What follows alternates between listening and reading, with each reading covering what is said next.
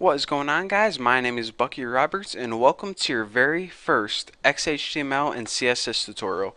Now, in case you're like, yeah, I accidentally clicked this video, I don't even know what XHTML is, so I'm just gonna exit. Well, hold on just a second, let me explain. XHTML and CSS is the language that you use in order to create sweet websites.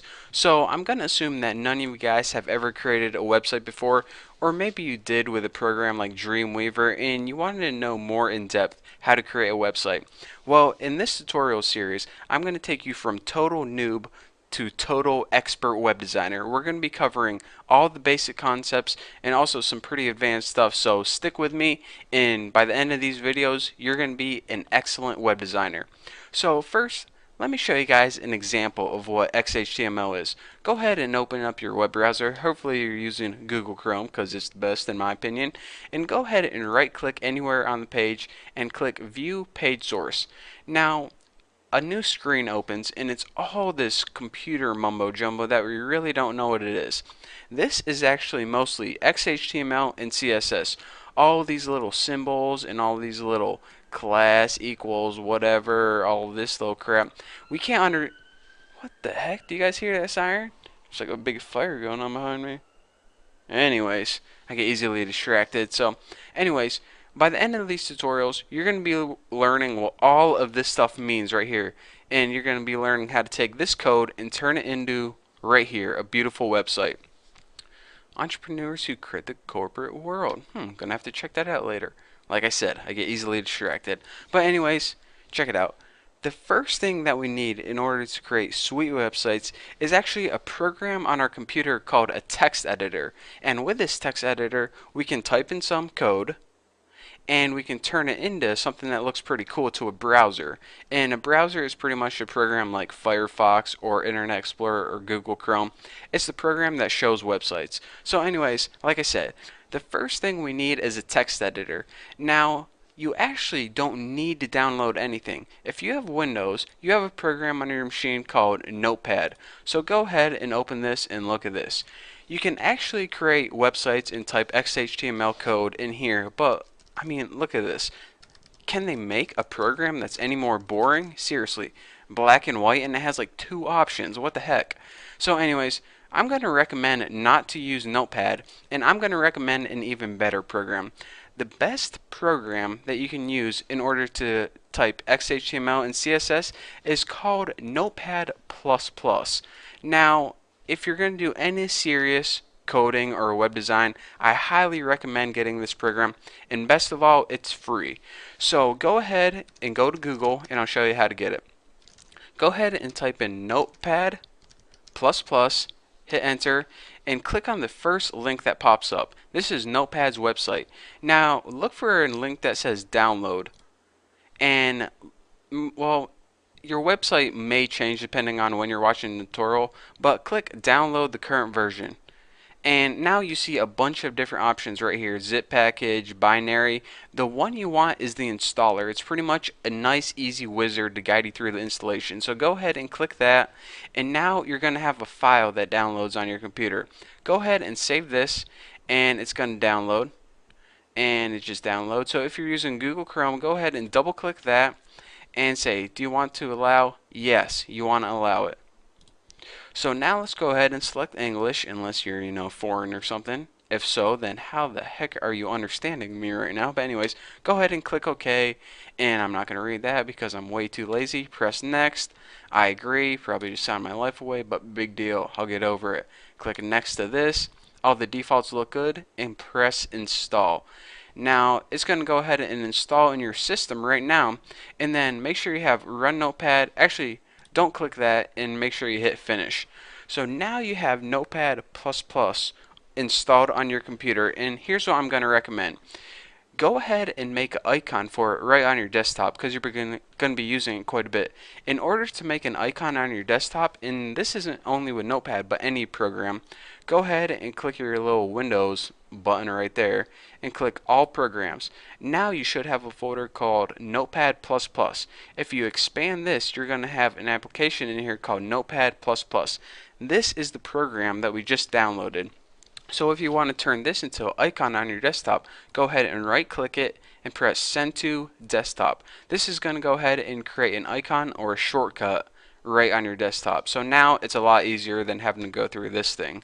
So now go ahead and double click this and open it, and bam. Look at that. How beautiful is this? A brand new program in order to type XHTML and CSS, and best of all, it's free. How sweet is that?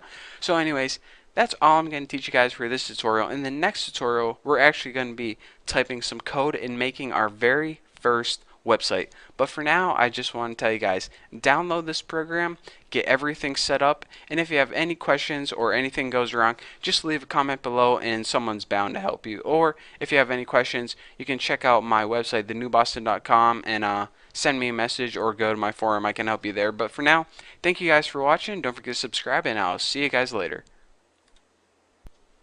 What's going on, guys? It is Bucky, and welcome to your second XHTML and CSS tutorial. Now, before we get started, what I want you guys to do is open a new file, and you can do this in one of two ways. You can either press File and then click New, or you can just click this little new icon right there, and it's going to open up a new blank file. So once you do that, your program or file should look blank, just like mine basically. So go ahead and before you start typing away, just slamming your fingers against the keyboard, listen up, because I'm going to tell you something that's very important. All websites are made from something called tags. Now, tags are pretty much the pieces of a website. So for example, if you wanted to put a picture on your website, you would need a picture tag. If you wanted to put a link on your website, you would need a special link tag. If you wanted to create a button on your website, then you would need a tag for your button, so on and so on. So pretty much all a website is a bunch of little tags combined into something to make, a complex website. So in order to make a tag, here's the basic layout of it. You press less than, and then you write the name of your tag, like the paragraph tag is P, and then you write the greater than sign. So pretty much it's a less than sign and greater than sign and something in the middle. In this case, P for paragraph, IMG is for image, for pictures, and anyways, you get the idea. So let's go ahead and create our first tag now. Now, check it out. I'm not going to be going in depth about this first tag, but you need it for every web page. It's a special tag that you only use once per web page, and it's called the doc type tag. Now go ahead, less than and greater than sign, and inside press exclamation mark or exclamation, whatever the heck you call it. It's above the one. So anyways, after that, press DOCTYPE, press space, and press HTML. Now, again, like I said, I'm not going to be going in depth about what this tag means. It's basically telling your browser what type of document it's trying to look at. But anyways, it's just a formality, a technical thing. We'll be going back to it later, but for now, just put it in your file and don't worry about it. Now go ahead and give yourself some space, hit enter, and let's go ahead and start typing some real tags that we can understand. Now, the basics of any website is pretty much the HTML tag. Your entire website is going to go in between your HTML tags. So go ahead and press less than and make a tag that says HTML and press a greater than sign. Now go ahead and press enter a couple spaces and make another tag that says less than, and now you want to put a forward slash and put HTML. Now as you can see, I have two HTML tags, slightly different. Now you're saying, alright, what the heck is going on? Well, first of all, the HTML tag pretty much tells your browser, alright browser, I'm about to make a website. Anything I put in between here is going to be in my website. So this tag means I'm going to start here, and this tag with a little forward slash means I'm going to finish here. So that is the basic structure for a beginning and an ending tag. It's pretty much less than, the name, greater than, and for your ending it's a less than slash the same name, greater than. So that is a basic HTML tag. Now anything that goes in here, like I said, is going to be part of your website. So let's dive in a little deeper. Every website you see, every single web page you've ever been to, is made up of two parts. The first part is called the body, or excuse me, the first part is called the head, the second part is called the body. So what is a head and what is a body? The head is where all the browser information goes, the technical stuff that you don't see when you go to a web page. And this includes keywords for search engines, the title of the web page, maybe some browser info. All this crap, it goes into the head. Now the stuff that you see, the pictures, the images, the paragraphs, the text, this goes in the body. So whenever you say, alright, I'm going to make a head in the body, you know, to put all the technical stuff in the head and all the cool stuff in the body. And by the way, for these tutorials, we're going to be working with mostly the body because, you know, we're not worried about search engines and stuff. We're worried about how sweet our website looks. So anyways, let's go ahead and create a head tag right now. So let's go ahead and press less than greater than, and inside press head. Now under it, let's go ahead and make the ending head. And now anything you type in between here is going to be in the head of your web page. So if you remember about 30 seconds ago, I said that one of the things that you can put in the head of your web page is the title.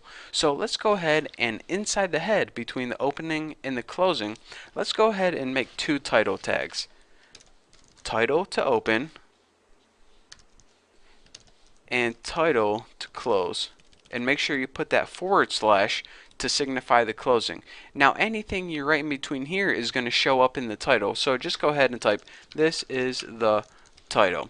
Now first thing I want to point out is this. I know I have all my tags on separate lines, but you can also, let me get rid of that, you can also have two tags on one line. I just put all my tags on separate lines generally to make everything easier to read, but if you wanted to put it on the same line, you can. Another thing is that you might notice that everything is kind of going inside one another like a sandwich. Title goes inside head, and all this is inside HTML. This is because you need to embed tags within another. You can't have, you know, HTML head, title HTML, title HTML. It can't crisscross. Everything needs to be within one another, because that way your browser knows, alright, your title goes inside your head and that entire thing goes inside the web page. So if you put this outside the web page, you'll be like, alright, what the heck's going on? And you're probably going to get an error message. So anyways, that is how you make the head and the title to a website. So I was going to teach you guys about the body in this tutorial, but I think I'm going to wait for a next tutorial for that. So first, let's go ahead and preview this title and see what we got. In order to save a website, you need to do this. Go ahead and press File and Save As. And when your Save As box pop up, I'm just going to go ahead and save mine to desktop. You can save yours anywhere. Go ahead and name your file index. Now, index is pretty much the main name for, you know, it's pretty much the home page. So let's go ahead and save that as index, and make sure you don't save as text. What you want to save as is a special file type called HTML. So scroll down until you see something called hypertext markup language. That's HTML. That's pretty much the type of file. It's pretty much the website file. So whenever you're, well, let's go ahead and save this first. And look, here's my HTML right here. So whenever your computer opens an HTML file, it automatically knows that it's supposed to be a website and that your browser is supposed to open this. So let's double click this and my browser opens. So you can see Microsoft Word didn't open, Photoshop didn't open. Your computer knew that this was a website, so that's why it took a browser to open it. Now as you can see, we have nothing right now because if I open Notepad again, you see we don't have a body, so that's why we don't have anything. All we have is a title. And check this out. On our website, we have a title that says, this is the title. So we did that by making two title tags and typing, this is the title right there. So if we change this, it says, this is the title, sucker, right there, and save this again. Now when we refresh our page, you can see our title changed it. This is the title, sucker. So that is how you create a basic web page with a basic title. In the next tutorial, what I'm going to be doing is creating the body and actually making some stuff that you can see on the actual web page right here. But for now, that's all you guys get. So thank you guys for watching. Don't forget to subscribe, and I'll see you guys later. What is going on, guys? It is Bucky and welcome back to your third XHTML tutorial. So in the last tutorial what we did is we made a very basic website, this website right here, and it doesn't even have anything in the body. All it has is a dumb old title that says this is a title sucker. First of all, I don't appreciate that attitude, website, and second of all, we need to spruce this website up a little bit and we need to actually add something. I mean, how dumb is this website? It's just a white screen. Pretty dumb, huh? So anyways, like I said a couple tutorials ago, if you remember, a website consists of two parts. All websites. The head, which is pretty much all the information that you don't see but the browser needs, such as the title, keywords for search engines, all that good stuff, and the body. Now, we didn't even add a body yet, but the body is the part where all the images, all the links, all the paragraphs, all that stuff. So let's go ahead and build a body right now so we can actually have something to look at other than just a blank white nothing. So anyways, in order to create the body of your website, here's what you need to do. Outside of your head, but still inside that HTML, give yourself some space to work first of all, and go ahead and type the body tags. Now, in order to create body tags, less than and greater than, and the keyword for this is body. And to end your body, less than greater than, / body. So, oh, my / didn't pick up. There we go, body, just like that. Now anything we type in here is going to appear in the body of our website. So let's go ahead and type I am in the body, and let's go ahead and save this, and when you save it and refresh it, it should pop up. So now we have some text in the body that says I am in the body. So that is how we put text in the body, but if all we knew how to do was put dumb old text in the body, then, you know, we're not very far on our way to opening a web design business. So we need to learn something else. And what I'm going to teach you is one of the most basic concepts whenever you write articles or you make titles for your website, and that is how to create a header. Now, if you're saying, alright, what the heck is a header? A header is totally different from the head. So don't even, you know, I shouldn't have even pointed that out because it's probably just going to confuse you now. But a header is pretty much the title. Think of like the header on a newspaper that says like, the world is going to end in 2012. It's pretty much the title that you would put above a paragraph. So let's go ahead and we'll keep that I'm in the body, but above it, but still in your body, we're going to add something, like I said, called a header.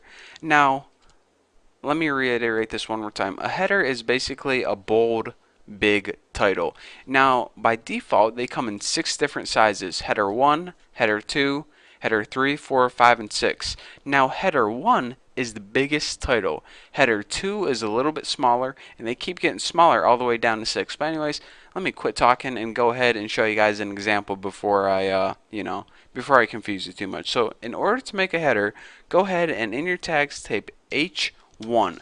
That's the key tag or keyword for the header. Now let's go ahead and make our ending tag, and we'll name this H1. Now anything we type in between here is going to be in the header. So since a header is going to be like a title, let's go ahead and make like the world ends in 2012. That's a good title. That might be in the newspapers in the upcoming months. So let's go ahead and save this and refresh, and I'll show you guys what a header is. You can see that it's different than the default text on our web page because not only is it bigger, but it's also bolded as well. So whenever you're making titles on your web pages or you just want some text to stand out and pop, surround it with header tags and it's going to pop. Now let me go ahead and copy this, and under it I'm going to Control V, that's how you paste, and under it let's go ahead and change this line to header 2. So what we have in our body right here is we have a big header, a header under it that's slightly smaller, and we have just regular text. So let me show you guys the difference between header 1 and header 2. Let's go ahead and save this and refresh our web page, and it says bam, the world ends in 2012. This is header 1, this is header 2, and this is the regular plain old text that isn't surrounded by any tags at all. So now you can see the difference a header makes and the different sizes you get from having 1, 2, and they keep getting smaller all the way down to 6. So anyways, that is how you create a basic header and also add basic text in your body. So pretty simple, I know, but hey, we need this a good foundation before we can start adding images and making cool games and stuff like that. I mean, start with the basics, and eventually by the end of these tutorials you'll be a pro at designing websites. So anyways, thank you guys for watching. Don't forget to subscribe, and I'll see you guys next tutorial. What is going on, guys? Welcome to your 4th XHTML and CSS tutorial, and in this tutorial what I'm going to be doing is teaching you guys about paragraphs and line breaks. So if you haven't noticed already, what I did is I deleted everything out of our body, so we just have a blank empty body with no tags in, because that was the stuff we learned about in the last tutorial. In this tutorial we're on to bigger and better things. So anyways, you should have a website that when you refresh it, it's just blank again. So, like I was saying, let's go ahead and learn about paragraphs. Now, first of all, if you don't know what a paragraph is, then I don't even know how you figured out how to watch this tutorial, because you're just clueless. But a paragraph is basically chunks of text, and it makes articles and magazines and text on a website easier to read. So you would think that whenever you created a website that making paragraphs would be essential to that. So I know what you're thinking. Bucky, if I want to create a paragraph on my website, it's simple. Just go ahead into my body and type in any text. Bucky is the best ever, paragraph 1. Go ahead and end it. Make a new paragraph a couple lines down and said, because he loves bacon, eats it too. And a bunch of typos. Perfect. So 1 paragraph, 2 paragraph. Let's save this and take a look at our awesome website with paragraphs. Refresh it. Whoa, WTF, Bucky? Why the heck is this all on one line? That's not what I typed in here. Well, check it out. XHTML is something called, what is it called? What's the technical name for it? I think it's like white space insensitive or something. And what this means is, even though you see all these spaces and new paragraphs, your browser looks at all of this in one long line of code. So it doesn't know that you have spaces or you want new paragraphs here. You need to tell it explicitly. So whenever we create a website and we want paragraphs, we have to surround the sections of text that we want in paragraphs with special tags. Now, we do this, well, let's just go ahead and do this. The special tag for paragraph is P. So let's go ahead and make this paragraph by starting it here and ending it here. And we'll make this a paragraph too, and we'll put a P right here and a P right there. So now we actually have these 2 paragraphs instead of just random text. So before, your browser looked at this as one big sentence. Oh my god, this girl keeps texting me. Let me see what she's saying. I'll read it to you guys, because she's probably like, quit reading my text in all your tutorials. Well, too bad. Quit texting me when I'm trying to teach. OMG, my final was terrible. I hate my life. Yeah, I'm definitely not texting her back. So anyways, let's go ahead and I lost track. So anyways, your browser used to see one long line of text. So now what we're telling it to do is, alright, make this text into a paragraph and makes this text into a paragraph. So let's go ahead and save this and see what we got. Instead of this long line of text right here, let's refresh it, and bam, look at that. 2 brand new, beautiful, beautiful, beautiful paragraphs. Oh, I'm getting a little excited there, but alright. So now that's good and all, but what are we saying? Alright, Bucky, I kinda am going for this look, but what I want is, I want this to be on the next line. So we already know that with paragraphs we have a space in between, just like a regular paragraph would. But let's go ahead and make it on the next line instead of having a space in between. So go ahead, delete all your P paragraph tags. And we already know this. We already know you can't do that, because when we save it, it's going to turn it into one long line again. So what is the trick that we can do to make it just on the next line, kind of like it's like here. Well, we can't surround it in paragraph tags because that'll add a space in between. Anytime we want to simulate, just hitting enter on the keyboard and moving the text to the next line, we need to add something called a line break. Now, you know how all the tags we created so far, with the exception of this one, has an opening and a closing. And that is so your website knows where to start and where to end, where your body knows where to start and where to end, where your head knows where to start and end, where your title knows where to start and where to end, and everything in between it is the title. Well, whenever you make a line break, you don't really need a beginning and an end of a line break. That's like doing something like dumb, like when I press enter on my keyboard, it doesn't need to know when you started or when you ended. It just needs to know when I press enter, go to the next line. Plain and simple. So the tag for a line break is going to be a little bit different than an opening and closing tag. Let me go ahead and show you guys what the tag is. So let's go ahead and move this all on one line first of all. And in between it, we're going to put a special tag, and that's BR, and after it, go ahead and make your /. So as you see, in normal closing tags, we put the / before the keyword, but in this one, we're putting it after the keyword. Anytime you have a single tag, you put the / after the keyword. And this is the same for line breaks, images, something called a horizontal line or horizontal rule. But anyways, we'll get into that later. So anyways, let's go ahead and save this. And here's what's going to happen. It's going to say, Bucky is the best ever on the first line. Then it's going to hit a break, which is pretty much going to shift everything down to the very next line. And then it's going to say, because he loves bacana in Iaitsitu. Interesting. So anyways, let's go ahead and refresh this, and bam, look at that. It breaks right here, and on the very next line it continues with the rest of its crap. So that's how you make a basic line break, and why those are useful. So something that may be really useful for is like if you were making an address, put Bucky Roberts 1331 whatever I live. I don't even know my address right now, but anyways, that's that. So let's go ahead and let me create a basic website real quick with the tools that we learned so far. We're going to start out with a header, which is H1, and end it with H1. Now everything in between here is going to be a header, and be like best website ever with an exclamation point. Now under this header, I might want a paragraph. So let's go ahead. I make all my tags first. Some people do this. Some people write, this is my paragraph. Make sure I got a couple typos in there, and then they make tags. But what I like to do is I like to make both the tags first and then fill in whatever I want in the middle. That way I don't forget about one tag or the other. So let's go ahead, and after this we might make like H2 and write, this is the second header, and let's go ahead and make a paragraph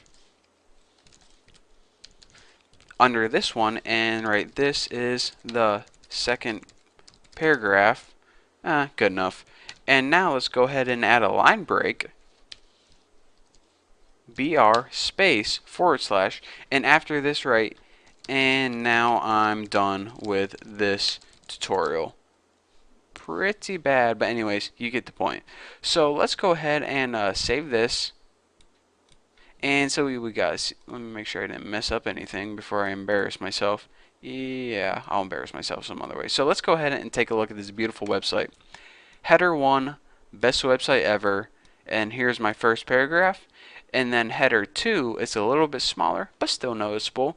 And here's my second paragraph with a line break in the middle and about 2,000 typos. So there you have it.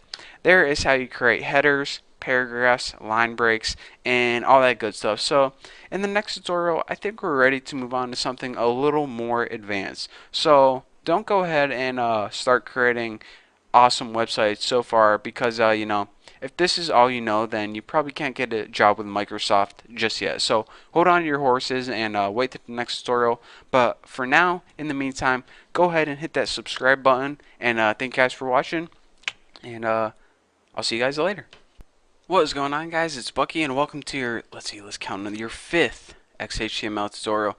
Now in this tutorial, what I'm going to be doing is I'm going to be going over a couple more tags and also something called comments. So, just want to give you guys an introduction because things are going to get pretty intense and I didn't want to startle you guys. So anyways, let's go ahead and let's cover our first new tag, and that's a horizontal rule. You remember when I said in the last tutorial that there are pretty much two types of tags. Opening and closing tags, which are pretty much normal, and you have these special tags right here. So you pretty much have double tags and single tags. Well, a horizontal rule is pretty much a line that goes across your website. So if you're saying, Bucky, why the F would I want a big line across my website? Well, it's actually more of like a separator. That's probably a better term. So whenever you have like a new topic or you want to make a distinct new section of your website, you add something called a horizontal rule. And why is it called a rule? Well, I think it has something to do with, like, if you ever got a notebook and it's like college rule or wide rule. I don't know. I think it's something weird in French, because those guys are weird over there.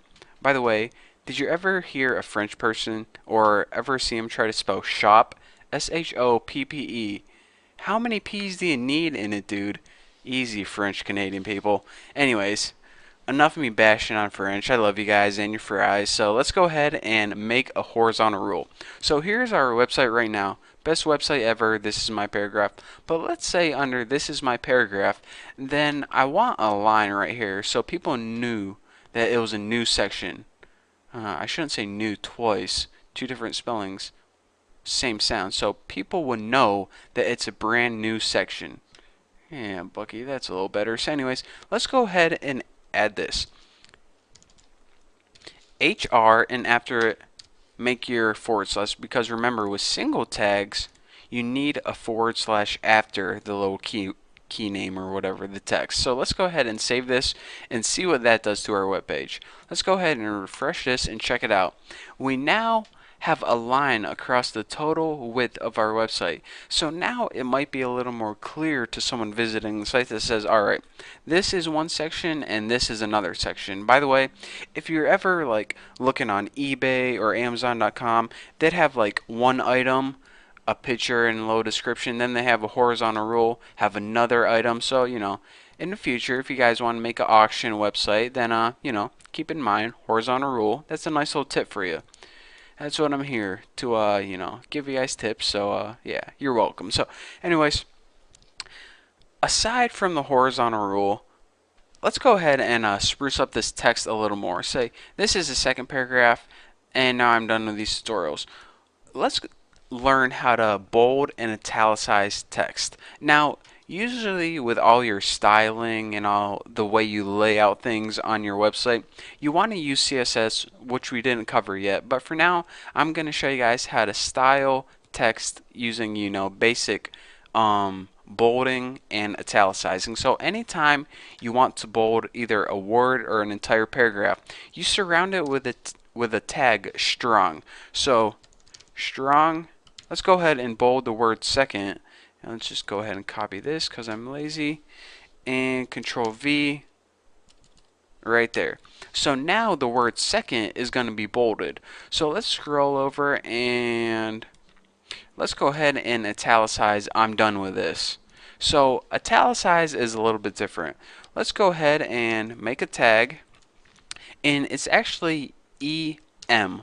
And now whenever you want to end the block of code that you want to italicize, let's just go ahead and write end EM.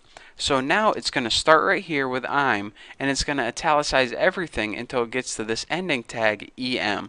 So let's go ahead, and by the way, EM stands for emphasis, and that means italicize to your browser. So let's go ahead and save this and look at our new bolded and italicized text. Now you can see that this is the second, which is bolded or strong paragraph, and now I'm done with this. I guess that's how you would read it. And now I'm done with this tutorial. I don't know. However you read italicized stuff. So anyways, basically, don't mind me. That's how you bold and italicize text. So there's one other thing that I told you guys that I covered in this tutorial, but I can already see that we're getting all clustered up. So let's go ahead and delete everything inside your body again. There we go. Now let's save it, and now let's start with a blank body, just like that. So what I want to teach you guys is how to add a comment in your website. So let's go ahead and make some text. Hi, my name is Bucky, and I am very lucky. And next, maybe we can make this a paragraph, and maybe we can end it right here. And let's just go ahead and italicize something. Pretty dumb website we have going on, but hey, just an example. So, hi, my name is Bucky, paragraph, I am very lucky. This is an awesome website. I'm gonna post that, get it in Google search results. But anyways, what I wanted to teach you guys and why I had to make this dumb website is I want to teach you guys about comments. Now, comments are little notes that you post to yourself that the browser totally ignores. So they don't show up to the website, they don't show up on the website, they don't show up, where anyone can see them. They're just dumb little comments that you post to yourself. So, for example, if I was coding this website and I wanted to leave a comment to myself that's saying, do I want to change this text right now? Well, I don't know, but I want to leave like a post-it note telling me that maybe I'll come back to it, maybe I won't. Well, what you want to do is you want to leave yourself a comment, but you can't just type like this. You can't just type, change this paragraph under here or under me, because, whenever you do, it's going to show up on the screen right here. So what you need to do is you need to surround this in comment, I don't even know if they're called comment tags, but special comment symbols. So in order to that, press the less than sign, exclamation point, minus, and now everything after this is going to be a comment until you get to minus, greater sign. So this comment is going to be seen by you, but it's going to be ignored by the browser whenever it comes across it. So let's go ahead and save this and check it out. See this text, change this paragraph under me? Whenever you refresh it, the browser just ignores it right there. So that is how you can, kind of leave notes to yourself throughout your document. Maybe if you want to change something, or maybe just want to put the date when you worked on it. If we were 10 years in the future, that would be the date. But anyways, a comment is basically a post-it note that you can see, but no one that's looking at your website in the browser is basically just going to ignore. So you might see me leave comments later on. With a short website like this, you don't really need it, but when you're working on something really long or working on something as a team, they're really useful. So anyways, that's what comments are. That's how you bold and emphasize text, and that's what horizontal rules do. So in the next tutorial, we're going to be going over something sweet. We're going to be going over how to make links. Pretty sweet. Links to Google, links to other web pages, and that's going to take a couple tutorials, so that's what you guys have to look forward to. But for now, thank you guys for watching. Don't forget to subscribe, and if you guys got any good jokes, leave it in the comment section, because I'm in the mood for a good joke. So thank you guys for watching, and I'll see you guys next tutorial. What is going on, everybody? It's Bucky, and welcome back to your 6th XHTML tutorial. Now, in this tutorial, as promised, we're going to be starting to cover links.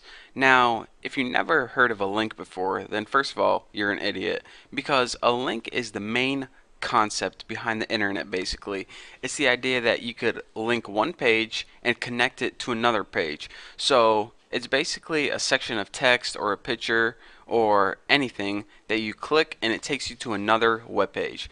So you guys know what a link is, so why am I even explaining it? So let's go ahead and learn how to make a basic link. The first thing you need to make a link is something that you're going to create a link. And this can either be text or a picture. In this case, I'm just going to use plain old text. So let's go ahead and type, "This will be a link." Now if we saved it and looked at it right now, then it would just be text on the screen, and when you click it, it does nothing but highlight it.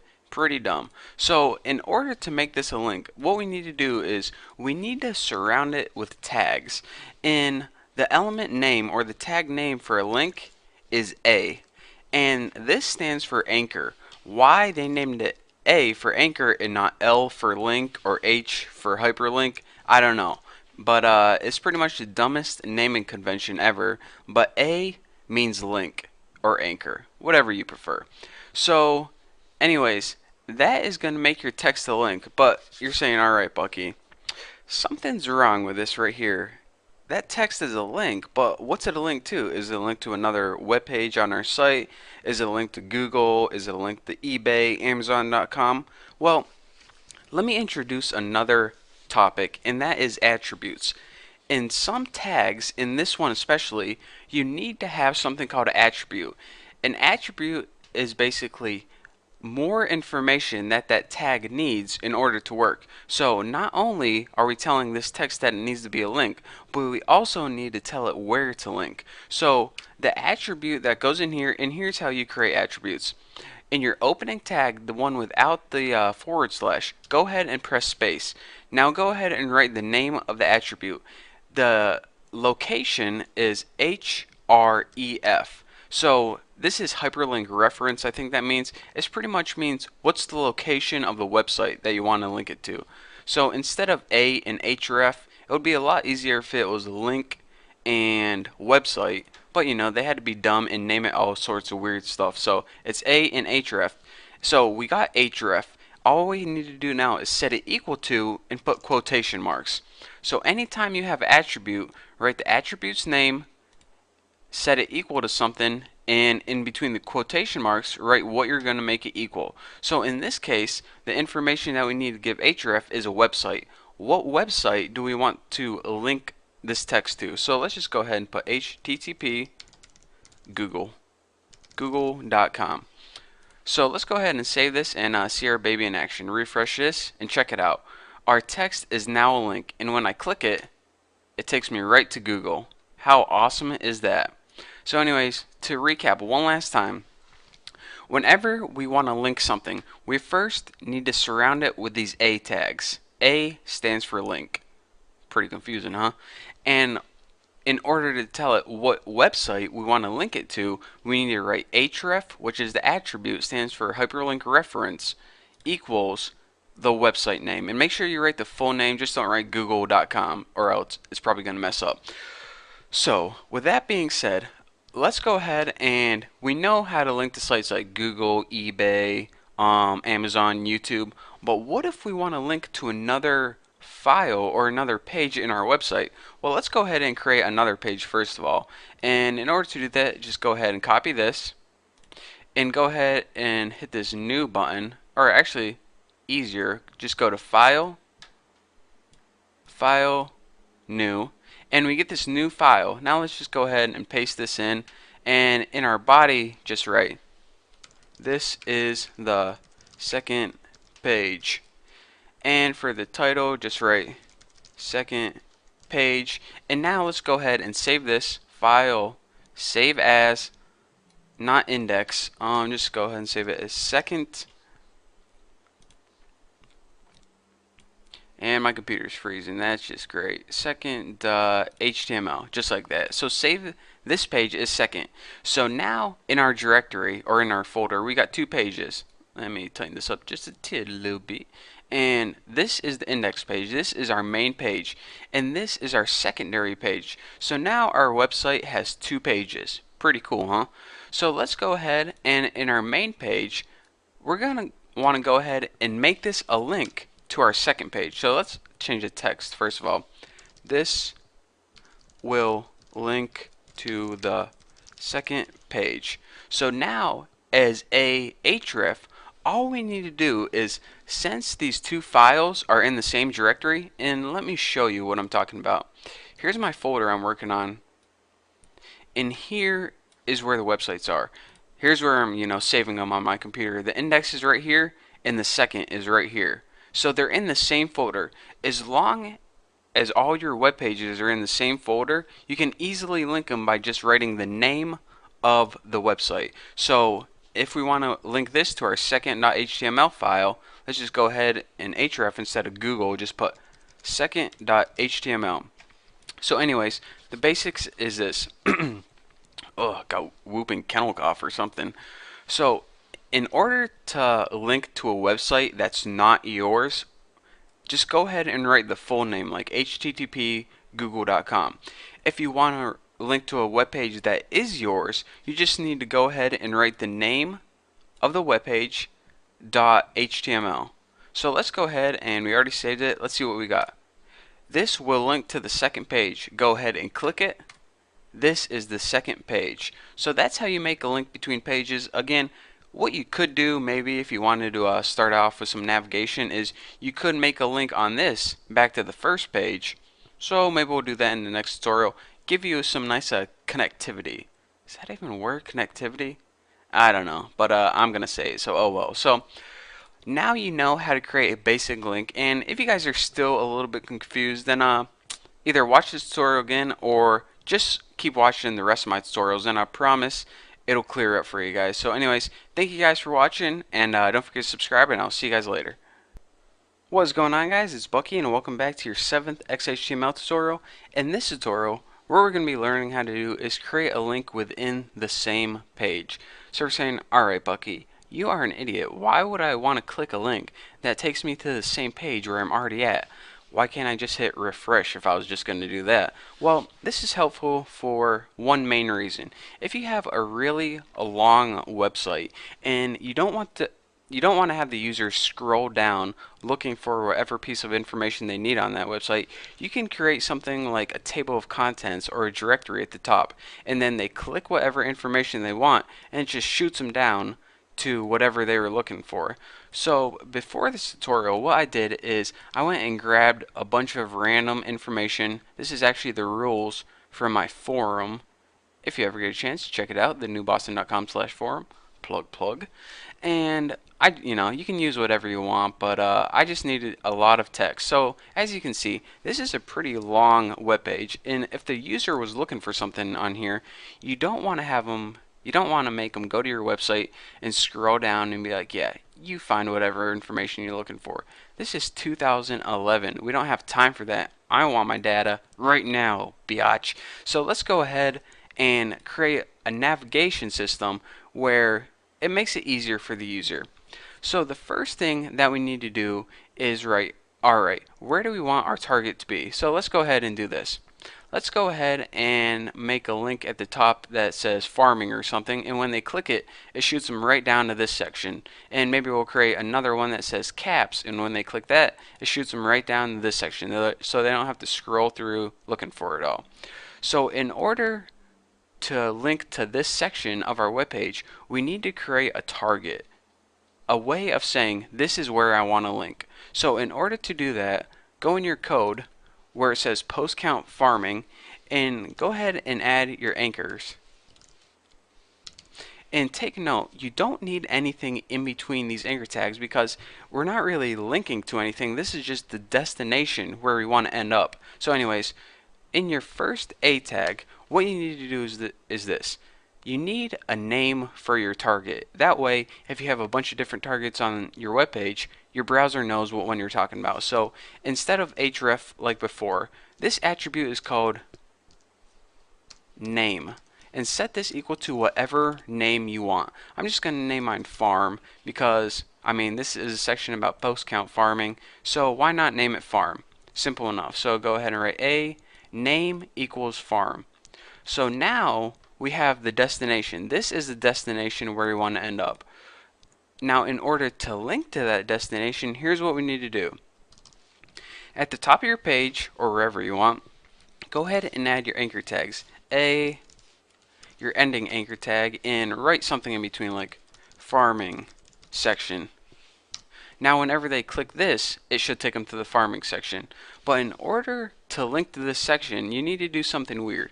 Remember that href attribute that took you, to other pages like Google or something? Well, instead of writing the name of a website, what we can do if we want to link to a different section of the same website is write the # and then write whatever name the anchor had. So that name was farm, so let's go ahead and name that farm. So again, let's go ahead and save this, and I'll show you guys how it works before. So let's go ahead and refresh, and now we have a link at the top that says farming section, and whenever we click it, it takes us right down to the section of post count farming. So we don't have to scroll all the way back there. Just click it and it takes us there. Pretty sweet, huh? So let me go ahead and do this one more time with a different section until it really sticks in your brain. So let's go ahead and link to this advertising section. Why the heck not? So let's go ahead and add my tags first. And as this name, I'm going to set name equals ADS for ads. So now let's go ahead at the top here and let's go ahead and make another ads section, not bad. And now is href for this, or is the destination for this, go ahead and write # ads, because remember the name of this target was ads. So now let's go ahead and save this bad boy. Hopefully I didn't mess anything up. Refresh. And check this out. Whenever we want to go to the farming section, click farming section. It takes you to farming. Whenever we want to go to the ad section, click ad section.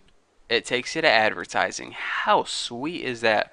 A nice little navigation bar at the top to link to different places on our website. So again, the thing, I just want to recap one last time. You don't need any link right here because this is just a destination. We're not making a link itself. We're just making the end destination. What you do need a link for is this. At the top section, the navigation bar, the place where you click, that's where you need to make the links. And in order to do that, use your href attribute, and for the destination, put #, which pretty much means somewhere on my website, and the name, whatever you named it, that keyword. So that is basically how do you create a link within a web page, and that's why it is useful. So don't forget, anytime you create a long web page and you don't want to annoy the user, this is the system that you need to set up. So anyways, thank you guys for watching. Don't forget to subscribe. Don't forget to check out my other videos, and I will smell you guys later. Alright guys, welcome back to your 8th XHTML and CSS tutorial. In this tutorial, we're going to be finishing up talking about links. Now, we need to cover two last things. One is how to make a link to an email address, and the second is how to make something called a tooltip, which is pretty much when you hover over the link, a box pops up showing what, it can say anything you want. You'll see when we get there, but first, let's learn how to create a link to someone's email address. And these may be useful on the Contact Us page, or, well, you'll see. So let's go ahead and make a link that says email Bucky. So that's going to be the text on the screen. So now what you need to do is for that href, let's just go ahead and set that equal to someone's email. So you might think that it's just as easy as writing an email in here like bucky@yahoo.com, but it's not. What you need to do is before you write their email address, you need to write the keyword mail to with a colon. Oops, not mail TP, not mail toilet paper. Mail to, there you go. So let's go ahead and save this and see what happens.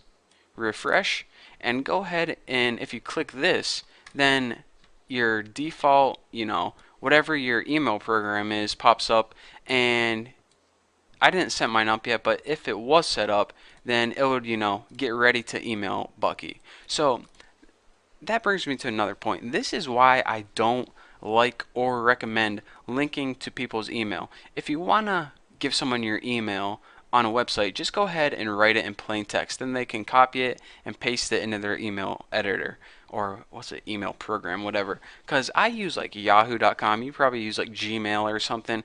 So whenever I click this link, I don't want Outlook to pop up ever because I hate Outlook. So anyways, just keep that in note. Keep your users in mind whenever you're designing a web page. But anyways, recapping one last time, whenever you want to create a link to an email, which I don't recommend, but anyways, you need to write href, and as the address, write mail to, and then their email address. If you go ahead and just write their email address, it won't work. Let's watch what happens. Refresh and click, and it gives us a bunch of errors. So that's why you need that little mail to thing in front of it. So that is how you create a link to someone's email address. Simple enough, even though I hate it. So the last thing I want to cover is how to create one of those tooltips, and that's this. let's go ahead and create a basic link to Google first. So and let's go ahead and end it. The text is going to be Google, and the destination is going to be href equals http google.com. So this is a link to Google. Let's go ahead and check it out. Run, launch in Chrome. When we click it, it links to Google. Easy enough. But what I think would be a good idea is when you hover over it, a box pops up telling you, maybe giving you some more information about Google. So let's just go ahead and learn how to do that right now. You know how I said that sometimes tags need something called attributes, which give them more information about that tag? Well, not only does the A tag have an href attribute, but it also has a title attribute. So if you take the title and set it equal to, awesome search engine, whenever we save this and refresh it, now look what happens when we hover over Google. It says awesome search engine as the tooltip. So that is how you create a basic tooltip. Again, you can put more than one attribute inside a tag. Just make sure that they're not touching each other and it's the same format as before. The attribute's name, and set it equal to whatever you want. So that is how you create a link to Google with its tooltip. Tooltip.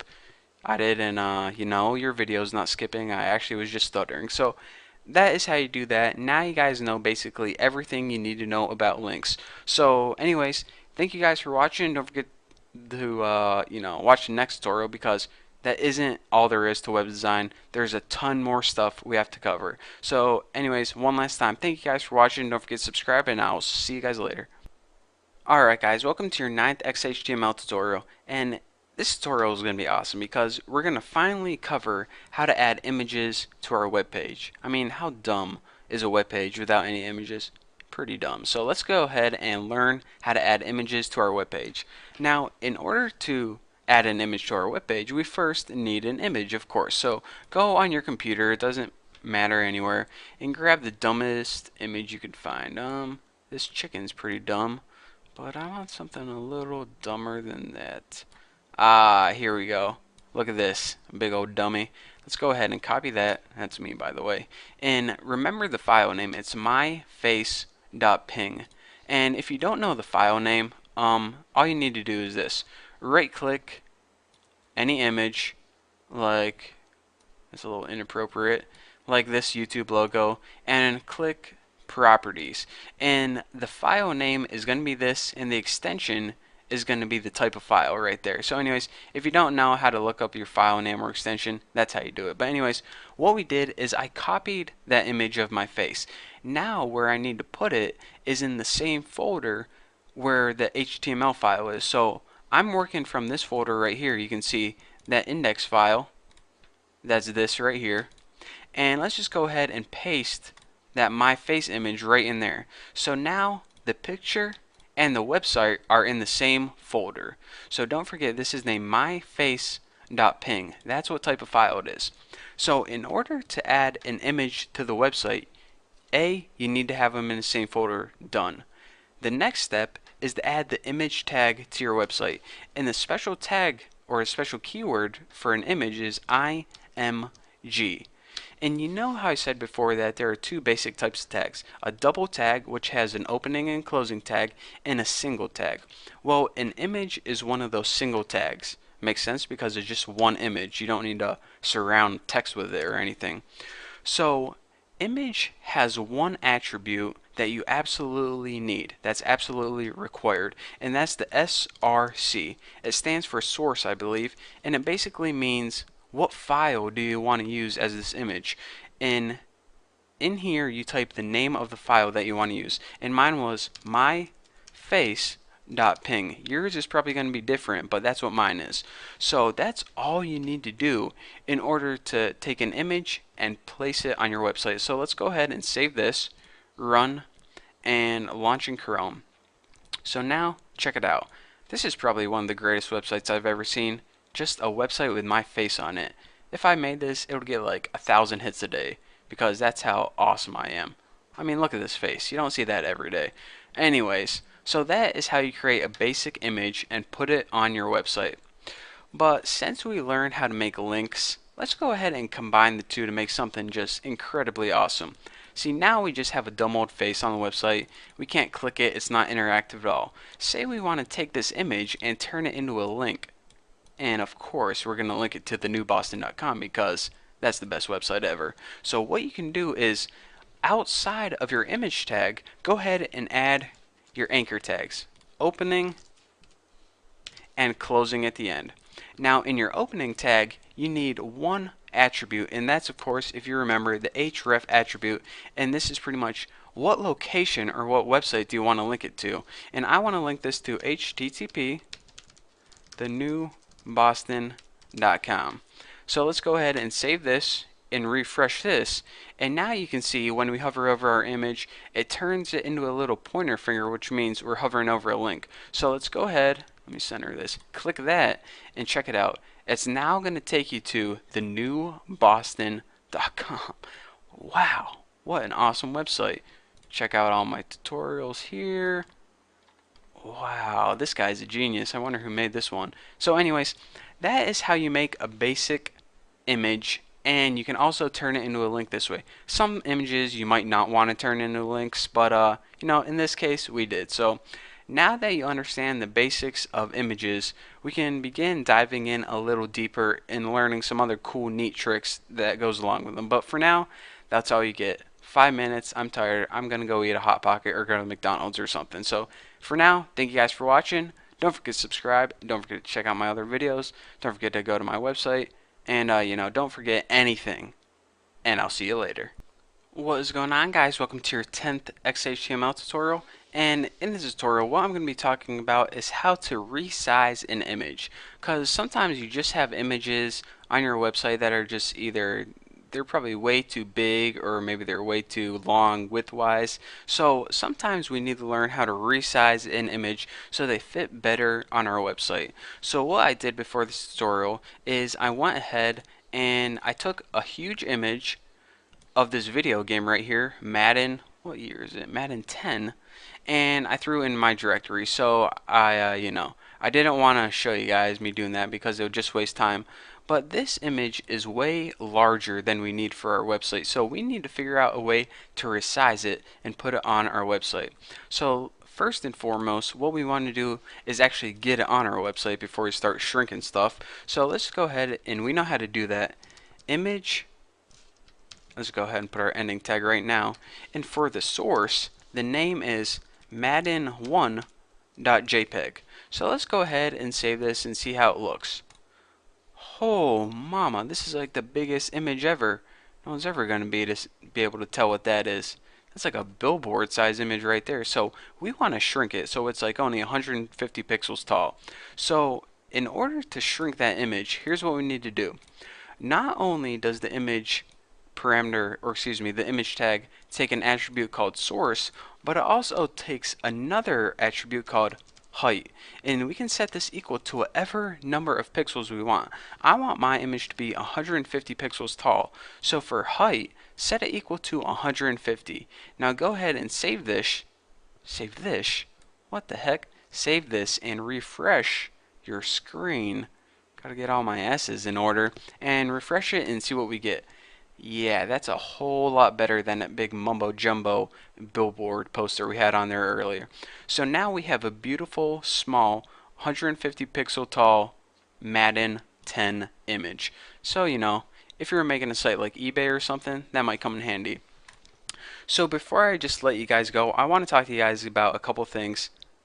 You know, this is going to be useful information later on. Whenever you resize an image this way, it doesn't, you know, make your, you might be thinking this, alright, I'll make all my images smaller, and that way my web page will load faster because the file size will be smaller. It doesn't work like that. What your browser is doing is it's loading that huge big image, you know, downloading however many bits that is, and then it's shrinking it. So you're not loading a small image, you're loading the huge image, and you're just making it look smaller. So in that sense, your web page is not going to speed up at all. It has to download that huge image no matter what. So it would be better if you wanted your web page to load faster, if you went ahead into a program like Photoshop or something and actually took this image and shrunk it so the image size was smaller itself, and then you just posted that on your website. So in that way, that's what you should do. You shouldn't always, take huge images and just post them and resize them down like I showed you right here. What you should do, the preferred way, is go into an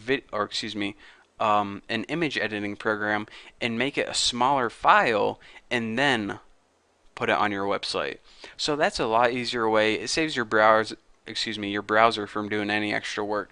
So you're saying, all right, Bucky, why the heck would you even teach me that if that's the preferred way to do so? Well, that way's helpful when you know you're going to be making an image, like maybe you're making a website with a logo.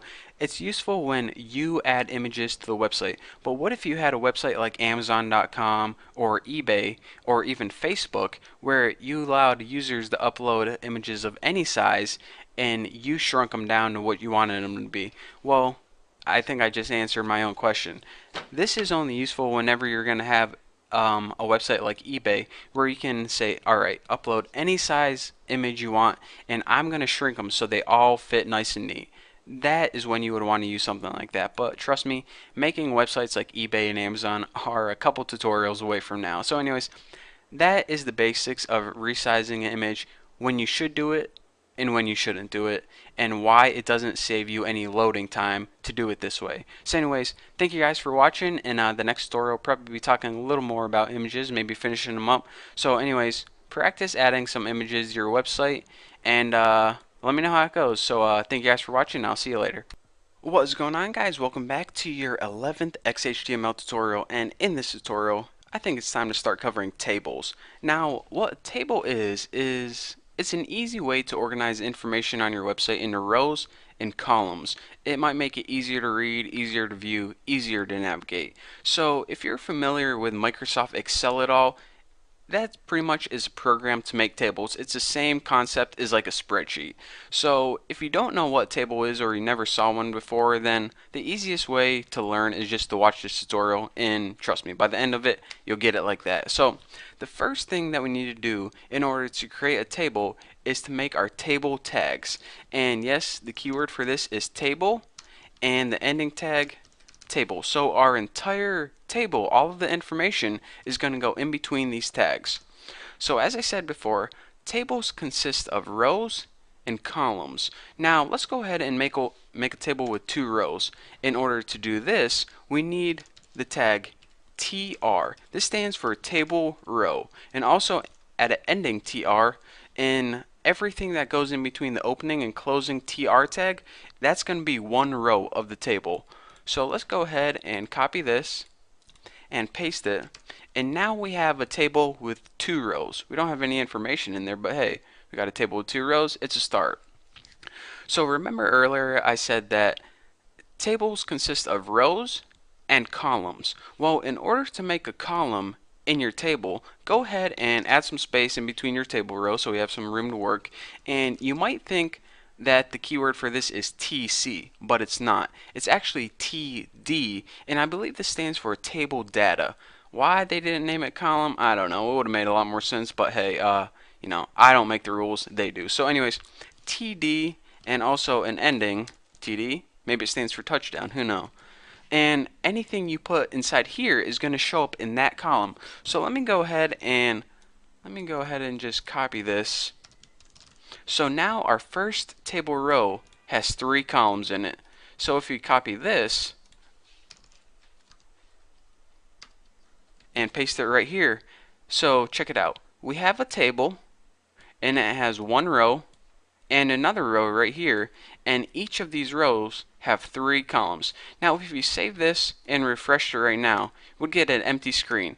Even though we have a table there, if we don't have any data inside, then nothing's going to show up because it's like a blank table. So let's go ahead and add some data. Just write, whatever's on your mind. Let's see what's on my mind today. Fish in capital letters. Must have accidentally hit caps lock. Apples. Let's see what else. Tuna. Dang, I must be hungry or something. Let's see. A tuba. Musical. Ham chops. and let's see, corn with a question mark, like you know, you're asking someone a sentence or a question or something. Who knows? Whatever 6 things are on your mind, throw in there. So let's go ahead and save this and see what we got. Go ahead and refresh this, and you can see that our table now consists of the 2 rows. Here's row 1, and here's row 2, and each of these rows has 3 columns. 1, 2, 3 in the first one, 1, 2, 3 in the second one. And if you kind of highlight over it, you can kind of see the border, which brings me to another point. If you don't quite understand yet, trust me, here's a little attribute that you can add to your table to make it a lot more clear, or a lot clearer. More clear or clear? I don't know what the correct term is, but anyways, you see how our table has no borders and the edges are kind of hard to see? Well, table has an attribute called border, and you can set it equal to however thick you want the border to be. So let's go ahead and just make it 1 pixel thick and save it and check it out. We now have a table that's a whole lot easier to see that yes, it does in fact consist of 2 rows with 3 columns in each row. So yeah, that may be a little bit easier. So from now on, I'm probably going to add that attribute in the upcoming tutorials just because it makes everything a lot more clear. So anyways, that is your basics of how to create a table, how to create individual rows and columns, and in theory you can have as many rows as you want and also as many columns in each row. So yeah, that's it. And another thing I want to point out before I let you guys go, you see that all we did is add text into these columns or table data, but you can add anything that you would add in the body. For example, if I wanted to add an image right here, I could add an image. If I wanted to add a link or a paragraph or a header, I could do that. So anything that you could add in the body of your website, you can add in a table data. So that's how you create tables. I hope you enjoyed. Don't forget to stick around for the next couple of tutorials because we are not done with tables yet. There's a whole slew of things to cover. So thank you guys for watching. Don't forget to subscribe, and I'll see you guys later. What is up, people? How y'all doing today? Welcome back to your, let's see what this is, 12th XHTML tutorial.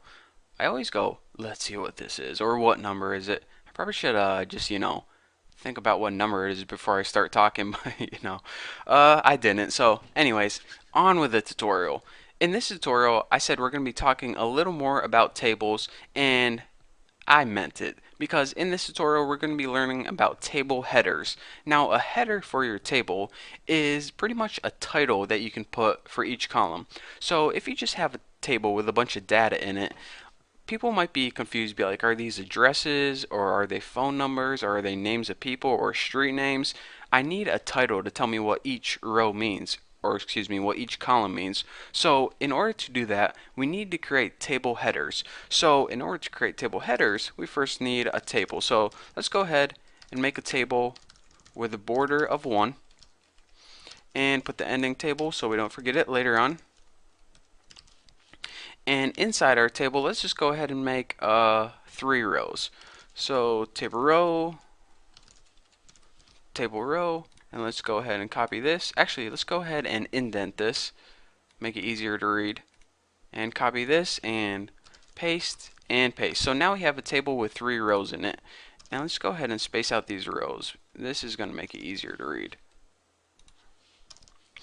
And inside the first row, what we want to do is, let's say we want to make a web page of the girls that I think are awesome and beautiful. Seems like an appropriate topic, so let's go ahead and add our first header at the top. Now, in order to make a header, it's TH. This stands for table header, and these are going to be the headers for your columns. So anything that you put in a header is not going to be like a regular table data. It's going to be bold and center. So these are perfect for making the titles. You're going to see later on how awesome they are. So let's go ahead and make 3 of them. We'll have 3 columns in this table. We'll have the name of the girl, and I'll write a movie that they played in. I'll pick movie stars and write the person who they love right there. So I'm going to have their name, a movie that they played in, and someone that they love in the 3rd column. So let's go ahead and in our first row, we'll make our first girl. Remember, you need table data for this because this is just regular data information. So let me go ahead and copy this. So now we have 3 bits of data. The first one is the name, and the first girl that is awesome is Natalie Portman, even though she's priggery right now. Best of luck, Natalie. And a movie that she played in, Garden State. If you guys never saw it, I would highly recommend checking it out. And the person that they love, let's just go ahead and put Bucky, because, you know, I'm pretty irresistible if I don't say myself. So let's go ahead and take all this data, copy it, and put it into our next row. But we can't just stress the fact how much Natalie Portman loves me, because, I mean, we all know that. So let's go ahead and pick a new girl. And that would be Rachel McAdams. And that's the girl who played in The Notebook and Mean Girls. She played, I think, Regina in Mean Girls. Don't ask me how I know that. Just you know, just let it slide. And who she loves, yeah, we'll just leave that Bucky for now. So, and go ahead and save that and refresh this and check it out. The name, this is your table header right now, and you can see a table header is different because A, it's centered. All these are left justified, and this is centered, and also they're bold, so they stand out. So now when someone looks at this table, they won't see just random information, but they can see what each column means. It's a lot easier to read and a lot easier to follow. So yeah, this actually looks like a pretty accurate table. So I'm just gonna leave it like that, and I'm gonna publish this, and yeah, we're good to go. So anyways, that's the basics of how you make a header for your table and also place it above table data, and also some little insight into movie stars and who they love. So thank you guys for watching. Don't forget to subscribe, and if you have any questions, go to my forum, thenewboston.com/forum, and someone will answer them for you. So thank you for watching, and I'll see you later. Alright guys, welcome to your 13th XHTML and CSS tutorial. In this tutorial, we're going to be covering something called a col span. Now, whenever you make a table, you don't always want to make a perfect grid. You don't always want the same number of columns on every row. 3, 3, 3, 3. It gets boring and it's just not useful. So maybe you want to make a table that has 1 column at the top and 2 columns in the middle and maybe 5 columns at the end. So maybe you want to change it up a bit, but from what we know so far, we don't know how to do that. Well, this tutorial is going to show you how. So for example, well, let me do this first. Let's go ahead and create a table so we have something to work with, and let's go ahead and make it 4 rows. Press tab, table row, table row. So let's copy this, and easy fingers, take it easy there. So now we have a table with 4 rows in it, and might as well add our little border attribute so we don't get confused. Now in our first row, let's go ahead and add that main title across the top. So let's say for the rest of this table in these rows, let's go ahead and make it simple and only add 2 columns. But for this first one, we want a title big and centered, and we want it to span across 2 columns. So there's only going to be 1 piece of data in here, but it's going to cover 2 columns worth of information. So let's go ahead and make it a table header, because you know those are the pieces of data that stand out. And let's go ahead and make a table about odd people. And for our table header, first and foremost, we need to introduce the attribute called colspan and set this equal to 2. Now col span stands for column span, and it says how many columns do you want to span this piece of data across. Well, we want it to take up 2 columns, so that's how you do that. Make col span equal 2. And actually one other thing we can do while we're here is we can go ahead and make this a header 3. That will make it a little bigger and bold as well. So odd people is going to be spanning across 2 columns. It's going to be bolded and centered. So now in our second row, let's go ahead and add some data. Actually, let's go ahead and add 2 more headers. And let me just go ahead and copy this. So the first column is going to be the type of people I find odd, and the second column is going to be the reason I find them odd. So in our third row, let's go ahead and start populating the table with some data. So TD, TD, and let's go ahead and copy this because I am way too lazy to type all that again, and paste it. So the first type of people that I find odd are cat people. And the reason I find them odd, let's just write something like 7 cats is just too many. Because seriously, people, anything over like 3, then you're kind of pushing the limit there. So just take it easy and back off. You don't need that many cats. Trust me, they want the attention, not company. So let's go ahead and copy this right here, and in our last row, paste this, and let's find another type of people. Let me think. Loud people. I find them odd, and the reason I find them odd is because let's put, sure, turn that music up. It's only 3 a.m. and make sure you spell music wrong and it looks good, so we're good to go. Cause you know, at 3 a.m. really, do you need to be blaring your music as loud as you possibly can? That's just annoying. So anyways, go ahead and save this and see what we got. Refresh it and check it out.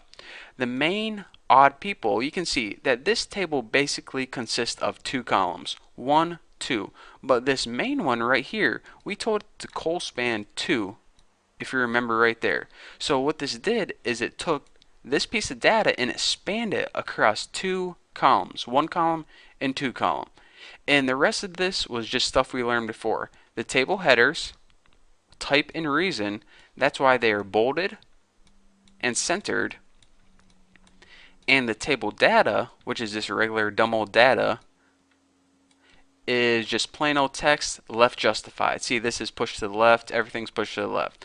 So that is how you make, you know, this is a pretty organized looking table. It's a lot easier to read than, you know, if you didn't use col span or didn't bold anything. So anyways, that's a useful table. So if you ever are wondering, hey, I wonder what type of people Bucky finds odd, you can go back to this and use it as a reference. So anyways, thank you guys for watching. Don't forget to subscribe, and I will see you guys later.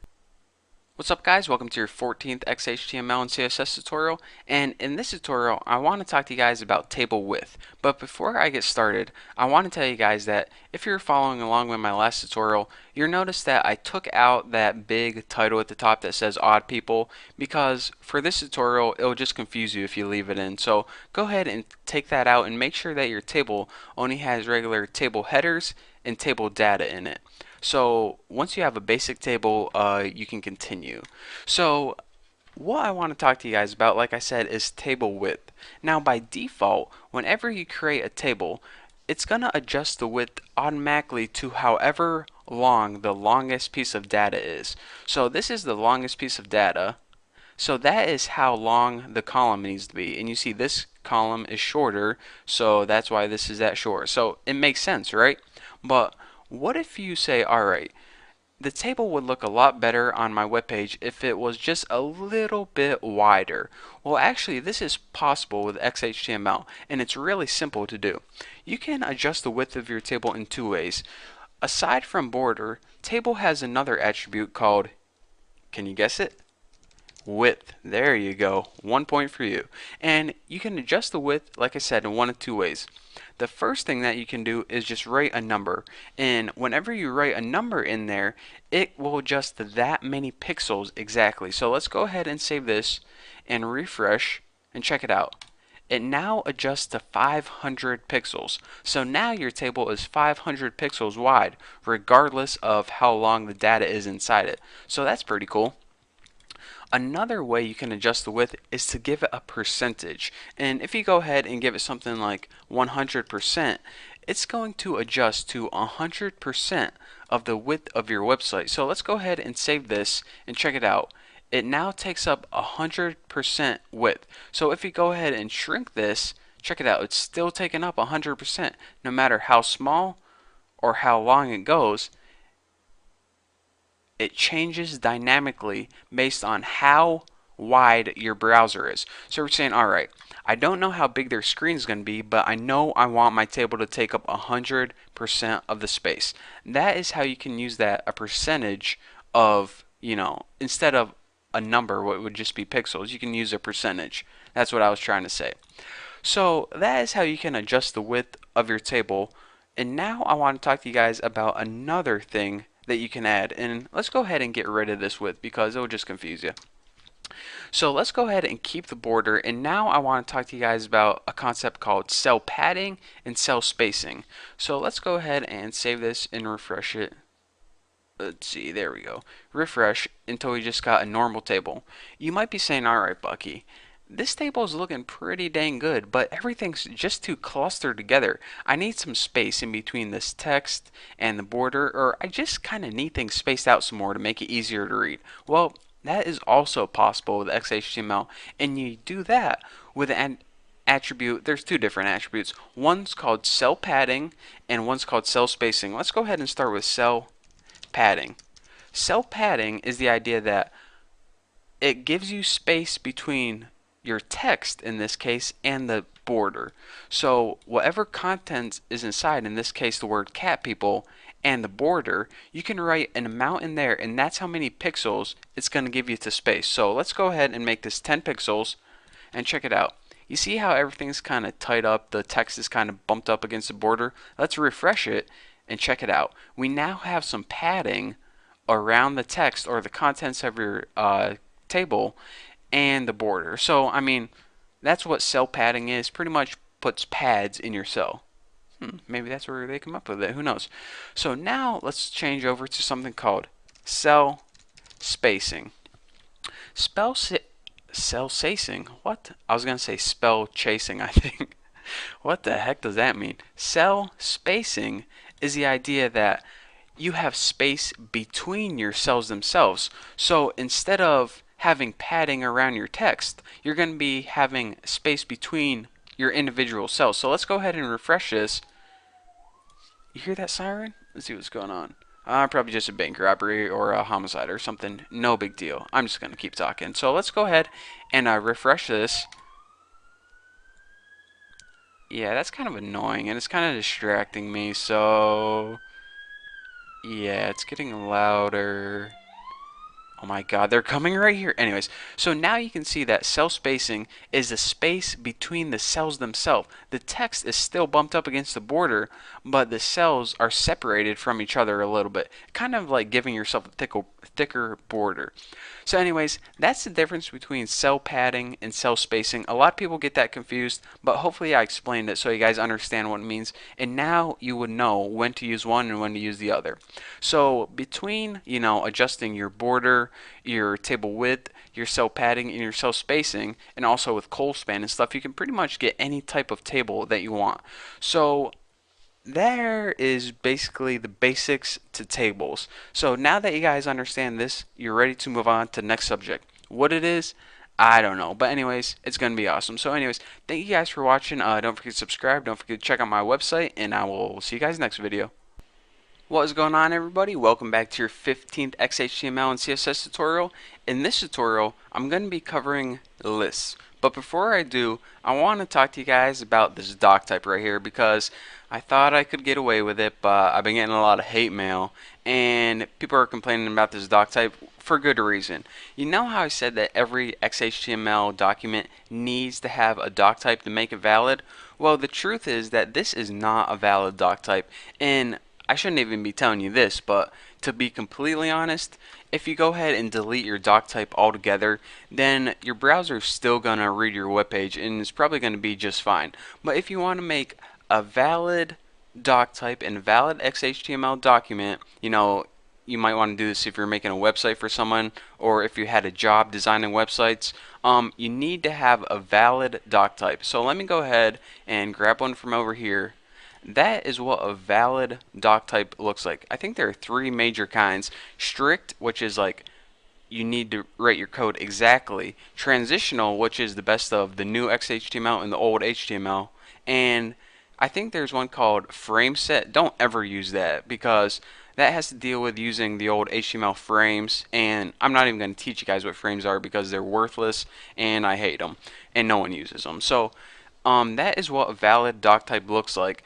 I just didn't want to throw this on you guys in the first tutorial because you guys would be like, alright, if this is the crap I'm going to have to learn, then I'm just going to quit watching these tutorials right now. But anyways, I'm going to go ahead and leave that in there right now. So yeah, now I have a valid XHTML document. So now we can continue with the meat of this tutorial, and that is covering a list. Not Lisp like list, like L-I-S-T. So the first list I'm going to cover is probably the most common list, and that's an unordered list.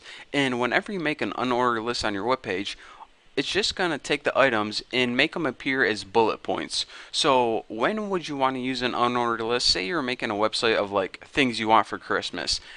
Those things don't really need to be in order, you know, because you want all of them, so you don't need them numbered or anything. It's just like a bulleted list. So enough of me talking. Let's go ahead and make that right now. In order to make an unordered list, the keyword is UL, and of course the ending is UL. So now here is where your list starts and here is where your list ends. But you're saying, Bucky, there's nothing in my list. Well, let's go ahead and change that. So in between your tags, anytime you want to add an item to your list, you need to add the tag LI. This stands for list item, and of course the ending LI. Now anything you put in between here is going to be an item in your list, and you can have as many items as you want. So let's go ahead and make this my Christmas list. So what do I want for Christmas? Let me think real quick. New sunglasses because my old ones are scratched up, and let's just go ahead and copy this because I'm lazy. And alright, so we want new sunglasses. What else do I want? A computer. Can never have too many computers. I want some paintings. Did I spell that wrong? Good. Perfect. Paintings for my walls. And by the way, why am I saying this? Because I'm in my office right now, and on my walls there are like 4 hooks where paintings or photos or something should go, and I don't have any paintings or anything to hang on there. So now I just have 4 dumb looking hooks on my wall. So anyways, I want some paintings for my walls. Alright, and last but not least, I want a hot pocket because hot pocket, hey, close enough. Everyone needs a hot pocket on Christmas. It's just like a rule. So let's go ahead and save this, and now you can see what an unordered list looks like.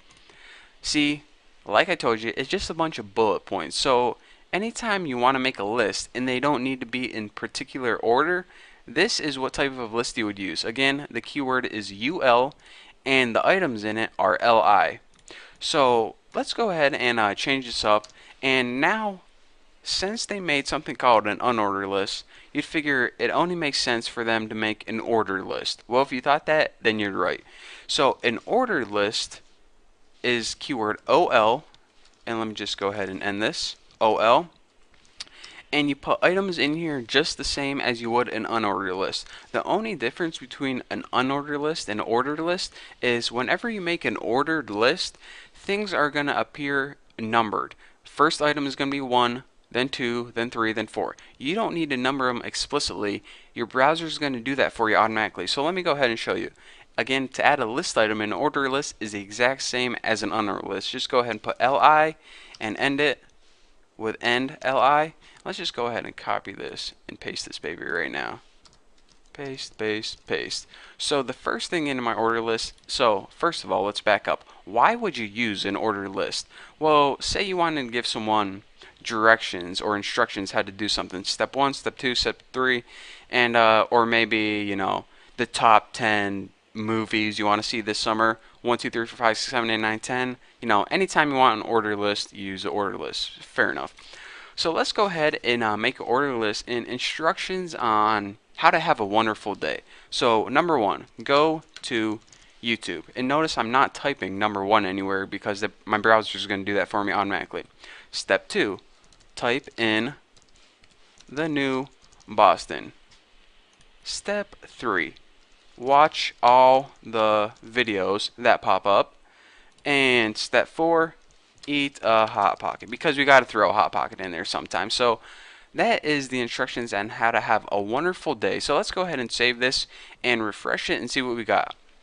As you can see, it automatically numbered our list for us, so that saves us the trouble of, you know, having to do it ourselves. And it's also convenient when you have to go back and change something, it's going to reorder it for you automatically. So that is the basics of how to create an unordered list and an ordered list. You're going to be using them a lot more frequently than you think in web design, so get to know them. They're pretty easy to understand, so that's it. So if you have any questions, go ahead and ask me on my forum at thenewboston.com, and either I or someone else will answer them for you. So thank you guys for watching. Don't forget to subscribe, and I will see you guys later. Alright guys, welcome back to your 16th XHTML and CSS tutorial, and I know what you guys are thinking, so don't even say. All you guys are like, alright Bucky, we are on our 16th XHTML and CSS tutorial, and I don't even know what the heck CSS is yet. All you've been teaching me is XHTML, and that is about to change in this tutorial. Let me tell you that first of all. Second of all, let me explain to you guys the differences between XHTML and CSS. XHTML, as you can see already, is pretty much the basic building blocks for a website.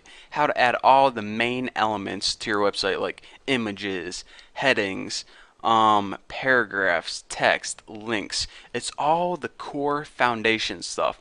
Now what CSS does is it makes it pretty. It gives you a nice pretty layout, adds colors to your font, changes the font itself, spaces everything out nice and neat. So if XHTML is the core foundation you need, CSS is like the designer. It makes everything pretty, makes everything look real nice. So let's go ahead and let me show you guys how to use this special thing called CSS. I just better throw this in there because I'd feel empty if I didn't. CSS stands for Cascading Style Sheet. Why they named it that, I don't know. They could have named it something a little easier, but that's what it means. So now, how do you use this special magical thing called CSS? Well, you know how we've been working in the body? Let's go ahead and pop up into the head and add some special tags. We need to add 2 style tags. A style open. Did I accidentally type? Alright, STY. That's weird. That accidentally typed a whole new word and it wasn't even on my mind. So, style and an ending style.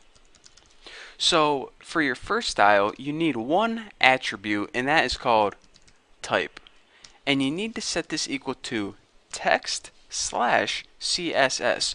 So now whatever goes in between your opening and your closing style tags is going to be the CSS itself. So whenever you are making CSS, you need this every time, no exception, and it needs to be in the head. So let's go ahead and in between these style tags, how are we going to start making our website look pretty?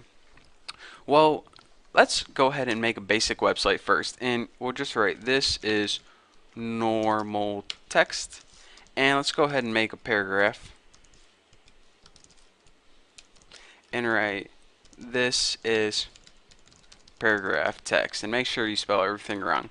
So let's go ahead and refresh it and check it out. This is our normal text. This is paragraph text. Pretty dumb and boring. So let's use CSS to spice things up a bit. Say, you know what, we're just going to leave this normal, but for the paragraph, what we want to do to this is maybe we want to turn it blue and change the font, because this font is pretty dumb. What is it, like Times New Roman or something? Who uses that anymore?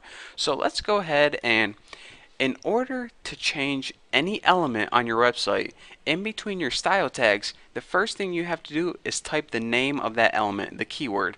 And whatever a paragraph is, or let me say this, the element name is whatever is in between the brackets. So a paragraph is P, so go ahead and type P. Now press space, and after that, you need to add these little swivelly curly brackets, whatever they're called. Now we already know we want to do something with P, so in between the curly brackets you type what you want to change. The first thing you need to do is type what property you want to change, and there's like 1,000 different properties on a paragraph, like any of the color, the text, and you don't have to memorize them all. Usually people just go to a website and there's a big reference table of all the things you can change about it, but for now I'll give you guys something simple. One of the properties that you can change with the paragraph is its color, the text color. So go ahead and type color and then put a colon. And now, after you have the property listed, you write the value, what you want to change it to. So I know I want to change the color, and I want to change it to blue. Now once you're done with everything, go ahead and put a semicolon and you're good to go. So here's how it goes. This is called your selector. What element do you want to change? This color is called the property. What do you want to change about it? And this last thing is called the value. What do you want to change it to? So I want to take all my paragraphs and change the text color to blue. Simple enough. So let's go ahead and save this and refresh it and check it out. Our paragraph text is now blue. So that is how you can use a really simple style sheet, this whole thing is called a style sheet, to change any element on your website. So we're saying, alright Bucky, that's cool, but what if I want to do a little bit more to the paragraph? What if not only do I want to make the text blue, but maybe I want to change the font as well? So in order to add more than one rule to your element, all you do is this. After your semicolon, you can go ahead and type another property and value. And I'm not expecting you guys to memorize all the properties. I don't even memorize all the properties. But in order to change the font, you need the property name font minus family, and go ahead and add your colon. And as the value, let's just go ahead and change this to something like AR Arial. And remember, once you're done with a rule, go ahead and add your semicolon, save it, and let's see what we got. Nice, very nice. So this is regular dumb old font, and this is nice blue looking Arial font. So anytime in our website where it comes across something in a paragraph, this is what it's going to do to it. And if you're saying, alright, this is pretty cool, but it would be a lot more easy if this was a little more readable. So what people usually do is they separate each rule on a line. So maybe the colors on the first line and the font family can be on the second line, and I usually just take this last bracket and put it right there, because then I can see easier when it ends. But if you want to maybe line all your rules up, it really doesn't matter. CSS is white space insensitive, so it doesn't matter how much white space is in between. You can either add that much and it'll still work fine, but who the heck would want to do that? So whatever works for you, whatever makes it readable for you, use it. So anyways, what I want to stress is, in order to use CSS, you first need style tags in your head. You need to make the type text/CSS. And for the style themselves, you need a selector, which is basically which XHTML element do you want to change. You need a property, what do you want to change about it, and a value, what do you want to change it to.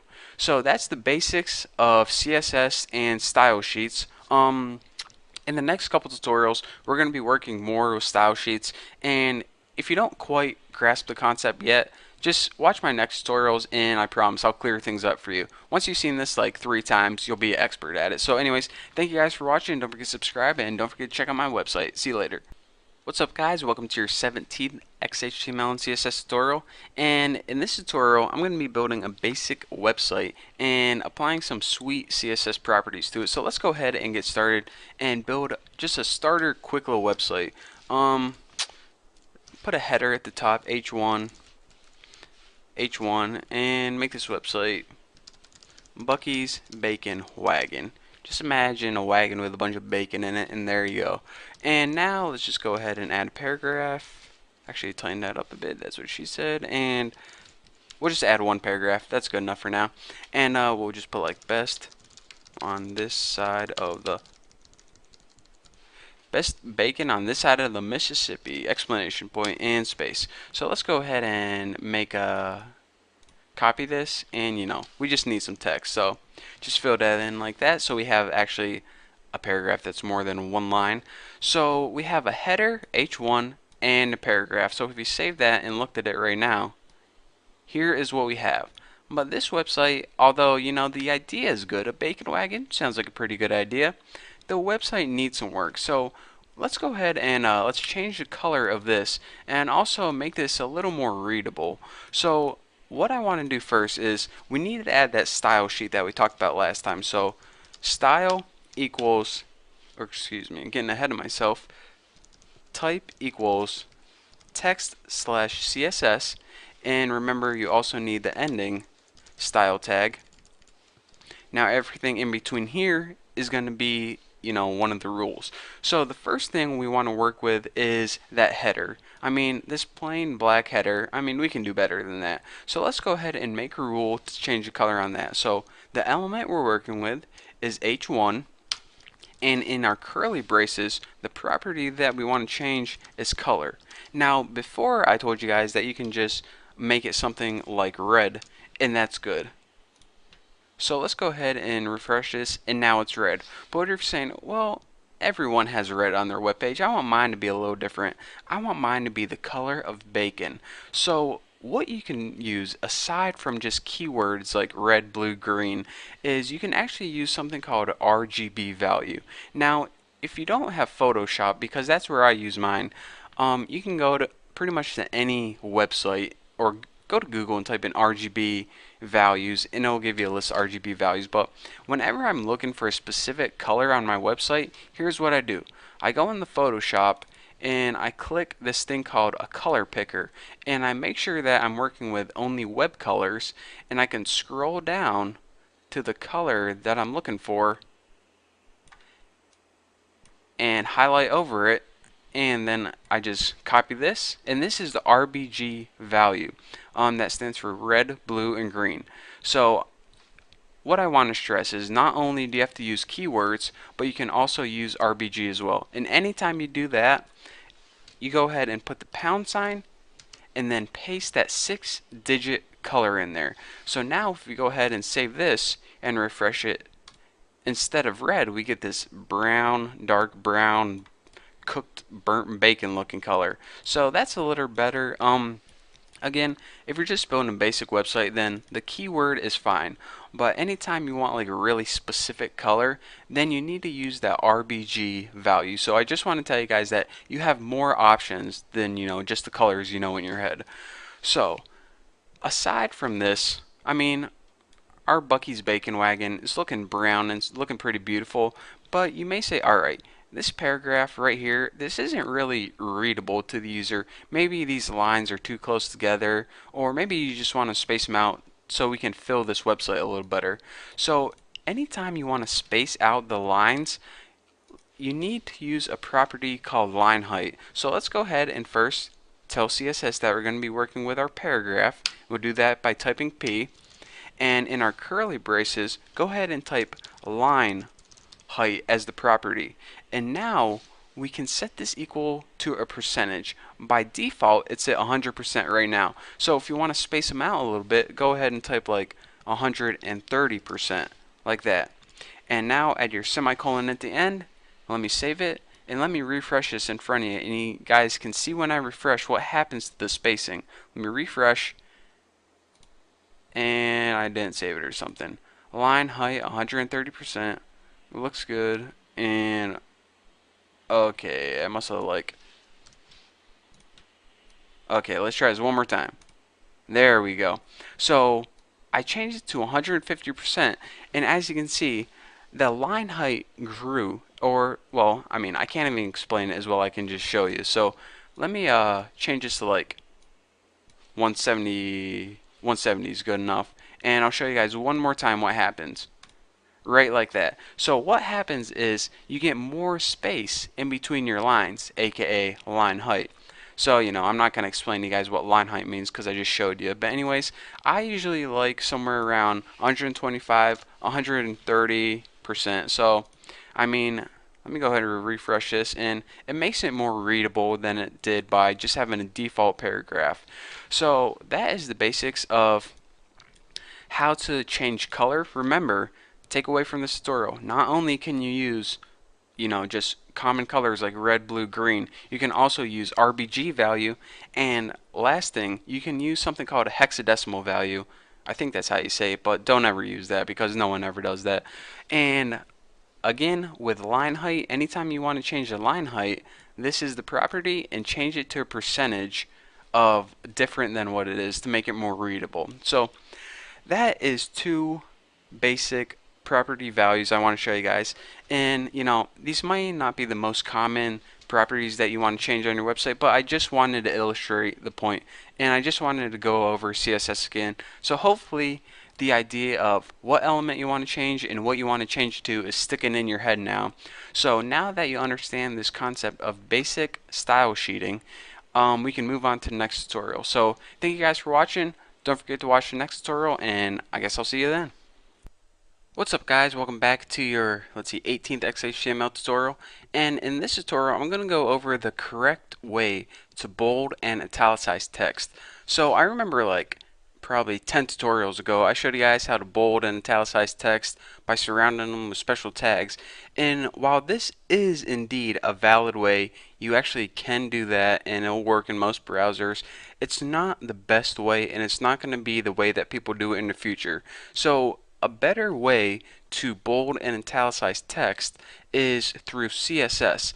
Anytime you change any element or change any of the properties of XHTML, it's better to use CSS other than, surrounding text with bold tags or something like that. So here is a lot better and more modern way, I guess you could say, of how to make text bold and how to italicize text. So let's go ahead and before we can, start bolding and italicizing stuff, we actually need something to bold. So let's go ahead and make two lists.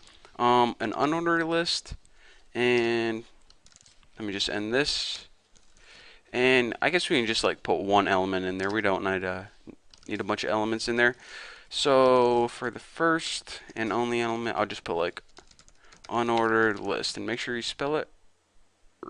Dang, did I spell that right? I better not have. And let's just go ahead and copy this, and we'll change this one to ordered list. And since they both have the li, we just need to change two letters. So we have one unordered list and one ordered list. So we just need, you can use paragraphs or headers or whatever you want. I just needed something to throw in there. So anyways, in order to make the style, what you need to do is first write what element you want to change, unordered list, and then you write what property do you want to change, the font weight, and that is the technical term for how thick the font is. You can use values. I think 500 is the default value, so you can use something like 900, 800 to make it, if you say you want it bold, varying degrees of boldness, I can say, but I don't think too many people care that specific how bold they want it. Did you ever hear a guy says, yeah, that's bold, but I want it bolder? No one says that. So anyways, you can just throw in bold as your value, and you'll be happy most of the time. So let's go ahead and that is, the proper way, I want to say, in order to bold font. So in order to italicize font, go ahead and we'll italicize the order list we just made, and go ahead, and the property is font style. And as the style, just go ahead and write italic. And this is going to italic or italicize any of your ordered list. So let's go ahead and save this and refresh it and see what we get. We got one unordered list that is bolded and one ordered list that is italicized. So again, like I said, while you can technically surround it in those B bold tags or EM emphasis tags, this is a lot easier way, and it's pretty much the correct way to do stuff. That old stuff was kind of old school, and this is the new school. So get used to this, and you'll thank me later on. So anyways, that's all I have for you guys for this tutorial. Thank you for watching, and I'll see you next time.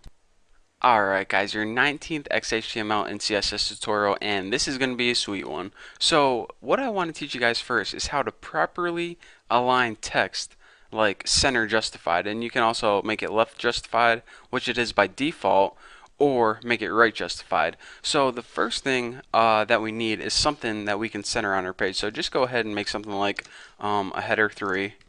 Header 1 is just too big. I don't like them. So make a website. Let's see what I would have if I made a blog. So Bucky's blog. And that looks pretty good. So that's what we want the title to be. But if we go ahead and save it right now, look at this. It's on the left hand side of our website, and that just looks dumb. Title should never be on the left hand side. What is this, I don't know, I can't think of a good example, but I want this title in the middle is what I'm trying to say. So in order to do that, go ahead and write header 3, of course, and inside your curly brackets, the property that we need to change is called text minus or dash. I wonder what the correct term for that minus sign is. If you know, leave me a comment so I won't mess up in the future tutorials. Anyways, text minus a line, and you can either have there's one of four things you can do. Left, which is by default, which you just saw. Center, which we're going to make this. Right, and I think there's one called justified. Now justified, and I never use this one, people usually don't, but I think it's like what newspapers use, where it's left and right justified. So anyways, play around with that if you want, but I want my text centered. So let's go ahead and save this and see what we get. Refresh and check it out. Our title is now centered perfectly on our web page. Pretty sweet, huh? So now that we have a blog, let's go ahead and blog about something. So I'm going to go ahead and make a paragraph. And I'm just going to write, this is the best day ever. And let's just go ahead and paste this a bunch because I really want to get my point across that this is indeed the best day ever. So I'm going to write it like 8,000 times.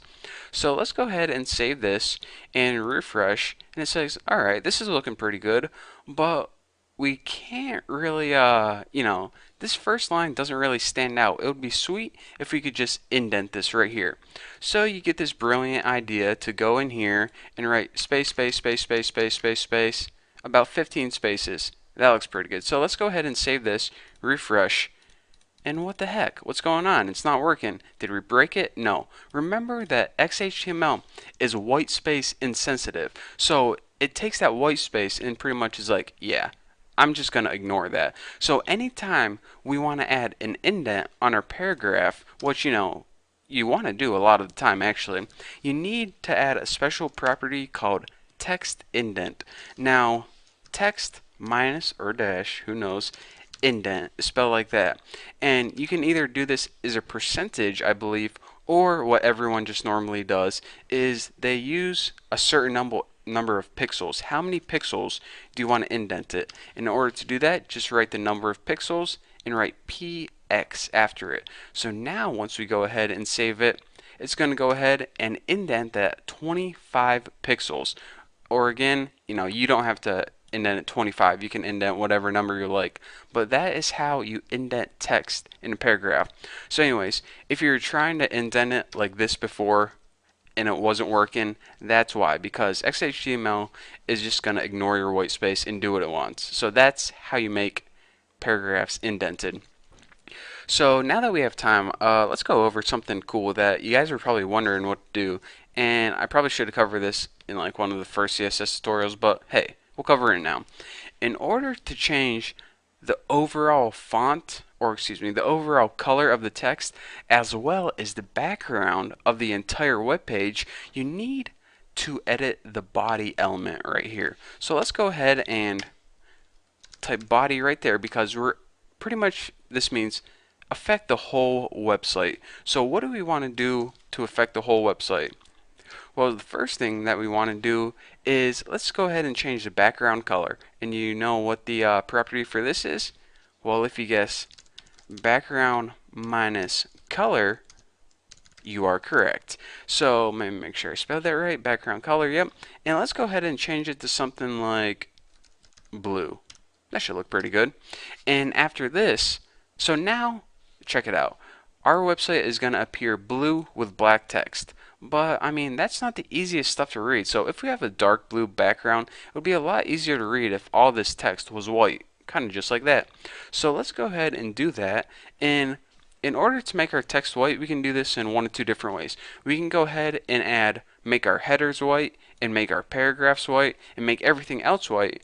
Or what we can do is we can just go ahead and add a color white property like this, color white property to the body, and since everything else is in the body, it's going to get affected as well. So it's a lot easier than going through each one of your elements and changing it to white. Just change your overall body to white, and that's going to affect anything that's in it. So let's go ahead and save that and see what we get. Nice, that is a lot easier to read, and this website is looking pretty good, mostly because it says Bucky on there, and I'm just an awesome guy. So anyways, that is how you affect the body, background color, and the text color, and also center align headers, or pretty much center align anything, and also indent paragraphs. So I hope you guys enjoyed. I'm guessing you did. So thank you guys for watching. Don't forget to subscribe, and I'll see you guys next video. Alright guys, now that we know how to change the background color, let's spice things up even more. Let's learn how to add images as the background. So the first thing that we need to do is make sure that we have our body tags in here, because that's what we're going to be editing, that background of the body. So go ahead and as your element, go ahead and type body and give you some space to work with. And the first thing I want to teach you guys is how to add an image as the background. So again, make sure that whatever directory you're working in, let me minimize this a little bit. Make sure whatever directory you're working in that you have, see, I'm working at this file right here, the index. Make sure you have an image file, either a GIF or a JPEG or a PNG, in the same folder as the file you're working on. And I have a little, you can see my face right here, a little picture file called myface.png. So remember that, because that's going to come in handy in about 5 seconds. So in order to add an image for our background, you need the property background minus image, and for the value you need to set it to this URL, and then go ahead and put parentheses. Now inside the parentheses, go ahead and type the name of the file, myface.png. Now go ahead and add your semicolon, and this is how you change the background image. So a lot of you guys might think that just put background image and then the file name. No, that's not it. Make sure you have that URL or it's not going to work. So let's go ahead and save this and see what we get. Pretty sweet looking website. This is actually one of the prettiest websites I think I've ever created in my life. Pretty sweet. Just a bunch of Buckies. It kind of looks like kind of reminds me of that Brady Bunch intro where there's like 9 people. There's a story of some dudes named Bucky. You know, okay, I'm just gonna, I better stop singing. So anyways, you're saying, alright, Bucky, your face is beautiful, but we don't need 80 of them right there. Well, if you just have an image and you just want one image and you don't want it to repeat, then you can change that as well. I mean, by default, as you saw, the image is just going to repeat both left and right and up and down. It's going to tile itself. So you don't always want this effect. So in order to make it not repeat, go ahead and type background minus repeats, and as the property you can either have it, I think it's like repeat on by default or something. Anyways, default is what you saw. If you don't want it to repeat, then type no repeat and check it out. If we save this and refresh, we see we only have one image that doesn't repeat. So if you made this big cool background that, some images are made for repeating, some aren't. So anyways, no need to explain. So that is how you get an image not to repeat. And I just shook that, and since I have Windows 7, it closed everything. So let me open everything back up, and yeah, make sure we got that. So anyways, that is how you make it not repeat. But if you're saying, alright, but what if a special case scenario comes along that I only want to repeat it left and right, or, dang it, now my Camtasia shut, there we go.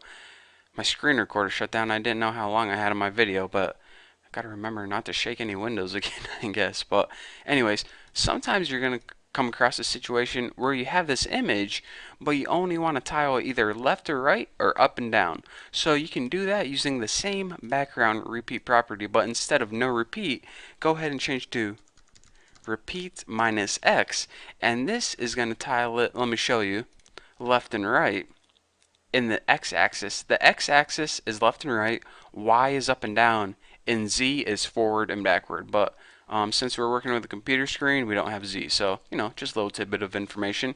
So that tiles it left and right. Y, if you repeat it, tiles up and down. This kind of reminds me of when you go to the mall and you put like $1 in those photo booths. That's what it reminds me of. Kind of freaky seeing me staring at myself, but anyways, that is how you tile it up and down. And the last thing I want to mention is let's go ahead and put no repeat so I can demonstrate the last point I have. Whenever you have a background image, I mean, you might be saying this, alright, I want one image, I don't want it to repeat, but the only thing is I don't want it stuck in the top left corner. I want it either, maybe centered on your website, or maybe you want it 10 pixels over and 50 pixels down, or you want it in a specific location. You don't always want it jammed up in the top left. So in order to do that, you need a property called background minus position, and this lets you alter the position of your background image. Now this takes two parameters. The first parameter, or the first piece of information it needs, is how far from the left hand side do you want to move it. So go ahead and put 10 pixels. Now your image is going to be shifted 10 pixels to the right. And the next piece of information you need to give is how far from the top do you want to move it. So let's say you want to move it 60 pixels down. So go ahead and write 60 pixels, and that's it. Just save it and see what we got. So now that we changed that background position 10 pixels, 50 pixels, it took this image, which was jammed up in the top left, moved it 10 pixels to the right and 60 pixels down, or 50, I forgot what I put. 60, there we go. But we're saying, alright, that's pretty cool, Bucky, but let's say I want something like, I want this picture centered on my web page, but I don't know how big their browser window is going to be. So how am I supposed to guess how many pixels? Well, lucky for you, not only can you do this with pixels, but you can also do it as percentages. So if you want it 60 pixels down, but you want it centered, then just go ahead and say, alright, move it 50% from the left. And this is going to center it left and right, or horizontal, whatever. So let's go ahead and save this and see what we got. Since it's 50% to the left, that means there's 50% to the right. That means your background image is perfectly centered in the middle of your website. So this is perfectly centered left and right, and it's also down 60 pixels. So that is pretty much all you need to know with working with background images. Again, there's probably some more, but this is pretty much the core foundation of working with background images. So if you understand this, then you should be good to go from now on. So anyways, that's all I have for you guys for this tutorial. I know I threw a lot at you, but you can always watch it again if you didn't catch anything. So thank you guys for watching. Don't forget to subscribe, and don't forget to check out my website.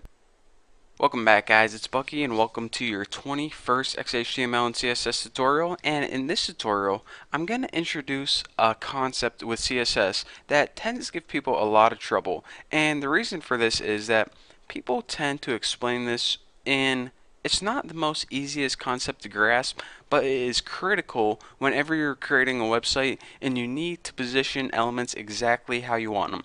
So anyone I ever heard that tried to explain this to me did a pretty terrible job. So I'm going to try and clear everything up for you. So whenever you have an element on your screen like a header, let's go ahead and put a header 2, and let's write I love Bucky. That's good enough. I love Bucky.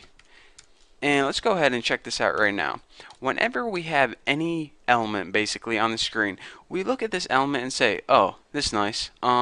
Text on the screen. That's all I see. But check it out, and here's where I'm going to throw you for a loop.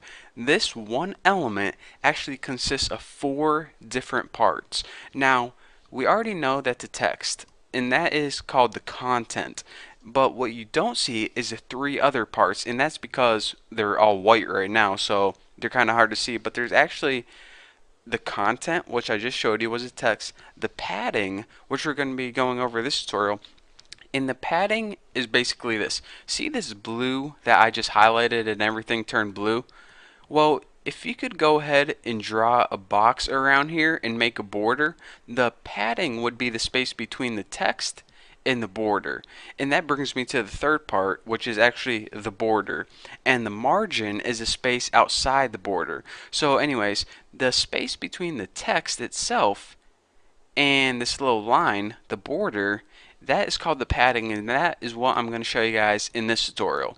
So let's go ahead, and the first thing that we need to do is change this from a white padding to a white background, because how the heck are we going to be able to tell what's going on there? So the first thing that we need to do is change the background color. So in order to do that, go ahead and type the element you want to work with, H2, and let's just go ahead and put background color, and don't put something too dark, because a black on something dark is just going to look bad. So put like something like yellow or pink or orange maybe. So I'm going to go ahead and put yellow, and let's save this and see what we got. So now that might be a little easier to see the, you know, some background other than white. So now we can see that we have our content, and we don't have a whole lot of space between the edge of this yellow and the text. It's pretty much butted up right up against the edge. So if you're saying, alright, I have this background, but I basically want to add some padding between the text and the background. So in order to do that, I mean, you guys can probably figure out what's going to happen right now. But you can either do this in one of two ways. You can either change the overall padding by typing the keyword padding and setting it equal to a value like 20 pixels. So let's go ahead and save this and see what happens. Whenever we refresh this, you see that we get a nice little pad between our text and the edge of our border, and that is actually 20 pixels on either side. 20 pixels on bottom, 20 pixels on top, 20 pixels on left, and 20 pixels on right, even though there's like 100 pixels because it's the width of the screen. But anyways, 20 pixels of padding all the way around. But now you're saying, alright, I mean, so right now you can basically understand what padding is. It's the space between the text and the border of whatever you're working with. But you're saying, alright, I understand padding, simple enough. But now, what I want to do is, I want padding, but I don't want it all the way around. Maybe you only want padding on the top and bottom. Well, in order to do that, this isn't going to work anymore because this gives you padding all the way around. In order to change the padding in any one direction, they give you 4 keywords that you can use. Padding top, padding bottom, padding left, and padding right. So let's go ahead and change it on top and bottom. Padding minus top. Definitely spelled that wrong. Padding top, let's go ahead and add like 30 pixels. And for the padding bottom, let's go ahead and add like, I don't know, 20. Pick anything you want. Who the heck cares? And let's go ahead and make sure you put pixels. And save this and see what happens. So now when we refresh this, we see, I forgot my values already, 30 and 20. We got 30 pixels of padding on top and 20 pixels of padding on bottom and no padding to the left. So maybe when I do this, you can see more clear what is padding and why it is helpful. So anyways, whenever you want to, how should I say this?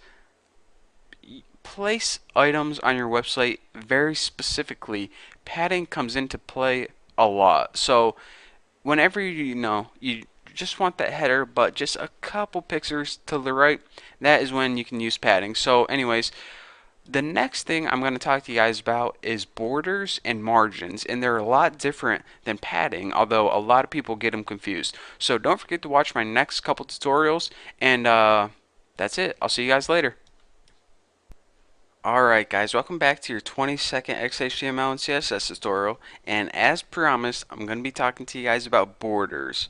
And I'm not talking about like the Mexican-US border, I'm talking about borders in CSS. Now, as I mentioned before, or at least I think I mentioned this before, the border is the area that surrounds, or basically it outlines the padding.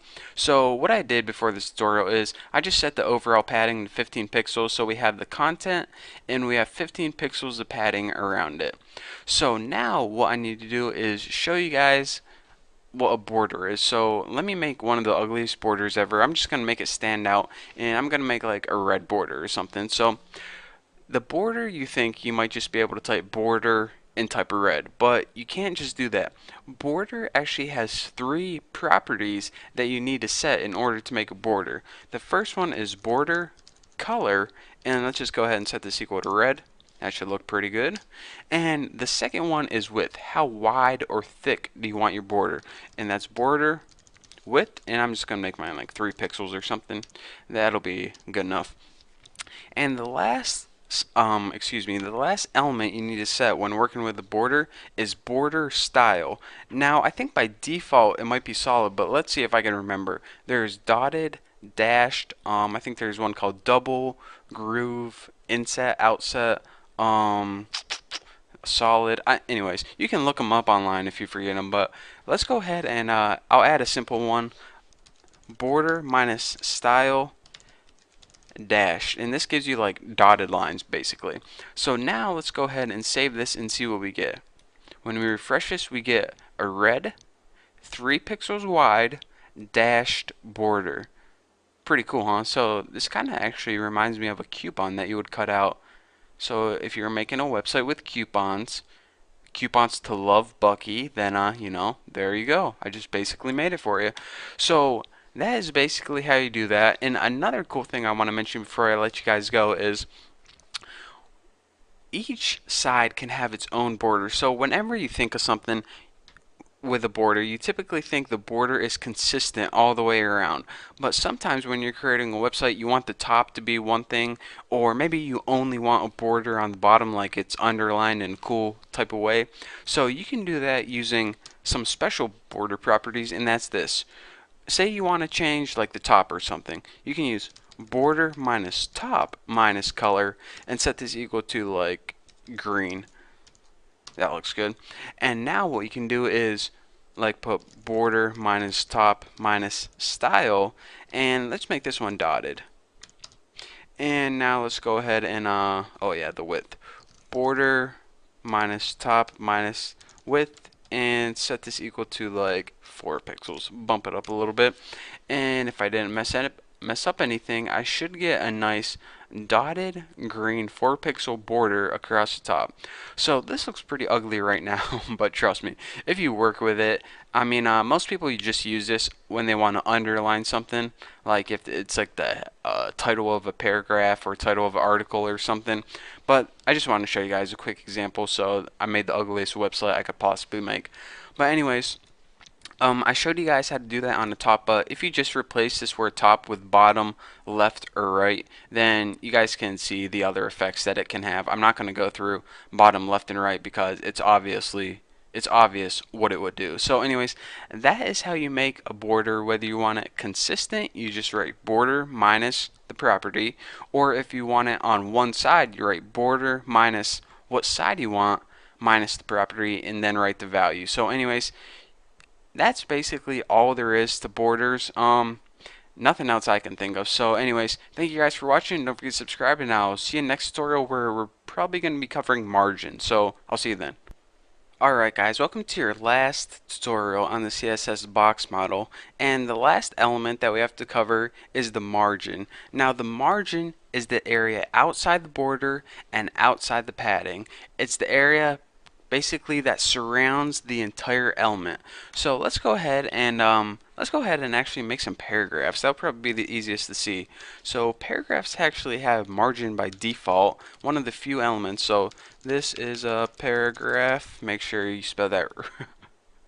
Wow, I was pretty close actually. So anyways, let's go ahead and paste that, and actually we probably should add a background color. So P background color, and just make it orange or something. Nothing too light, nothing too dark, just right. And I'm talking about orange, yeah. And check it out. This is abracafta, and this is abracafta. So as you can see, by default, it has probably, I don't know, how tall is my mouse cursor? Probably like 10 or 15 pixels or something. So by default, paragraphs have a margin between them.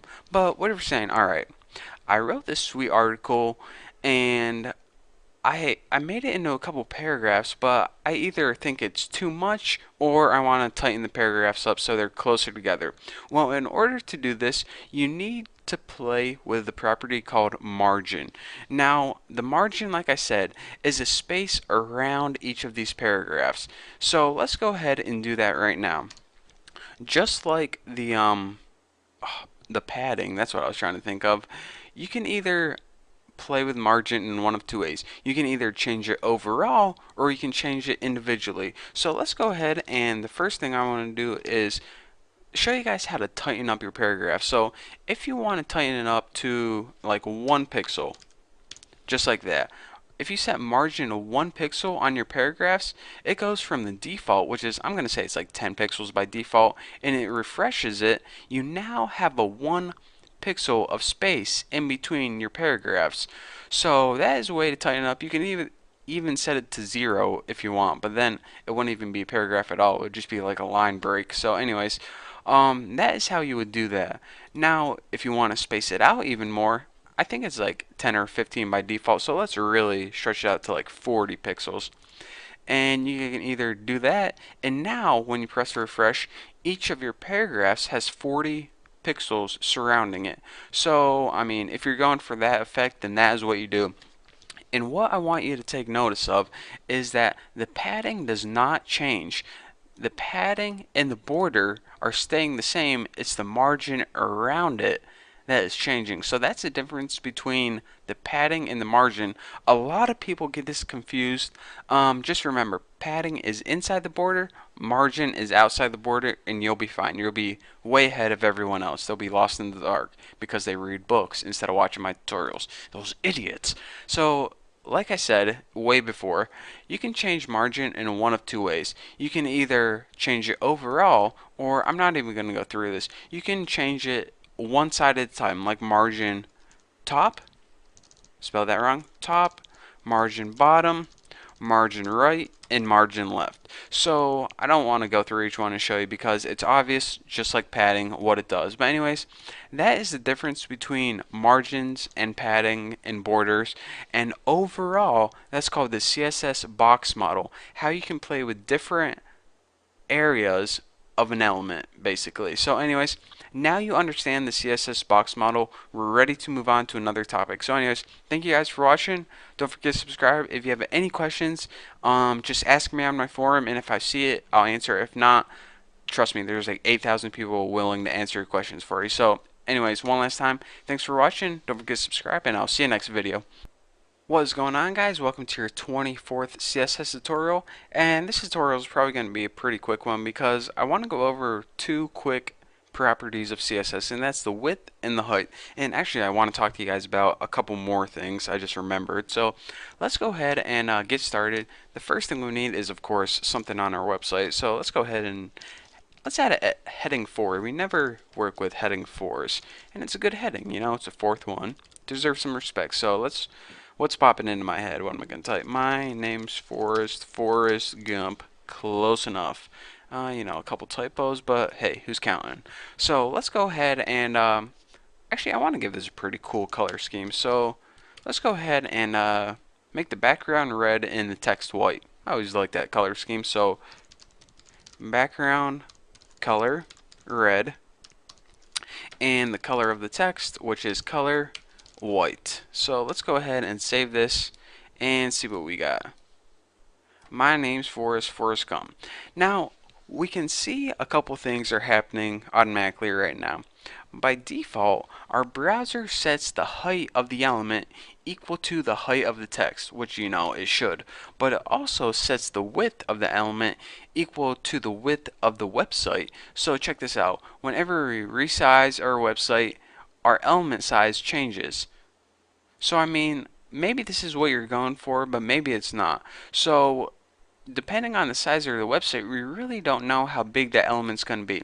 And whenever I create websites, I usually want to specify the width of things. So in order to change that up, or you know, maybe you like it like this, okay, then leave it. But if you don't, and they're going to come across a lot of times where you don't, you're going to want to set the width and the height explicitly. So first of all, let's go ahead and change the width of that so it's not just default the entire length of the website, because when you're making a background for a header or something like that, it looks kind of weird to have all that extra space. So in order to do that, you need to type in the property width, and go ahead and set this something like, let me see, let me go 350 will probably fit nicely, 350 pixels. So now you can see whenever we save this, instead of having the header background automatically span across the entire website, no matter when we resize our website, the header stays 350 pixels constantly. So it's like easier to manage, and it's easier when you're designing a website when you know what's going to happen rather than just letting your browser take care of it. So anyways, people adjust the width a lot more than they adjust the height, but there may come across a time, or you may come across a time where you want to adjust the height to like 100 pixels or something. I typically don't mess with the height whenever I'm working with elements, but some people do. So anyways, here's a quick example of you adjusting the height. It looks pretty dumb right now, and in general you don't want to mess with it, but you know, now you guys know what the height does. So that is what I want to talk to you guys in this tutorial, width and height. And now that I have some extra time, I guess I might as well show you guys this. You know, a couple tutorials ago where I talked to you guys about border, and it was like border width and border style and border color, and it was 3 lines all for the border, and it kind of, you know, that's way too many lines just for one property. So if you want a consistent border across the entire thing, here's a nice little shorthand that you can do. If you just go ahead and type border, and not width or not style or not color or anything like that, just border, you can go ahead and type all the values on one line, and CSS in your browser are smart enough to recognize this. So border, let's go ahead and set the 3 pixels, solid for the style, and black. So this will save you a little extra time when coding. You don't have to span this across 3 lines. If you just go ahead and save this and refresh, your border is going to know, or excuse me, your browser is going to know that that is what you want for a border. And actually, this is whenever you have something like top, left, right, and bottom, there is probably a shorthand technique that you can use for that. Or when you have like border style, border color, or you know, different properties for the same element, there's usually a shorthand where you can, you know, skip a step or a shortcut with that as well. So even though I'm not going to teach you all the little shortcuts, whenever you think, there's probably a shortcut for this, well, there probably is. So if you want to look them up, it might save you some time. But anyways, I just want to throw that out there, let you guys know that there are shortcuts out there for doing things. I just don't have time in my tutorials to walk you through every one, or I'll be here for like the next 80 years teaching you guys all the little shortcuts. So anyways, thank you guys for watching this tutorial. I don't even know what I'm going to be talking about in the next tutorial, but I guarantee it'll be amazing. So how can you not watch the next video with that guarantee? So thank you guys for watching. Don't forget to subscribe, and I'll smell you guys later. What is going on, guys? It is Bucky, and welcome to your 25th XHTML and CSS tutorial. And in this tutorial, we're going to be going over how to style links. And if you guys are like, alright, I know that a link is A, so if I just go ahead and type A and write how I want the link to appear, it's good. No need to watch this tutorial. Well, not so fast, because a link is actually a lot more complicated than you might think. A link is actually composed of something called states, and a state is basically when and how you press the link. So I'm just going to go through the different states, and then you guys are going to understand what I'm talking about. There's one link for when the page is first visited. There's another state for when the link has been clicked. There's another state for as you're mousing over the link, and there's the last state is as your mouse button is down and as you are clicking the link. So one link can have 4 different styles, and they typically do have 4 different styles, believe it or not. So let's go ahead and let me show you how to not only change the styling on a link, but change the styling on each different state. So let's go ahead and just add well, first of all, we know that the element for link is A, so let's go ahead and add a link on our screen. So a href, a href equals, of course, is going to go to the new boston.com, and just type the new Boston and check it out, and we'll just actually add some. This is just normal text. So now we have a link, and when we refresh it, we have a link and some normal text. But as you can see, whenever we are hovering over it, or whenever we are clicking it, it changes to red. So we can begin to see the different kind of states right now, but maybe we don't want it to be, you know, purple by default, or when we click it to turn red. Those are the things where you're going to adjust. So by default, before you even click a link, it's going to be at its default state, and that is a semicolon link. The A stands for the anchor, of course, which is the element, and the semicolon and the name after it, this is the state. So now this is basically the default link. Now we can style it what it is by default. And let's just go ahead and add color red, and text decoration, we'll just set this to none. Now the text decoration, you can either have this like underline, or I think there's something called like strike through or line through or something. No one ever used it. It's basically underline or none. So first, let me point this out before I confuse you guys. When I refresh this, you says by default it doesn't turn red. That's because I already went to this site before plenty of times, thenewboston.com. So actually, what state we're looking at right now is visited. So let's go ahead and edit that right now. A visited is when you already clicked a link, and you know it's like links visited. You know what it means. Why am I even explaining this to you? So we want the links that we already visited. Let's go ahead and just turn them green. Something real simple. So now when we go ahead and save and refresh this, since this link has already been visited, that's why it's going to appear green, just like that.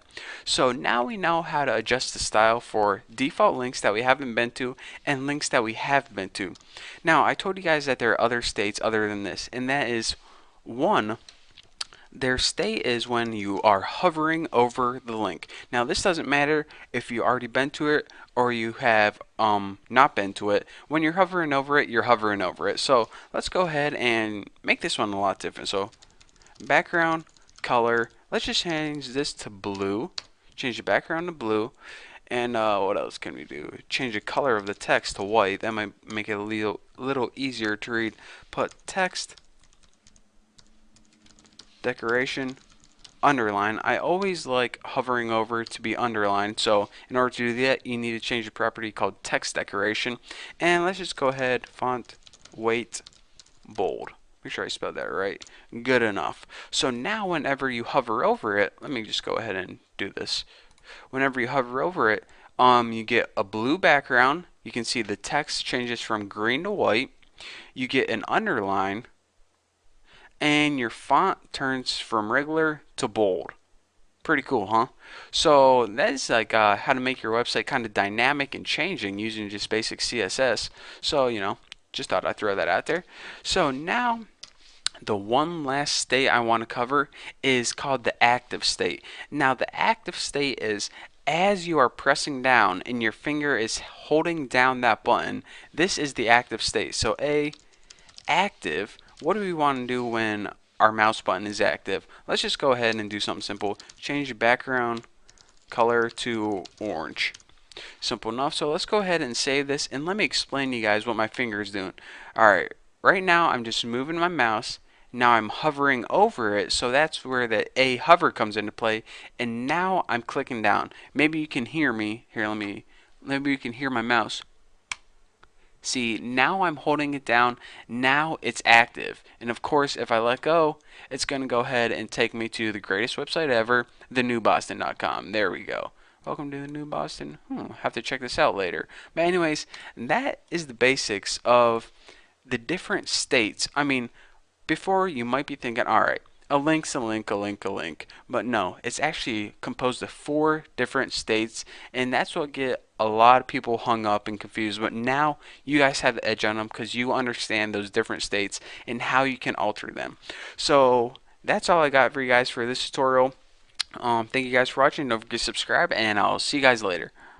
Alright guys, welcome back to your 26th CSS and XHTML tutorial, and in this tutorial we're going to be styling some tables. It's going to be nice, so let's go ahead and jump right into it. So let's go ahead and make a table. Let's go ahead and make like 2 rows and 3 columns. Nice and simple. So table, and of course you need one of those, so ending table. And let's just go ahead and make our rows first. Table row, tur, and a nice little tur right there. And let's just go ahead and add our cells. Table data, ending table data, and what are we going to put in here? I love Bucky. And just go ahead and copy this so it gives us 3 columns. So now we have a table with 1 row and 3 columns in it. So if we want another row, to be lazy, just go ahead and copy this and paste it right underneath there. So now if we save this and take a look at it, here is our table right there. If you highlight it, you can kind of see the rows and columns easier. So we have 2 columns, excuse me, 2 rows, 3 columns, looking pretty good. So now we're looking at this table, and we already know how to add a border, but border, come on, we can do a little bit better than that. So let's go ahead and style this up and, make it nice and fancy. So let's go ahead up in here, Y'all gonna make me. Alright, anyways, enough of me singing. Let's go ahead and, first of all, we wanna style the overall table. And whenever we do this, the entire table is gonna be affected.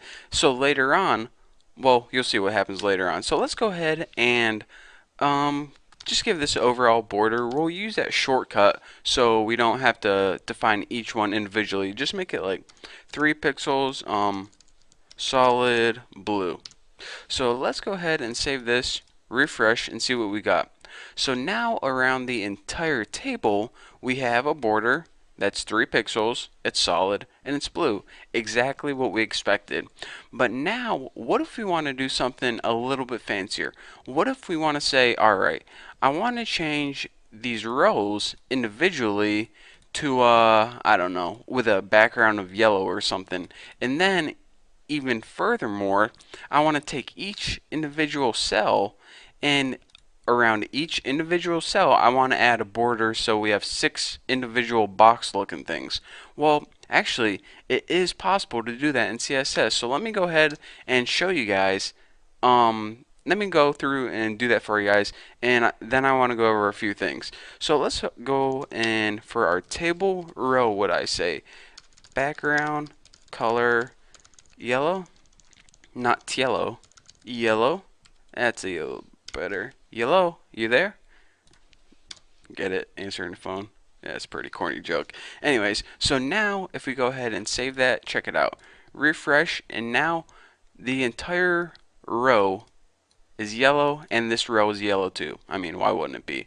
So let's go ahead and take that table data, which is of course the individual cells, and what did I say, like add a border. So border equals 2 pix, not solid, we already used solid, dashed red. So let's go ahead and save this and refresh it and see what we get. We get a nice 2 pixel dashed red border across each one of these cells. And the thing I wanted to mention is this: even though we have a style applied to each individual piece of data and also a style applied to each row, whenever you apply a style to the individual pieces of data, it doesn't override the table row. The table row stays and the table data gets inherited. So by that I mean, here's what I'm trying to say. Whenever you make your table row yellow and then you make your table data whatever you want, it doesn't replace the table row. Since you did this, everything gets inherited down. So whatever you did to the table gets affected on the whole table. Whatever you did to the table row gets affected in the table row and the table data. And whatever you do to the table data affects only that table data. I mean, I probably just confused you guys even more by saying all that, but I mean, if you just look at what's going on, you can understand how it works, and that it's not really overwriting anything. It's just adding to it. That's, I guess, a more simple explanation. So anyways, that is the basics of how you style a table, and check it out. This is a lot better than, just adding a border to the table. Now you can do stuff like this and make your table a lot more easier to read, and just give you the idea that you can, in fact, style tables just like any other XHTML element. So anyways, thank you guys for watching. Go have fun styling your tables, and when you're ready, I'll see you in the next tutorial. Why, hello there, bloody good day, and in this tutorial we're going to be talking about unordered lists. So our 27th tutorial, and yeah, it's definitely time to learn how to style unordered lists. So before we can style an unordered list, we probably would need one, eh? So let's go ahead and make an unordered list, end it right there, and add some list items in here. And yep, definitely messed that up, so just undo that. Wow, I'm messing like this whole thing up. There we go, Bucky. You get it. Okay, let's concentrate here. Enough lollygagging around. Li. Time to add some list items. So the first item would be like apple. Let's just go ahead and copy this. Way too lazy to type this again. So okay, what's on my mind? Apple. I guess we can make this a list of food that I like. Apple pie and dumplings because they sound funny and they taste good. Not a bad combination. So now that we have an unordered list, let's go ahead and check it out. A regular dumb old list with these dumb old bullet points. I mean, this is a nice list of food, but I want to spice things up a bit. I want to make this look nice and pretty. So the first thing that you might be thinking is, alright Bucky, the first thing that we need to do is either change these little bullets or get rid of them altogether, because I mean this is old school. Just regular bullet holes? I don't think so. So let's go ahead and learn how to change our bullet points, and in order to do that, go ahead and write your ul is the element, and the property in order to change this is called list minus style minus type. Now this has a bunch of not default, but it has a bunch of built-in things. I can only remember like 3 off the top of my head. Let's see if I can remember one. Square is one. Now if we go ahead and refresh this, check it out. Our bullet holes turn to squares. That's probably really hard to see on YouTube, but I assure you they are squares. Let's go ahead and make something that's a little easier. Circle, I know, is one. That might be a little easier to see. Circle. See, now you can see that instead of those filled in bullet holes, they're now nice, elegant looking empty circles. So that's pretty cool. And actually, I just thought of another one. I don't know why I thought of this, but it's called katakana. And you gotta say it like that. You just have to. I didn't make the rules. And if you refresh this, you can see these, I don't know, I guess they're like Chinese or Japanese symbols. If anyone knows what those symbols mean, then leave me a comment below, because well, obviously because I don't know what they mean and I want to know. So anyways, that is the basics of how you change your unordered list from regular dumb old bullet points to something else. So another thing that I want to mention is, if you go through and you see, you look on the website and you go through looking at all the bullet points that you can use, and none of them really, I don't know, tickle your feathers, I guess. None of them really make you happy. You can go ahead and download an image or make an image and use them as your own custom bullet points. So I went ahead and I already downloaded an image off the internet, and it's just cool little check mark. And if I wanted to use that instead of my bullet points, here's what I would need to do. First of all, you don't use list style type anymore, so go ahead and delete all that. What you use is a property called list style image. And of course, anytime we want to use the image in CSS, we use the keyword URL with those parentheses, and inside our parentheses I have a file that I already downloaded. So if you do this, it's not going to work because this file isn't on your computer. But anyways, I already have this in my folder. It's called check.ping. So when I go ahead and save this and refresh, it's going to go from katakana to those cool little check marks. So now you can see, instead of those bullet points, it has like my own custom whatever I want. So I just want to show you guys that there is a way to if you're not happy with anything they give you by default, then you can make your own. So another thing that I wanted to cover in this tutorial, maybe I'll save this for next tutorial. Now we have got time to do it now. Let's go ahead and delete all of this and add a property like border 1 pix solid red. This is a problem that I had a long time ago, and I remember that every time I made a website it would annoy me. So I always use unordered lists when I have like a navigation bar on the side. And the first thing I want to do is this. First of all, on my navigation bar, I don't want these little bullet points. So in order to remove those, I go ahead and in my CSS, I go list style type, and I set this to none. And I'm thinking, alright, whenever I do this, the bullet points are going to disappear, and all of these, which would be links, are going to be pushed nice and neatly to the left. But I refresh, and I get this problem. I have this huge space to my left. Even though there are no bullet points, I just want to like shake my computer, and I'm like, dude, you don't have any bullet points, so you don't have to move over. So can you just hop over there where you should be? Go ahead, just hop on over. But it doesn't do that. In order to get those to the left, let me explain this first of all.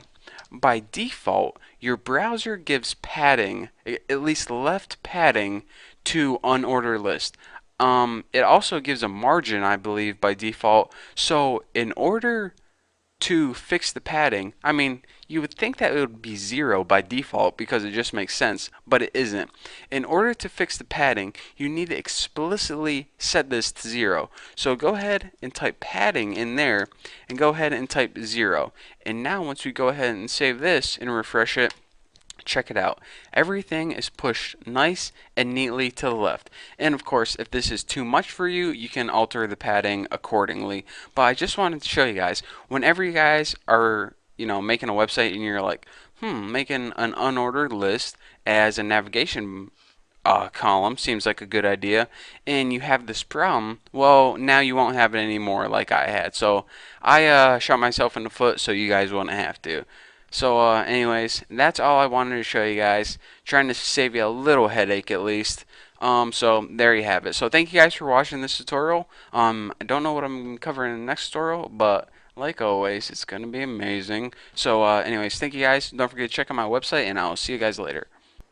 What is going on, everybody? Welcome back to your 28th CSS tutorial, and this is going to be an amazing tutorial because in this lesson, I'm going to be teaching you guys how to apply styles to more than one element at a time. Because before, we had to take each element and apply one style at a time, and it took a lot of time, and I'm just way too lazy for that. So I'm going to teach you guys how to save some time, and also we're going to be learning something else if I don't run out of time in this video. So the first thing we need is just go ahead and add some normal text on your web page.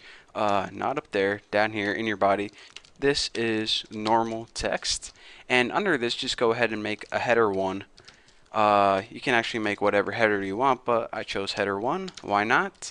And go ahead and write like this is header 1 in it, and under your header go ahead and make a paragraph. There's my opening P, and in your paragraph text just write this is a paragraph or anything you want. So anyways, like I said, what I want to teach you guys how to do is apply styles to more than one element at a time. So before, what we did is we had a tag, for example, our header tag, which we would put h1, and then we would go ahead in our curly braces apply whatever style, property, value we wanted to. And then under that, we would have another thing like p for paragraph, and then in here we would apply whatever same style we want.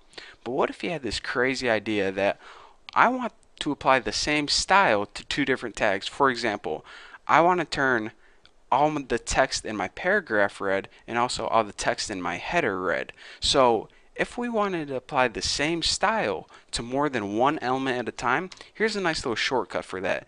Instead of writing on several different lines, we can go ahead and write h1 just like before, and we can write a comma, and then after that go ahead and add your other element on the same exact line.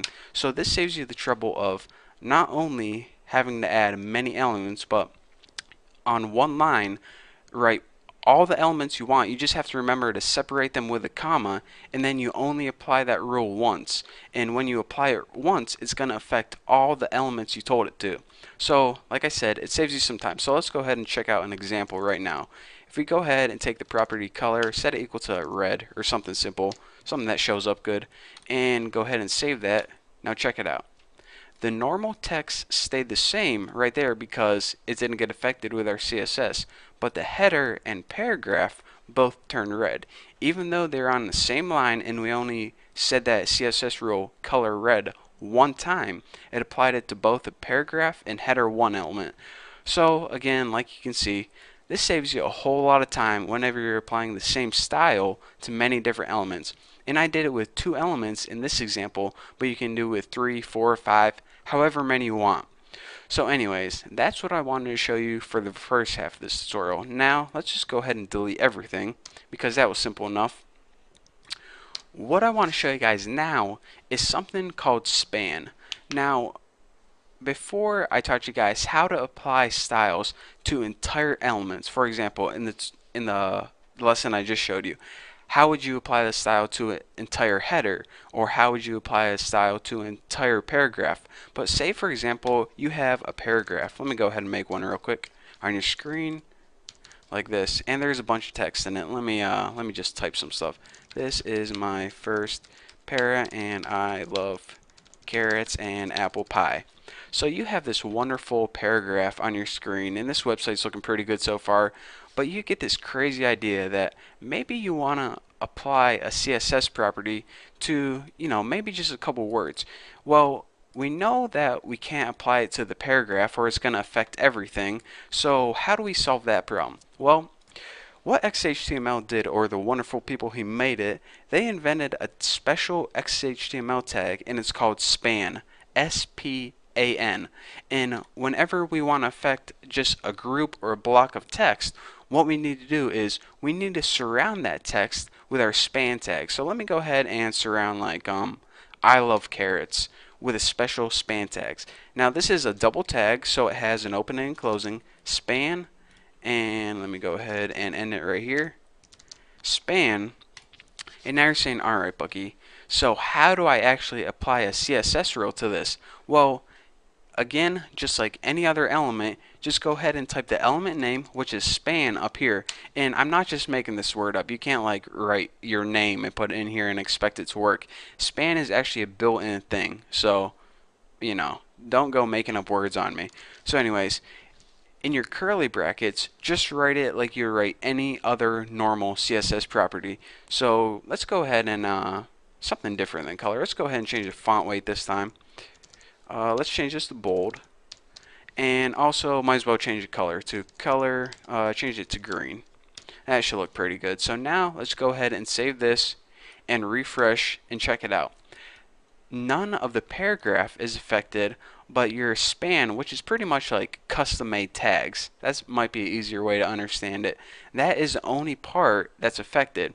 So if you ever come across this problem where you want to apply a CSS rule but you don't want to affect the whole tag, you can insert these custom span tags, and then only the text that's in between those tags is going to be affected. So that's pretty sweet. And again, like I said, span is a keyword that you need to use. You just can't use any word you want, like your name or your favorite food. You need to use the word span, or else your browser is not going to understand it. So anyways, that's all I have for you guys for this tutorial. So thank you for watching, and don't forget to check out my next lesson. What is going on, guys? It's Bucky, and welcome to your 29th CSS tutorial. And this tutorial is going to be amazing because we're going to be talking about my favorite part of CSS, and that is called the div element. Now, before, you might have noticed, if you try to make a cool looking web page, that what we know so far, we can't really get a cool layout with our web page.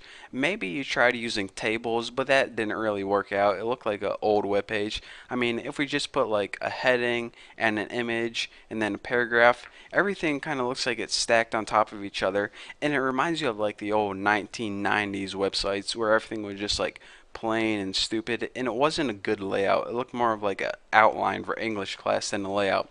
So here is what I'm going to introduce to you guys in this tutorial. An element called div, short for division, long for duh. No, it's not long for duh, but anyways, what it means is a div element pretty much gives you the ability to define sections on your web page, to place elements exactly where you want them. So for example, if you want an image in the top right, and then maybe a heading in the bottom left, and maybe some paragraphs somewhere in the middle, you can position them exactly how you want them using the div element. So now everything just doesn't have to go paragraph under it, a heading under it, an image under it, another heading. Nothing has to be stacked on top of each other anymore. It could be laid out to the left, right, side by side if you want. So anyways, enough of me talking. Let's get in. Let me show you guys this div in action. So let's go ahead and put some text on the screen. Just put some my name is Bucky. That's good enough. Nothing too big. Don't want to waste my time type in worthless text. So anyways, go ahead and surround it with these tags, div, and yes, you have to use those exact letters, and div. So now the text, my name is Bucky, it's surrounded in div tags right here.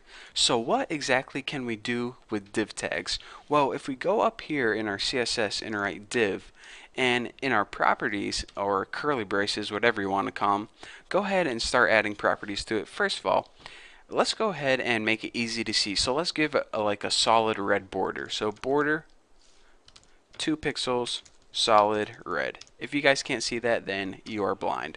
So now I'm gonna teach you guys about something called positioning, but actually just go ahead and do this.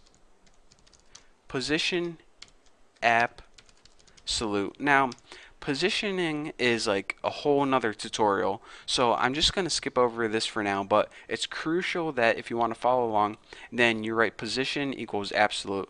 But again, don't worry about position right now because I'm going to be covering that in like 2 or 3 tutorials, but for now, let's just stick with div and focus on this. So anyways, like I said, a div is pretty much a section of your website. So what we can do to give this box, yeah, that's a better term for it, a box. And what we can do is first give this box a width. So go ahead and set the width equal to 300 pixels. And now what we can do is check it out. Let's go ahead and save it so we see what we're working with first. Go ahead and refresh the screen, and we now have a box on our screen. Now the text is inside the box, aka the div, and also the box has a border of 2 pixels. It's solid and it's red. But we're saying, alright Bucky, you told me that I can position this anywhere I want on the screen. It doesn't have to be stuck in the top left corner. Well, let's go ahead and change that right now. In order to change the position of this box, the only thing you need are coordinates. Now, here is the top of your browser right here, and here's the left hand side. So say you want to move it down 40 pixels, so it'll be somewhere right here, and left 35 pixels, so it'll be like the top left will be somewhere right here.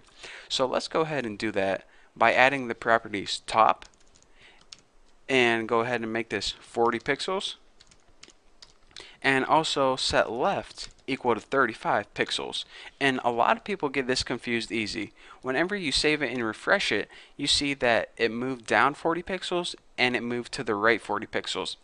Whenever you say top 40 pixels, you're saying the top left corner you want to be 40 pixels down right here, not like the middle. Some people might think, alright, a middle point would be a good point to move around, but it's actually the top left corner you're focusing on. So whenever you say top 40, it says move the top down 40, or in other words 40 pixels from the top. And whenever you say left 35 pixels, it says move this corner 35 pixels from the left. So now we have our box moved down from the top 40 pixels and moved down, or excuse me, moved over from the left 35 pixels. So pretty easy to understand, and now you can see by using those coordinates we can move this box around the screen anywhere we want. So this is a lot better way of positioning our elements around on the screen than just before, or maybe if you tried using a table. Don't ever do that because it just doesn't work. This is the new and improved way of how to use CSS to position elements. So later on, when we're making an entire website and say maybe we want our logo in the top left and maybe an ad on the top right and a navigation bar across the top and maybe some more navigation on the left, we use a bunch of different divs in order to make a bunch of different boxes that we can put stuff in. So anyways, I'm going to be teaching you guys about positioning and how to make different types of divs in the upcoming tutorials, so don't forget to check those out. So for now, thank you guys for watching. Don't forget to subscribe, and yeah, I guess I'll see you next video. What's going on, guys? It's Bucky, and welcome to your 30th XHTML and CSS tutorial. 30 tutorials, that's a milestone. Someone should give me an award or something. But anyways, in this tutorial, I'm going to teach you guys how to control styles by using something called a class. Now, what a class is it's similar to a span in the sense that we can affect the same element in different ways. So let me break this down for you a little more clear. Before, we've been using elements to apply styles to everything on the web page that was the same element. For example, if we had 8 paragraphs and we applied a style to the paragraph tag, it would affect all 8 paragraphs. But what if you're saying, alright Bucky, I want half my paragraphs to be red and half of my paragraphs to be green.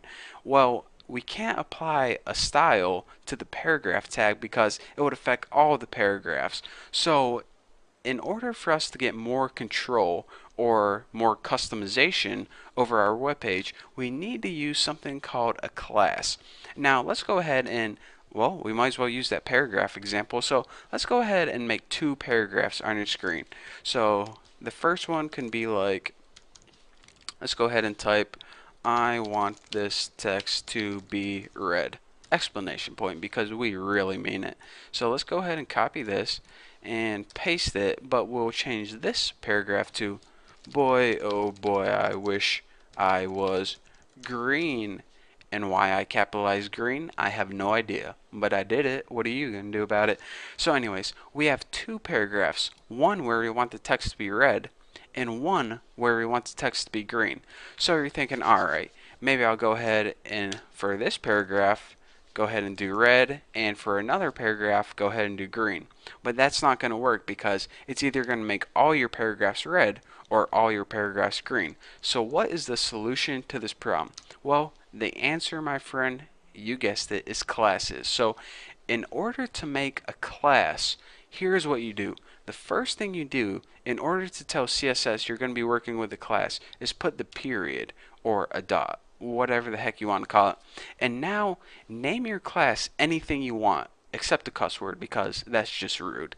So I'm going to name mine red text. By the way, you probably want to name it something descriptive. Don't name it like baked beans and applesauce because that has nothing to do with the red text. Name it something that you notice what it is. So anyways, go ahead and put your period and then write the name of your class and then inside your curly braces what you want the rule to be. I want color red. So anything that belongs to the class red text is going to have red text. Simple enough. So let's go ahead and add another class just so I can show you guys that you can name it anything you want. I'm going to go ahead and name this baby Green Goblins. That sounds like a name from what's that show? Legends of the Hidden Temple. But was Green Goblins even a thing? Let me see. Silver Snake, Purple Penguins or something. And Green Goblins. Might as well. Anyways, like I was saying. So now we have a class red text and another class green goblins. And let's go ahead and make the rule for green goblins. Anytime anything belongs to the class green goblins, their text is going to be, of course, green. Hence the name Green Goblins. So simple enough. So now you're saying, alright, let's go ahead and save this to see what happens. If we just refresh it, check it out. Our paragraphs are plain old because we didn't apply the class to those paragraphs yet. So in order to do that, here's what you need to do. For this paragraph, since we want this one to belong to the class red text, we need to add an attribute called class, and we need to set it equal to the name of that class. But don't include the period whenever you write it as your XHTML attribute. Just go ahead and drop the period and write the name of your class, which is red text. So go ahead and copy that and paste it in here. So now let's go ahead and save it, refresh, and see what we got. Now this paragraph is the only paragraph that belongs to the class red text. So this is the only paragraph that's going to turn red. So now you can see that we have some more customization. So now if we want this paragraph to belong to the class red text and this paragraph to belong to the class green goblins, go ahead and save this and refresh. We can see that this text is now green. So before this tutorial, we really had no way of segregating the 2 paragraphs. And you can make them any color you want. I chose red and green. Don't choose black and white because that's just racist. And anyways, like I was saying, we can now segregate the classes and add more customization to the same element, whereas before, when we had one element, we had one rule where it affected all the elements on the page, all the paragraphs on page, all the headers on page. They got the same rule. Well, now we can split them up, and for this example it wasn't really useful because I mean we could have just used span or anything. We could have even used div, but this is the most useful way. Anyways, what am I trying to say here? Later on, once we start developing websites that have like 100 of elements per page, this is going to be a huge help for you guys, and you guys will see later on just how helpful this is. So this is probably a tutorial that you want to put in your favorites because you do not want to forget about this one. So thank you guys for watching. That's all I have for you guys for this tutorial. So I guess I'll see you in tutorial number 31. What's up, people? Welcome to your 31st XHTML and CSS tutorial, and in this tutorial I'm going to be clearing up a lot of confusion that you probably have surrounding the div thing that I talked about a couple tutorials ago. So a little refresher, a couple tutorials ago I told you guys that in order to position elements exactly where you want on your web page, then you use something called div, and they're pretty much like boxes that you can move around the screen, and they let you make the layout a lot prettier than you could with just tables or just using plain XHTML. But you guys are probably thinking this: alright, Bucky, if I have a bunch of different boxes and they're all just called div, then how does the browser know what div I want to go where? Well, the answer is through the use of something called IDs. Now, ID is a lot like it's kind of a lot like a style, but it's different as well. You use IDs a lot with divs in order to position boxes at different locations. For example, if you had one div that you wanted to go in the top left and you had one div that you wanted to go in the bottom right, you would give them different IDs, and then you can tell your browser, I want this one to go in the top left and I want this one to go in the bottom right. So let's go ahead and make two divs first of all. So div and ending div, and let's go ahead and make another one right under it. And in the first div, let's just go ahead and write Bobby is the best. And under that one, write Hobart is the coolest. It doesn't matter what you write. Just go ahead and make them different. Separate but equal. What's that from? Quote it and you get a penny. So anyways, in order to change these divs and make sure that the browser knows that they're different, we need to create something called an ID for each one. So let's go ahead and create an ID, and in order to create an ID, instead of the period like we did before that we used with styles, or excuse me, classes, we need to write the pound sign. So pound sign whenever you create an ID, and now type the name of whatever ID you want, whatever name pops in your head. I'm going to type mine Bobby because I'm going to apply mine to this div that has a sentence and it has Bobby in it. So anyways, name it anything you want except a cuss word because that's rude. And now apply some styles to it, like let's make it easy to see, so let's give it a border. So border equals 2 pixels solid red. And now I'm going to throw you guys for a loop and add that position thing that we don't know what it means yet, but I'm going to clear it up in a few tutorials. Absolute, definitely spelled down right. Absolute, that's a little better. And let's go ahead and take this div and move it down 15 pixels. So top, move it 15 pixels from the top, and move it let's say 25 pixels from the left. So now what we have is an ID Bobby. Now any div that we give this ID to is going to be this position and have this border. So let's go ahead and make another ID right now, and we can do that by just copying this and pasting it and changing the ID name, and change this ID to Hobart, and change the border to green.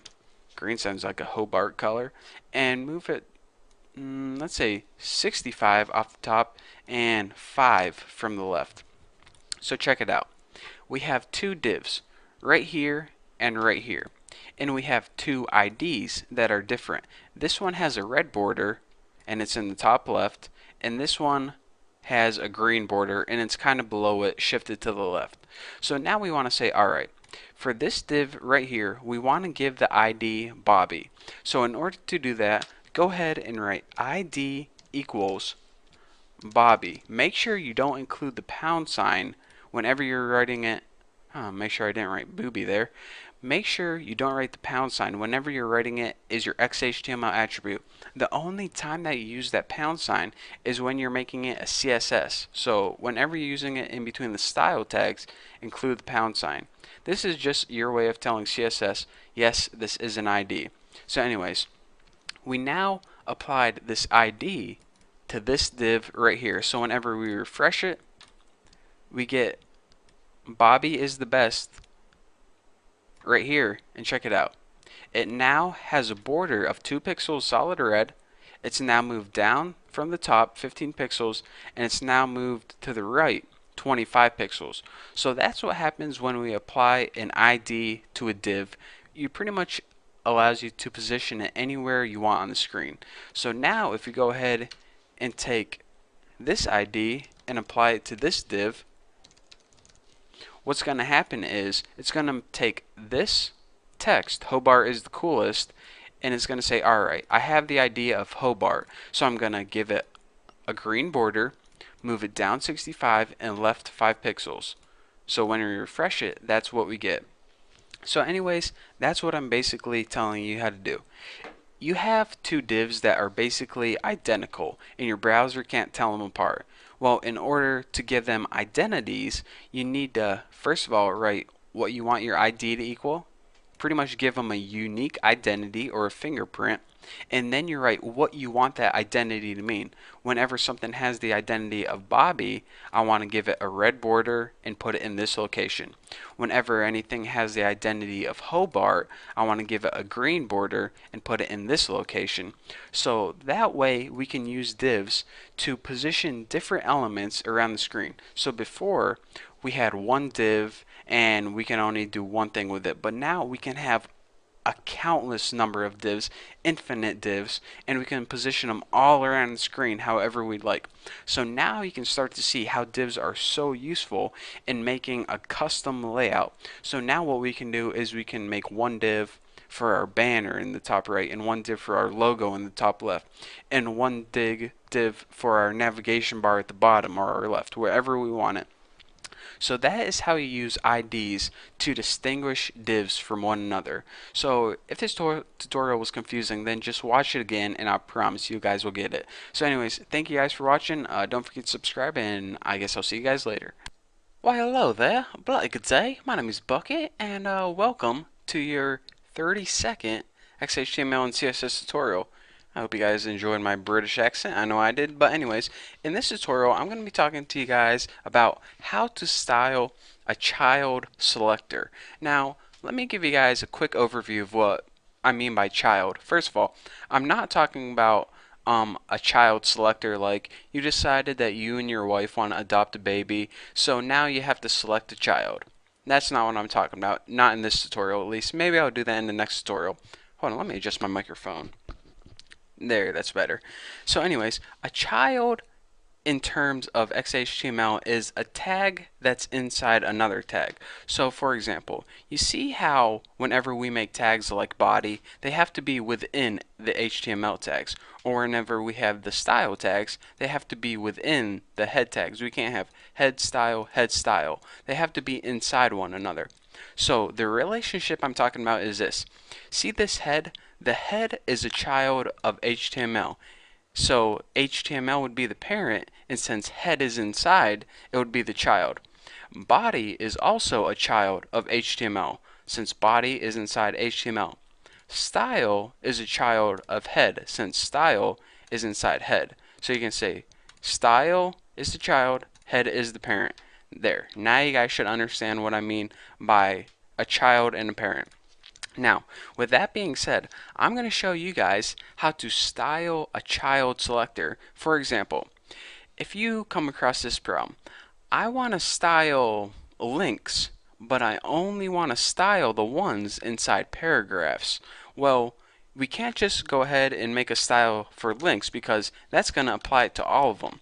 In order to say, alright, we want to apply it only to the ones that are in paragraphs, we need to do something special. So let's go ahead and first and foremost make 3 different links right here. Just go ahead and put like a href equals http thenewboston.com. And now let's go ahead and just write like first or something like that. So first of all, we're just going to have a regular link on the screen. Let's refresh this, make sure it works. And when we click it, it takes us to the greatest website ever, thenewboston.com. So anyways, let's go ahead and make 2 more. So first and foremost, we have a regular link on the screen, nothing special.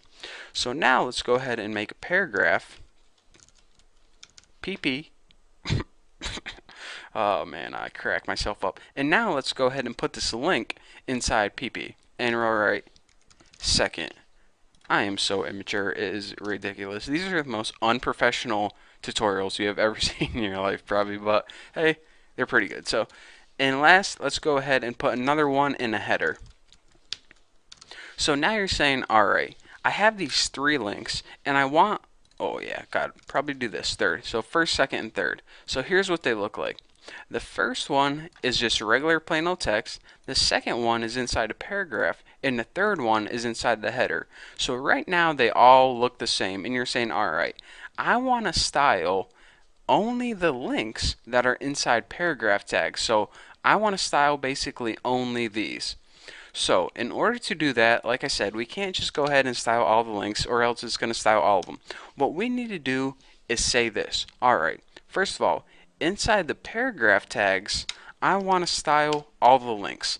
Now, let me, kind of put this in other terms.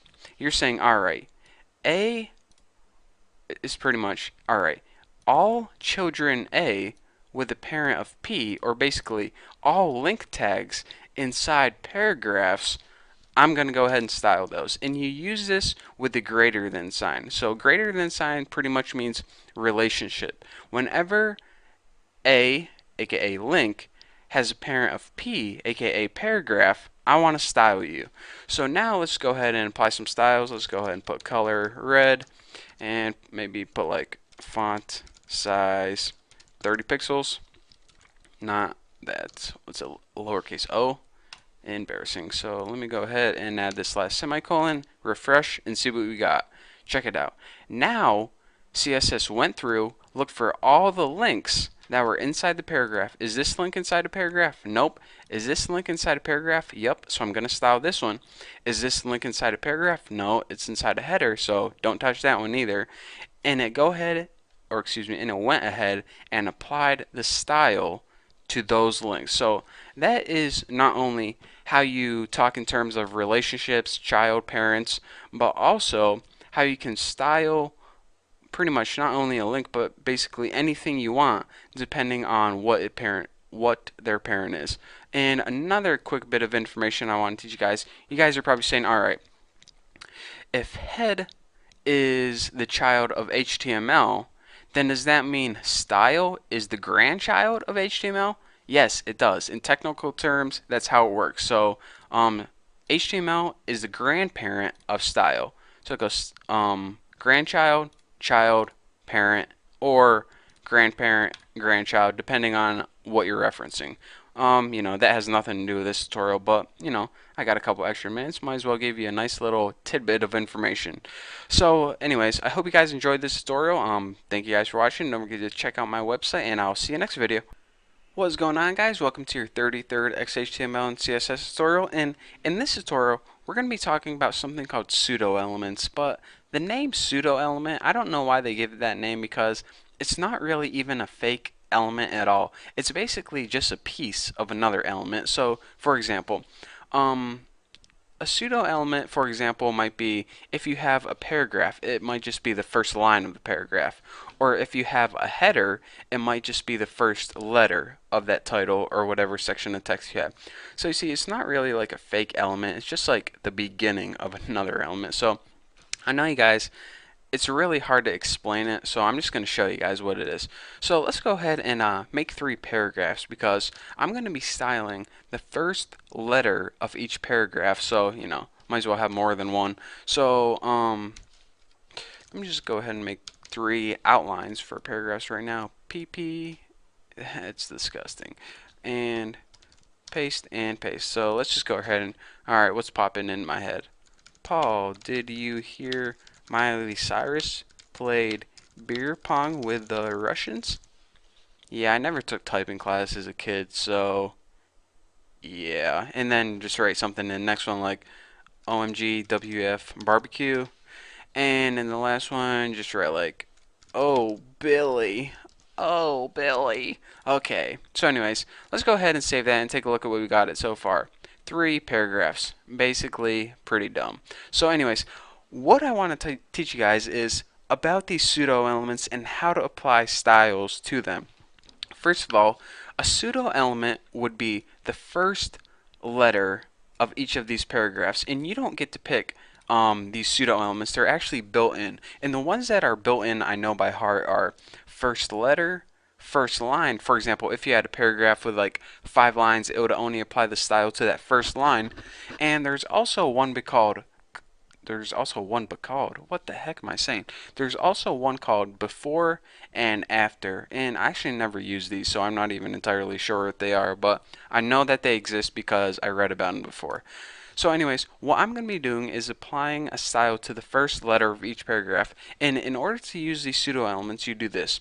Go ahead and type the main element that you want to apply, and then go ahead and add a colon and type the name of the pseudo element. Now in this case, it's first minus a letter.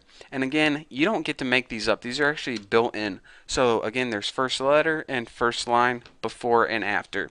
So now, whenever I apply a style, it's going to apply it to the first letter of every paragraph. So let's go ahead and, let's go ahead and make a style. So font, weight, bold. Good, and but like font size 30 pixels. I always choose 30 pixels. I'm not sure why. And just make it color green. That looks pretty good. And probably need that semicolon instead of a colon. Now refresh it, and let's see what we got. Now we have a style applied to the first letter of the first paragraph. P, O, and O, and it spells poo, so that's pretty nice. So anyways, that's what pseudo elements are, and that's how you can use CSS to apply styles to them. Now again, in this example it wasn't really useful, but you know, you get the idea. If you ever want to apply a style to make the first letter or first line stand out, this is how you would do that. So anyways, that's all I got for you guys for this tutorial. Thank you guys for watching, and I'll see you next video. What's going on, guys? Welcome to your 34th XHTML and CSS tutorial, and in this tutorial I'm going to be talking to you guys about something called an external style sheet, and this is definitely the most helpful lesson that I taught you guys so far. So far, if you only watch one tutorial, make sure it's this one, because it's going to make your life as a web designer so much easier. So anyways, wouldn't it be cool if we could have one set of styles, one set of rules that we can apply to our entire website, no matter how many pages we have on it? So for example, before, on this web page we would need to list all our styles. Turn paragraphs red, turn headers green, turn links orange, and then we go to this web page over here. Turn paragraphs red, turn headers green, turn links orange. And if we had like 500 different web pages, then that would just be a pain in the rear end. So anyways, wouldn't it be easy if we could just say, alright, we have this one main outline of styles that we want to apply to our entire website, every single web page. So we just go ahead and type use that style, use that style. It's a lot easier than trying to manage all those styles. And then say you have 500 pages, and then you decide, you know what, instead of red paragraphs, I want blue paragraphs. Well, looks like I'm gonna have to edit 5,000 pages. Instead, you only have to go to one location, change it, and it edits the entire website for you. So anyways, let me go ahead and make a simple website. In our body, let's go ahead and add a header h1, and just write like this is the index page. Biatch. No, don't write that. And anyways, go ahead and like add a paragraph. My name is Perry the Parrot. I am a paragraph. I don't see any typos. And last but not least, just go ahead and add a link. href. Just go ahead and link this to your second page. And click me. I dare you to. Biatch. Nah, you don't want to say that. So anyways, go ahead and take a look at our index. And actually, you might as well do this. Just go ahead and copy this, and on your other website, or excuse me, your other web page, I always get those terms mixed up. And actually, a web page is the individual page. Your website is your collection of web pages. So, you know, I get it mixed up, but now you guys know. So let's just go ahead and write, this is the, let's just write second page, and this link can go to index.html. And actually, this one can go to second.html. So now what we have is a simple website with two web pages on it. This is the main page, and you click this, and it takes you to the second page. You click it again, it takes you to the first page. Second, back to the first. Second, back to the first. A second, and back to the first. Yeah, I'll stop doing that right now. So anyways, like I was saying, and if we wanted to apply styles to each of these web pages, we can go ahead, and we already know how to apply styles using CSS, so we can go ahead, throw those style tags in there, and go make a rule for the heading, the paragraph, and the link. Then we can go over here, make a rule for the heading, the paragraph, and the link. But if we wanted to edit it, then we would need to go back, edit here, need to go back, edit here, here, then here. I'm getting a headache already just thinking about it. So let me show you guys a super easy way that's gonna, you know, it's gonna fix your life forever. So don't even touch these files right now. Go ahead and click File, New, or you can just go ahead and click this button right here to get a new, and it's gonna make you a new file. Now, here is where we're gonna put all of our styles, but you don't need that style tag like that. The only thing you need to do is paste in all of the rules that you want. So for example, for our header 1, let's just go ahead and make this green or something. Just make something noticeable that will stand out. Now for our paragraphs, let me just think of a couple things real quick. Font, family, Tahoma, I think that's how you spell it.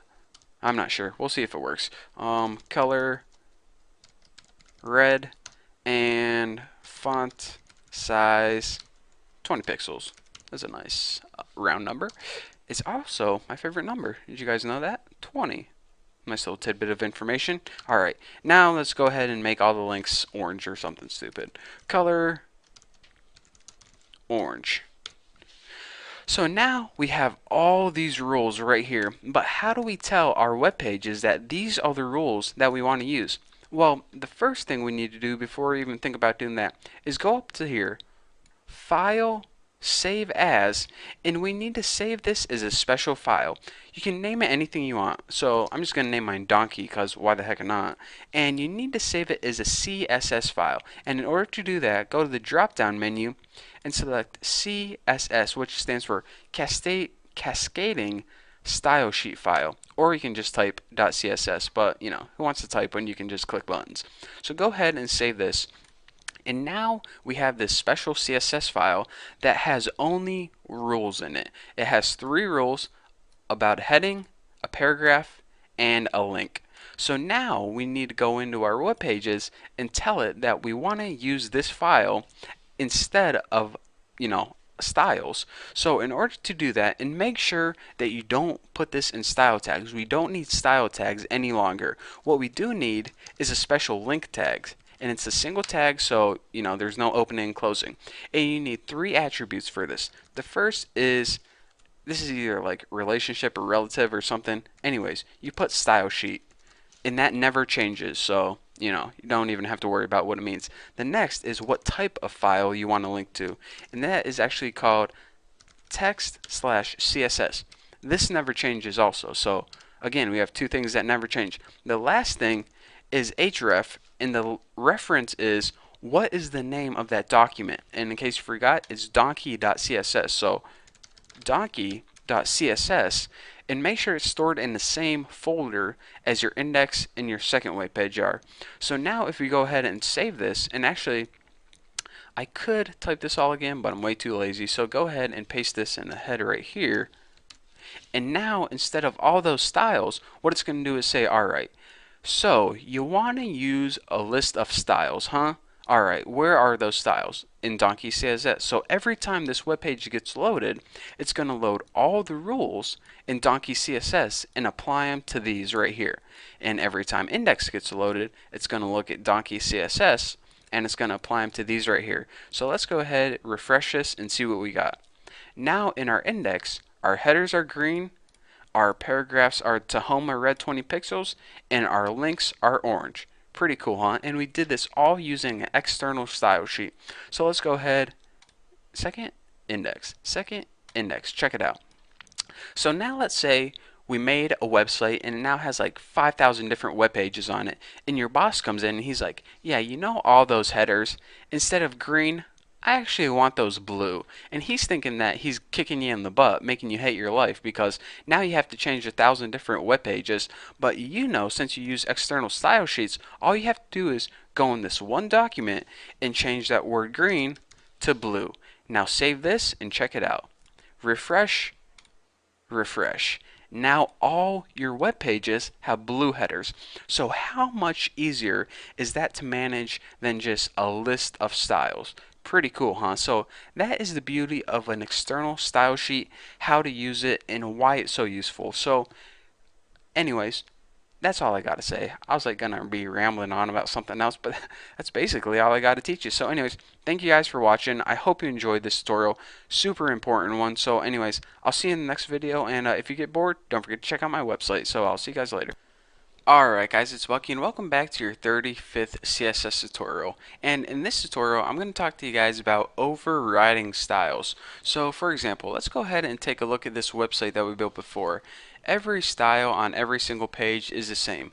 But what if you come across a situation where you have all your web pages the same, but there's one web page that you might want to do a little something different. Maybe you want all the paragraphs bigger, or maybe you want all the headers to be a different color. Well, you don't have to you know, throw fit, because there's a simple way that you can override the styles on an external style sheet using the old style tags that we learned before. And this is where the term cascading comes into effect when we're talking about cascading style sheets, or yeah, that's what they're called. So anyways, in order to override a style, let's go ahead and take a look at our main styles first. We have our headings blue, our paragraphs red, and our links orange. So say, for example, on this page, instead of our headings being blue, we want our headings to be green. Well, in order to change all our headings to green, all we would need to do is this. You know those style tags that I told you guys to take out before? Well, go ahead and throw those in again. Style, and of course, remember, type equals text CSS, and go ahead and put the ending style tag in there too. And now go ahead and write your CSS rule. So for example, if we wanted to change header ones, go ahead and change this to color green. And now check this out. Even though we have an external style sheet saying that our headers are supposed to be blue, we went ahead and we overrode that by throwing in this internal style tags in our web page right here. And now when we go ahead and refresh the website, instead of having blue headers, we now have green headers. So the point I'm trying to say is this.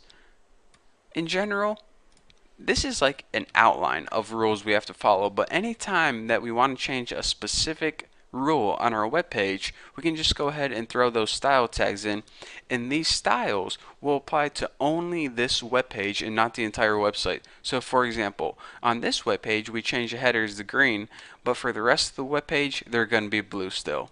And that brings me to another point. The concept of cascading is this. You're going to get all your rules right here, just like you imported them, just like you typed them in directly there.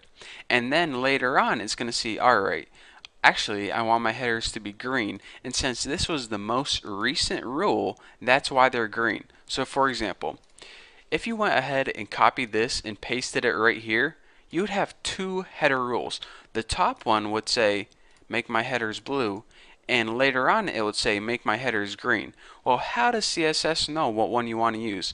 The way it determines what one you want to use is it looks at the most recent rule. So check this out. Maybe this will help clarify things. If I go ahead and copy this and paste it in at the top right there. Let me give you a little space to work with. Check it out. Now we're saying, alright, make our headers green, but later on we're telling it to make our headers blue. So what happens when we save this? Go to the index page and refresh. Our headers are now blue. So why are they blue now even though we have this style tag in this web page? It's because you told it to go green first and then later on you told it to go blue. So since blue was the most recent, that's where it went.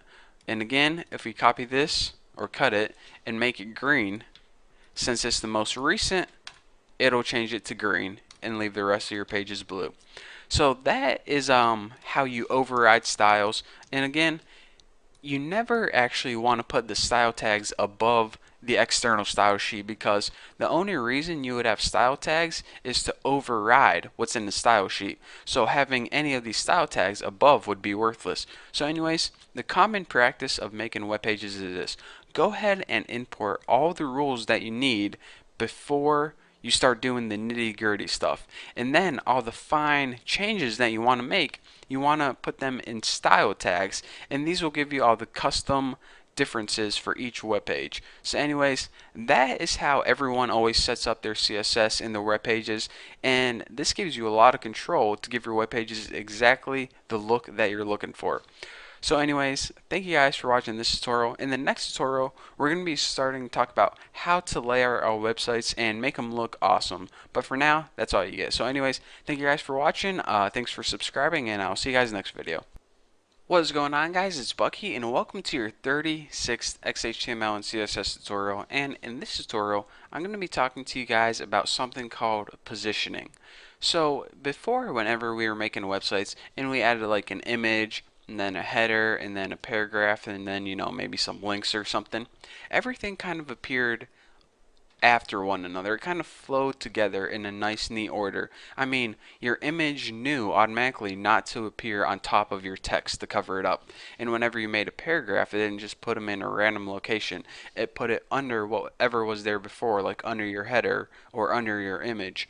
So everything kind of flowed automatically. But while this is good if you're going for that, you know, kind of boring, organized look, it didn't give you a whole lot of control over the layout and look of your website. So in this tutorial, I'm going to teach you guys how to change all that using something called absolute positioning. Now, let's go ahead and look at an example right now. So I'm going to make two divs, or aka two boxes on the screen, and I'm going to show you guys how to move them around exactly where you want them. So let's go ahead and make a div with an ID of, I don't know, apples, and just go ahead and end that div. Let's add some text in it. I am the apple box. Isn't there a cereal like Apple Jacks?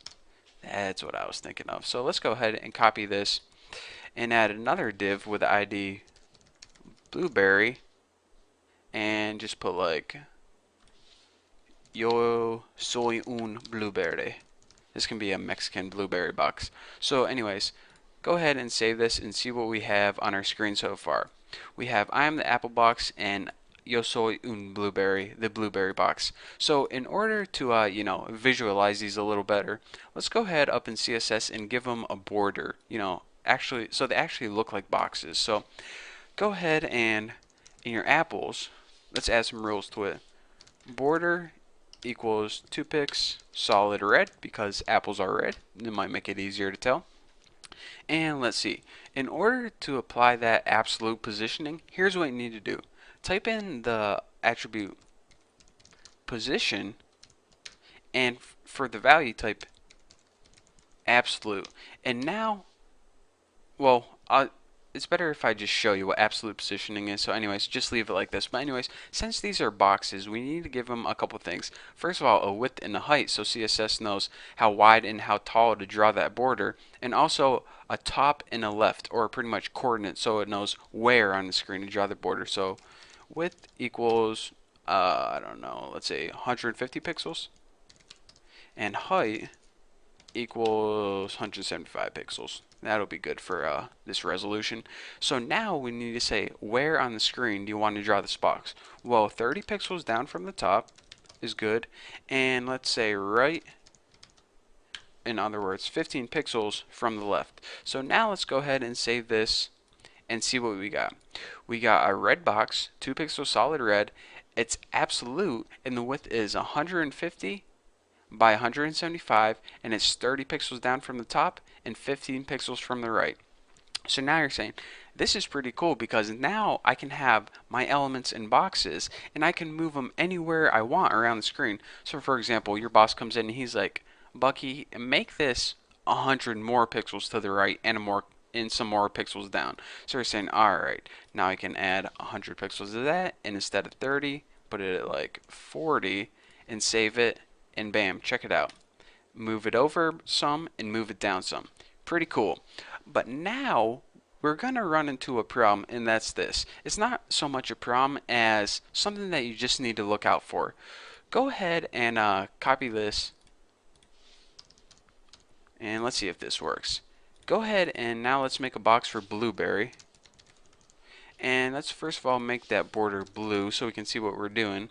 And make the width, I mean, those look pretty good. So change this to 30 and, 15. Whoa, easy hoss. So now in our blueberry box, we have a blue border. The position is absolute still.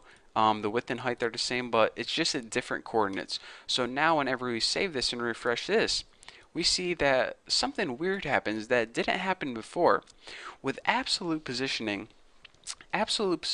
basically says, alright, I'm going to give you complete control over where to place your elements, but I don't care if any other element is in my way. I don't care if any other box is in my way. If it is, I'm just going to overlap it, F it. I only care about myself.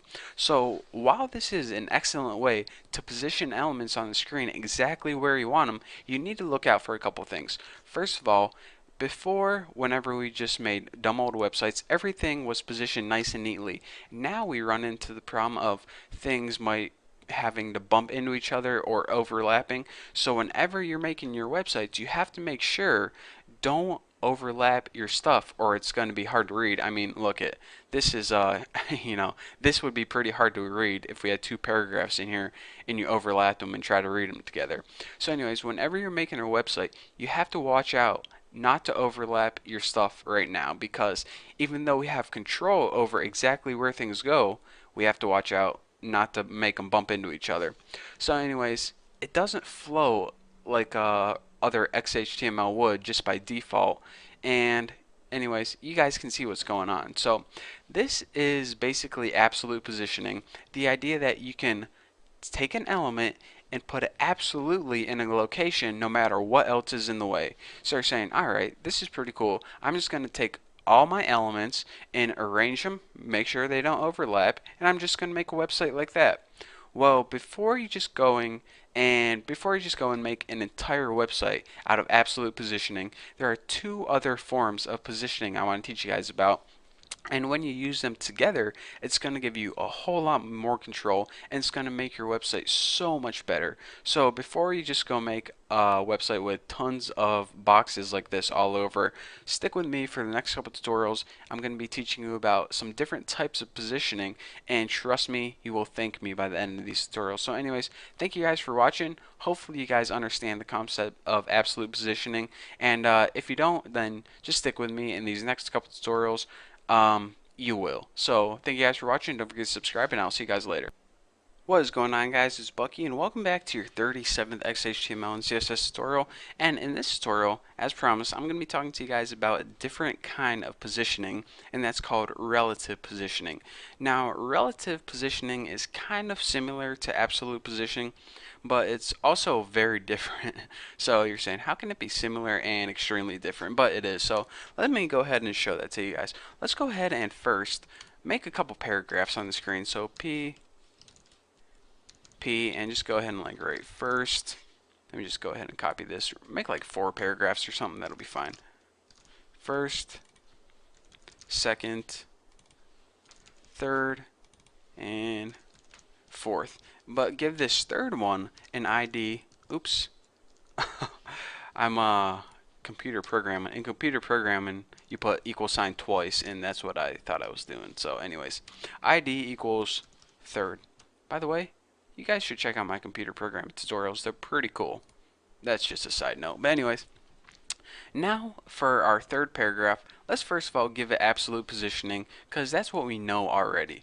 So in order to do that, go ahead and make your ID third and go ahead and give it a border of like, whoa, definitely spelled that wrong. Border 1 pixel solid green.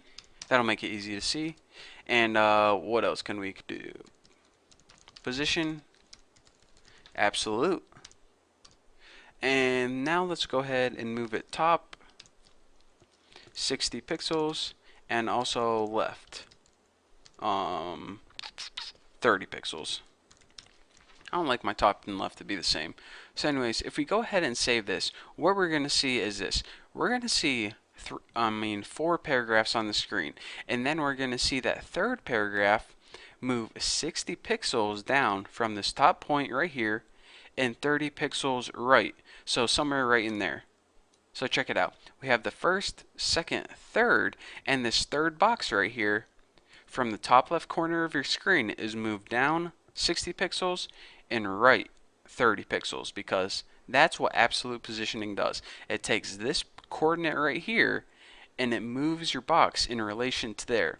So let's go ahead and now, instead of absolute, type in relative and save this, and look how it changes. The box is now down more and over to the right the same. So we're saying, alright, what exactly is going on? Because this is kind of confusing. So instead of 60 pixels from the top, it's now a lot more. So why did this happen? Well, relative positioning is different than absolute positioning in the idea that instead of moving it absolutely from the top left point right here, it moves it in relation to where it would normally be. So instead of having the origin right here and moving 60 down 30 across, the origin is wherever it would be normally, which is somewhere right in here, and from that point it moves it 60 down and 30 across. So that's why it's actually more than 60 pixels down from the very top of your screen. Again, if I was to move this absolutely, it would be 60 pixels down from the top and 30 pixels over. But since I'm moving it relatively, it says, alright, you started out, well, let's go ahead and get rid of this, cut this. So you started out right here by default. So here is your starting point right here. And now you have this CSS rule that says, I want to move this 60 pixels down from where I was relative, and also 30 pixels over. So it's going to take it from right here, move it 60 down and 30 over. So that's why it ends up right here. So anyways, that's the difference between absolute and relative. Absolute moves it from the top left point on your screen, and relatives move it from where it was in relation to the rest. So now you can see that we come across another problem that it doesn't really help to, you might be saying, alright, I'm just going to make everything relative then instead of absolute because relative is better. Well, we come across this problem. You see, instead of just taking this piece out right here and continuing the flow where first, second, fourth, instead of just moving this fourth up and filling in the gap, we now have a space or a gap of where that box used to be right here. So with absolute, we came across the problem of things overlapping. And now relative, we come across the problem of whenever we take something out from the natural flow, we have a huge gap of where it used to be, and it doesn't look like anything really fits in there. So anyways, keep those in mind whenever you're using these two different types of positioning. And by the way, let me say this. People usually don't lay out a web page all absolute or all relative. This isn't like a choice where you choose one or the other. Yes, you can make an entire web page all absolute or all relative, but you usually use them in conjunction with one another. For example, you might have your outside box relative and every inside box inside that would be absolute. That is a common technique that people use. But anyways, I just want to, get that in your head, because in case you thought I was teaching you guys the different ways of laying out a website, don't think like that. Think, how can I use these techniques together in order to give my webpage the look that I need to achieve?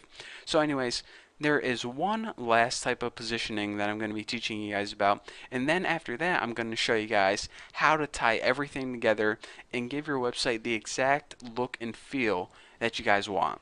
And it's going to be awesome. You guys are going to be making beautiful websites in no time. So for now, thank you guys for watching. Don't forget to subscribe, and I'll see you in the upcoming videos.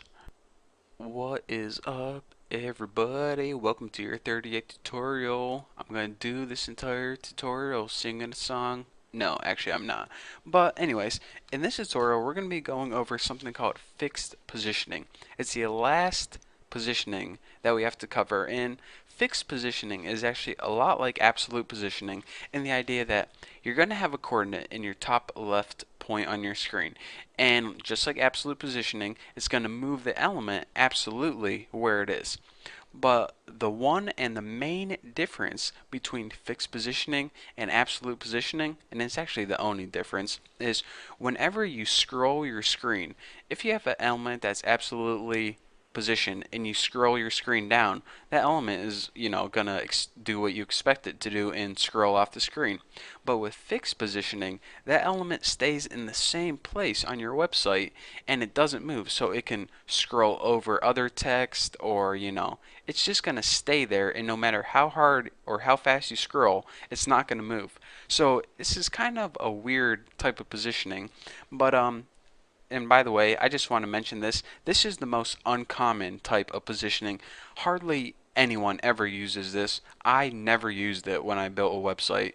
But I have to tell you guys about it because I just can't, skip over a topic. So let's go ahead and make a bunch of paragraphs. So paragraph and ending paragraph, and let's just write, I am the Sandman, let me in. Easy, Metallica, something like that. It actually says I'm the Sandman, let me in. So let's go ahead and paste this a couple times, and let's just go ahead, copy this, paste that, and hey, why not a couple more? So now just go ahead, and why am I doing this? Well, I just want to have a website where we can actually scroll down.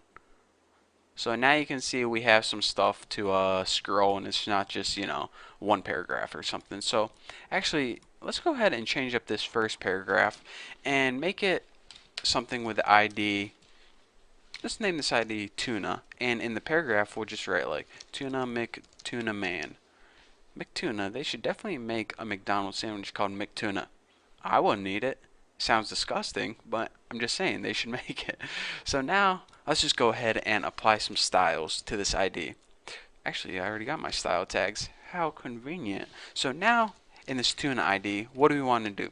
First of all, let's go ahead and give it a border of like border 2 pixels solid green, I guess. Why the heck not? Something that's easy to see. And now position, let's go ahead and write fixed. Just like that. And now let's go ahead and give it coordinates. So you're beginning to see that this is basically the exact same as absolute positioning. The only difference is that instead of absolute, we write fixed. So now let's go ahead and give it left 65 or 64 pixels. Who the heck cares? Save this, refresh, and see what we got. Now our first paragraph is in a box that's I probably should move this over more, but I'm not gonna. Way too lazy for that.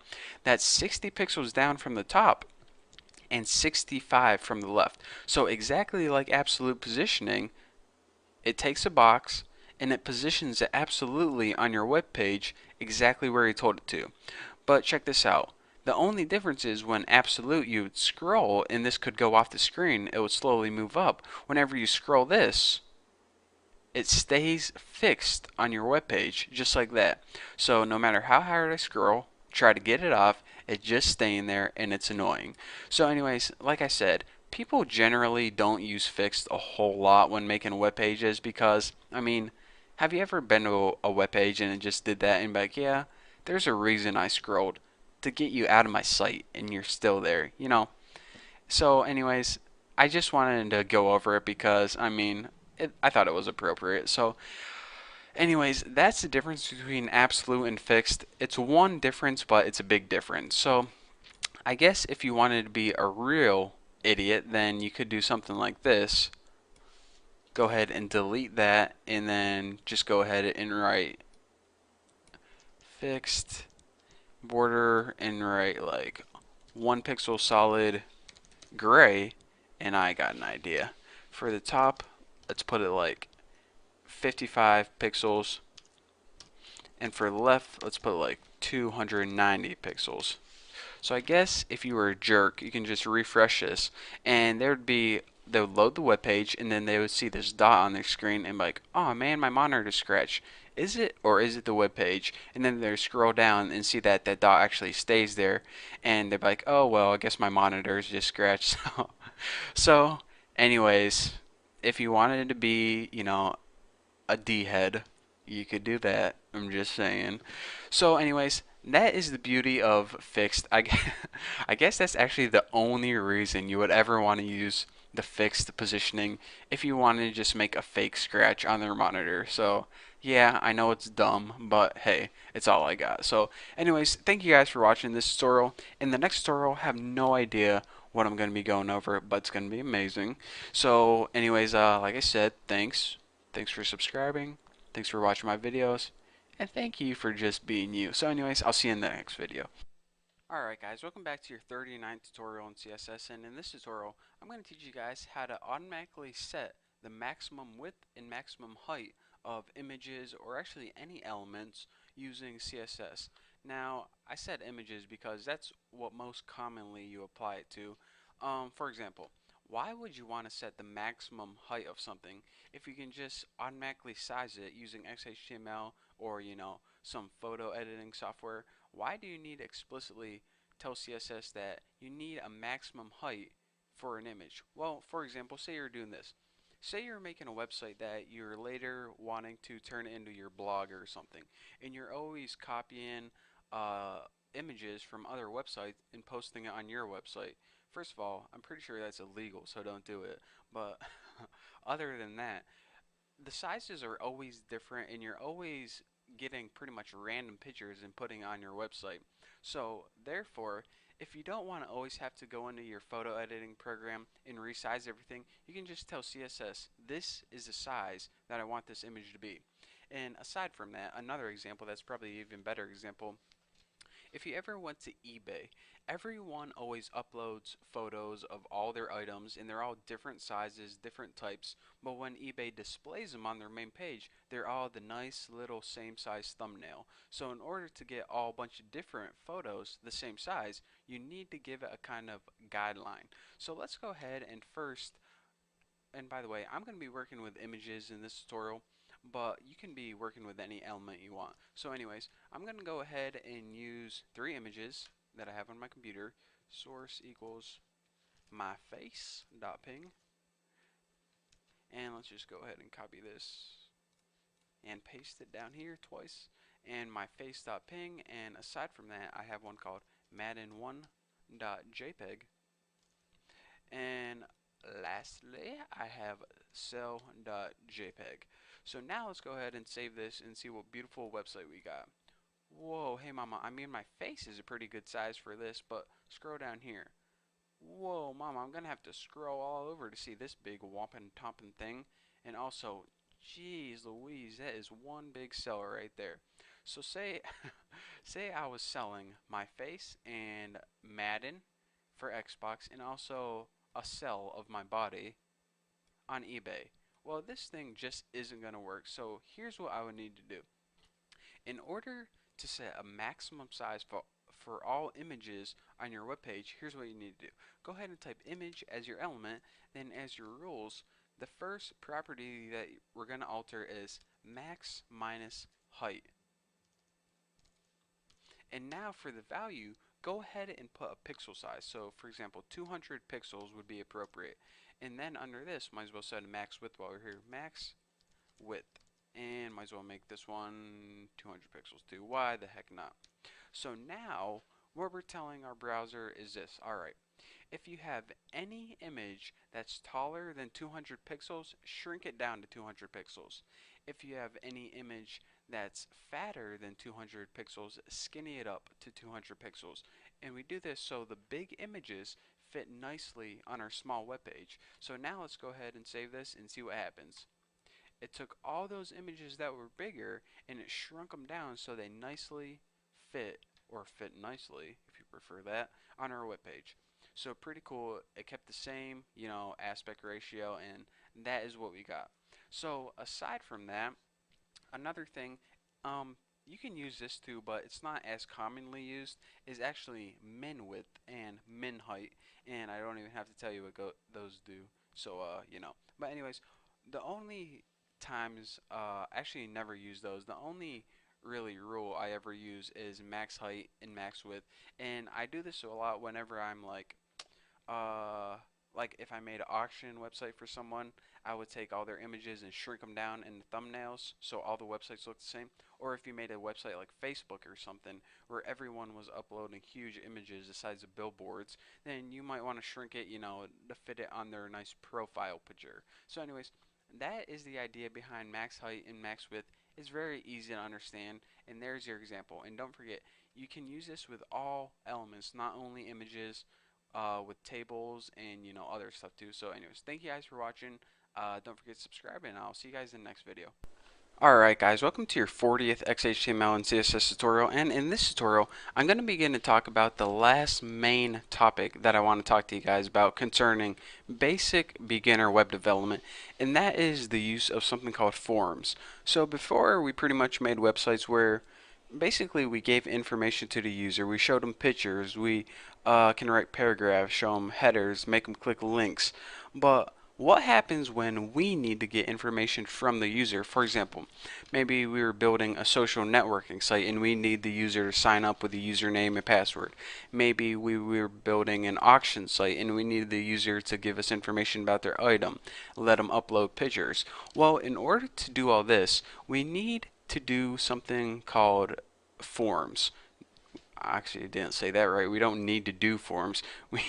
We need to utilize the use of forms. Now, a form is basically the way you input data to give to a website, and this includes typing in your username, uploading pictures, selecting items from a drop-down list, clicking radio buttons, checking options.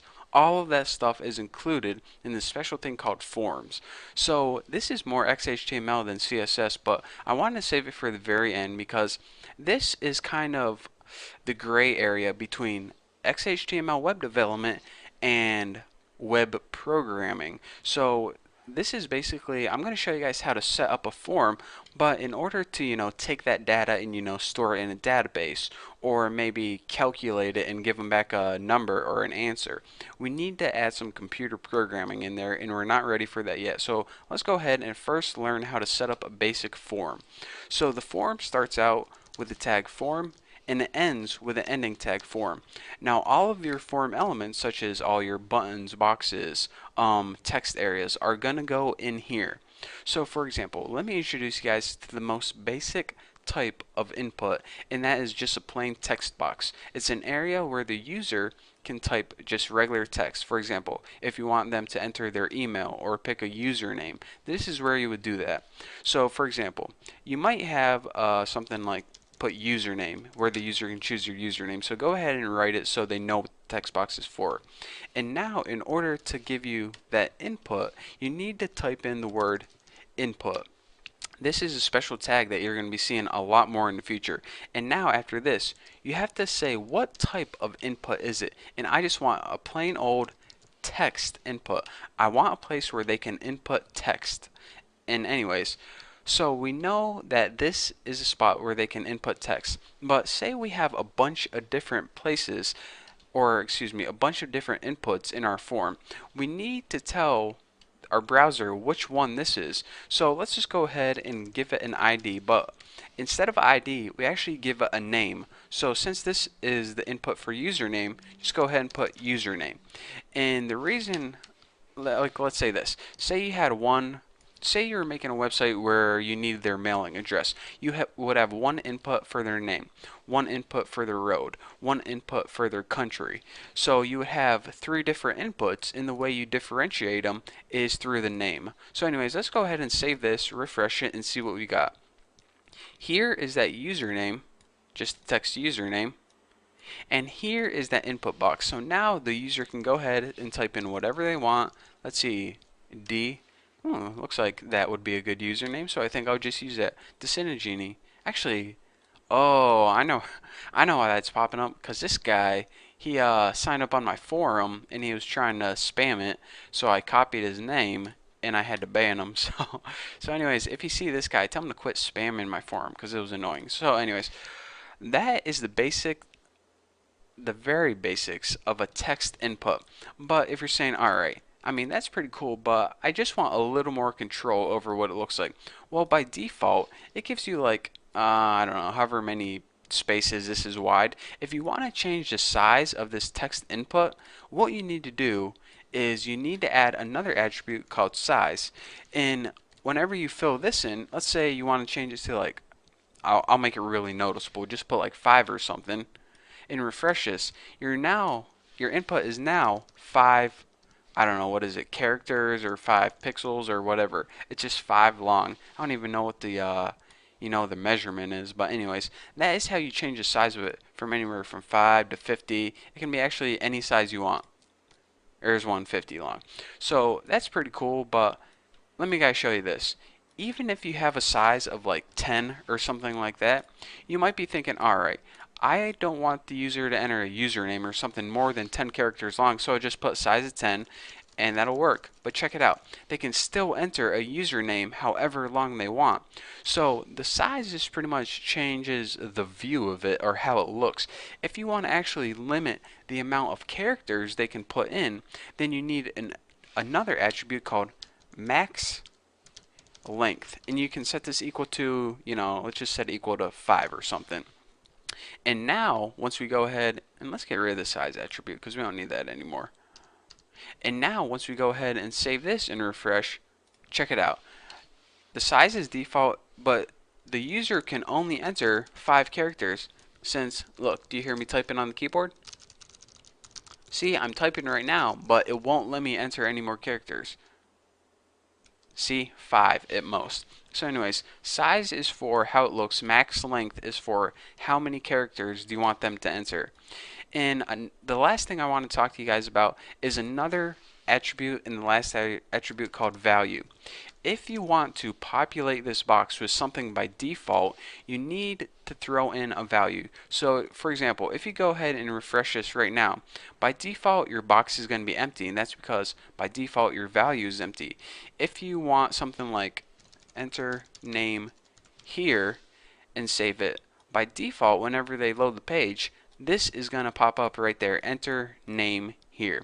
So you can, if you want to give them a description of what they're supposed to do on that text box, I usually put something to the left hand side, and that's usually good enough.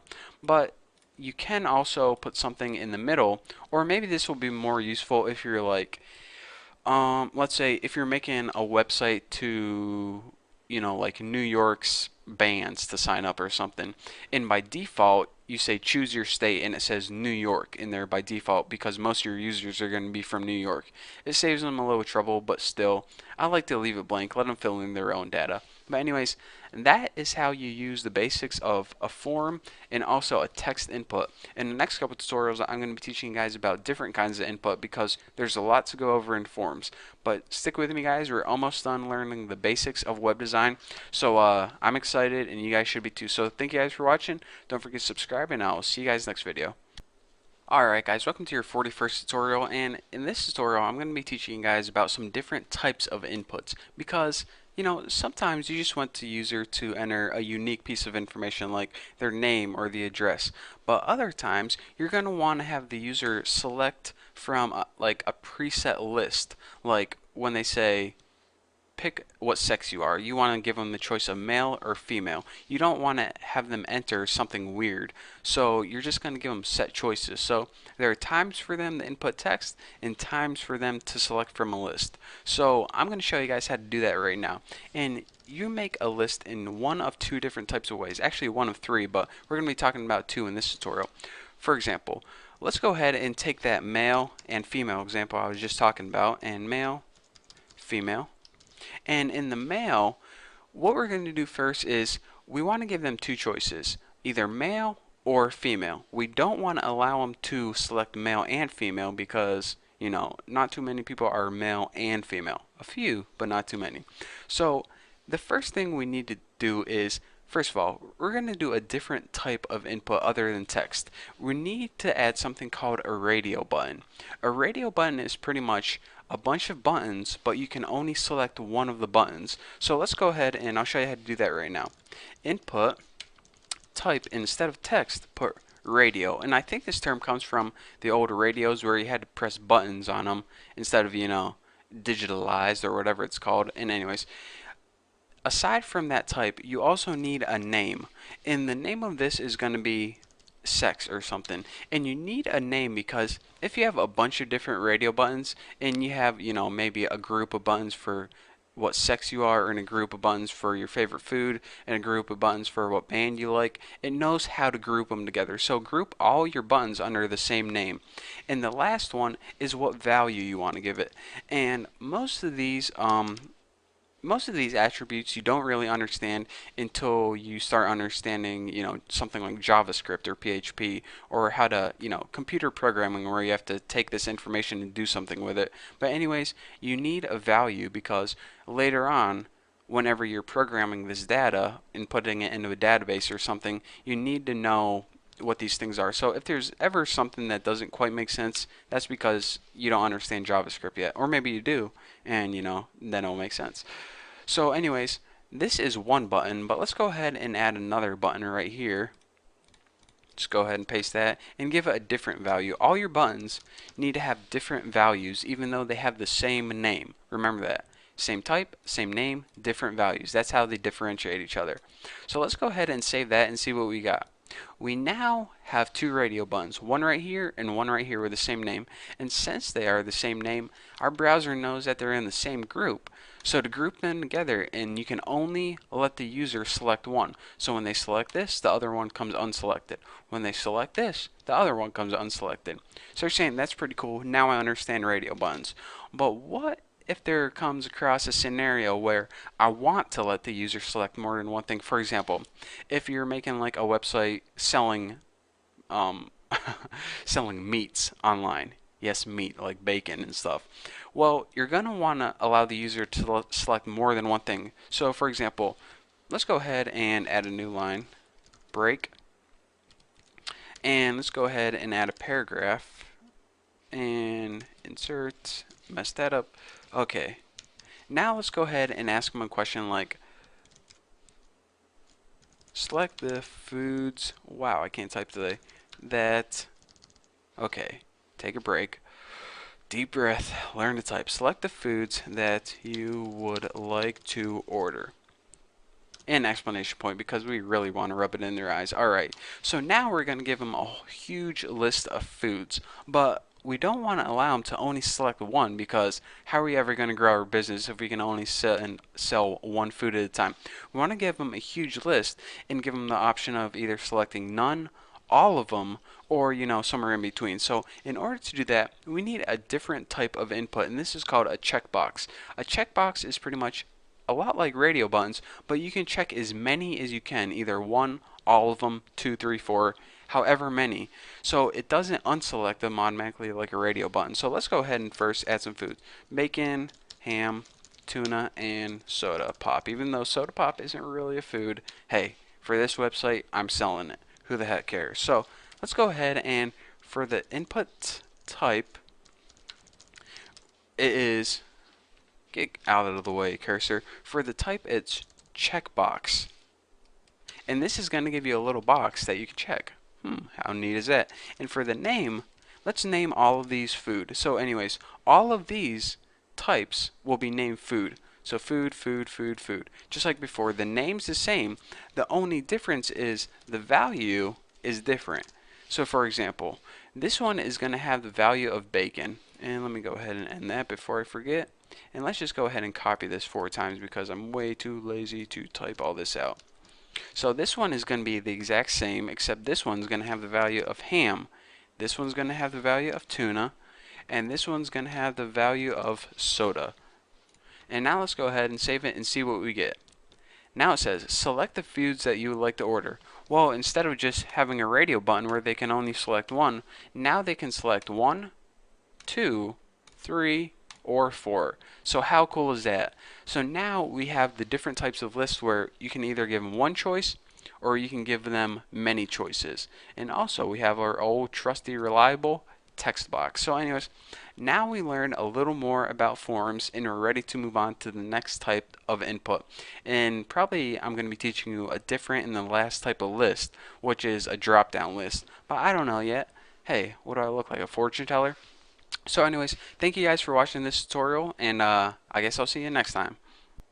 Alright guys, welcome to your 42nd tutorial, I believe, and in this tutorial we're going to be finishing up talking about lists. So before we learn how to make checkboxes and radio buttons, but as you could see, whenever we had something that had like 50 choices to choose from, it could get kind of clustered on our webpage. For example, if we had to choose from like what state we lived in, we don't want to give them 50 radio buttons. Or if we had to select, I don't know,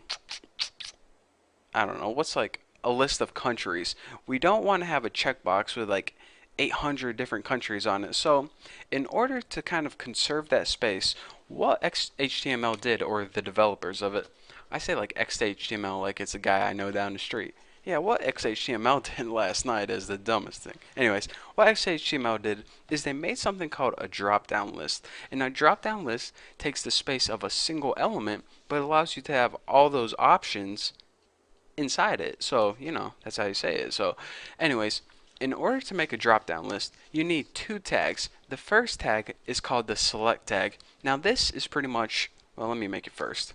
Select, whoa, that's not how you make it. Alright. Select and ending select. Now all of your options, like all your states, all your names, all your countries, are going to go in between these two select tags. This pretty much defines where all your options are going to go. The thing is, it takes one attribute, and that's the name. And that is because if you have more than one select list, it needs a way to identify it. So I'm going to name mine like, let's make a list of activities that you can do today.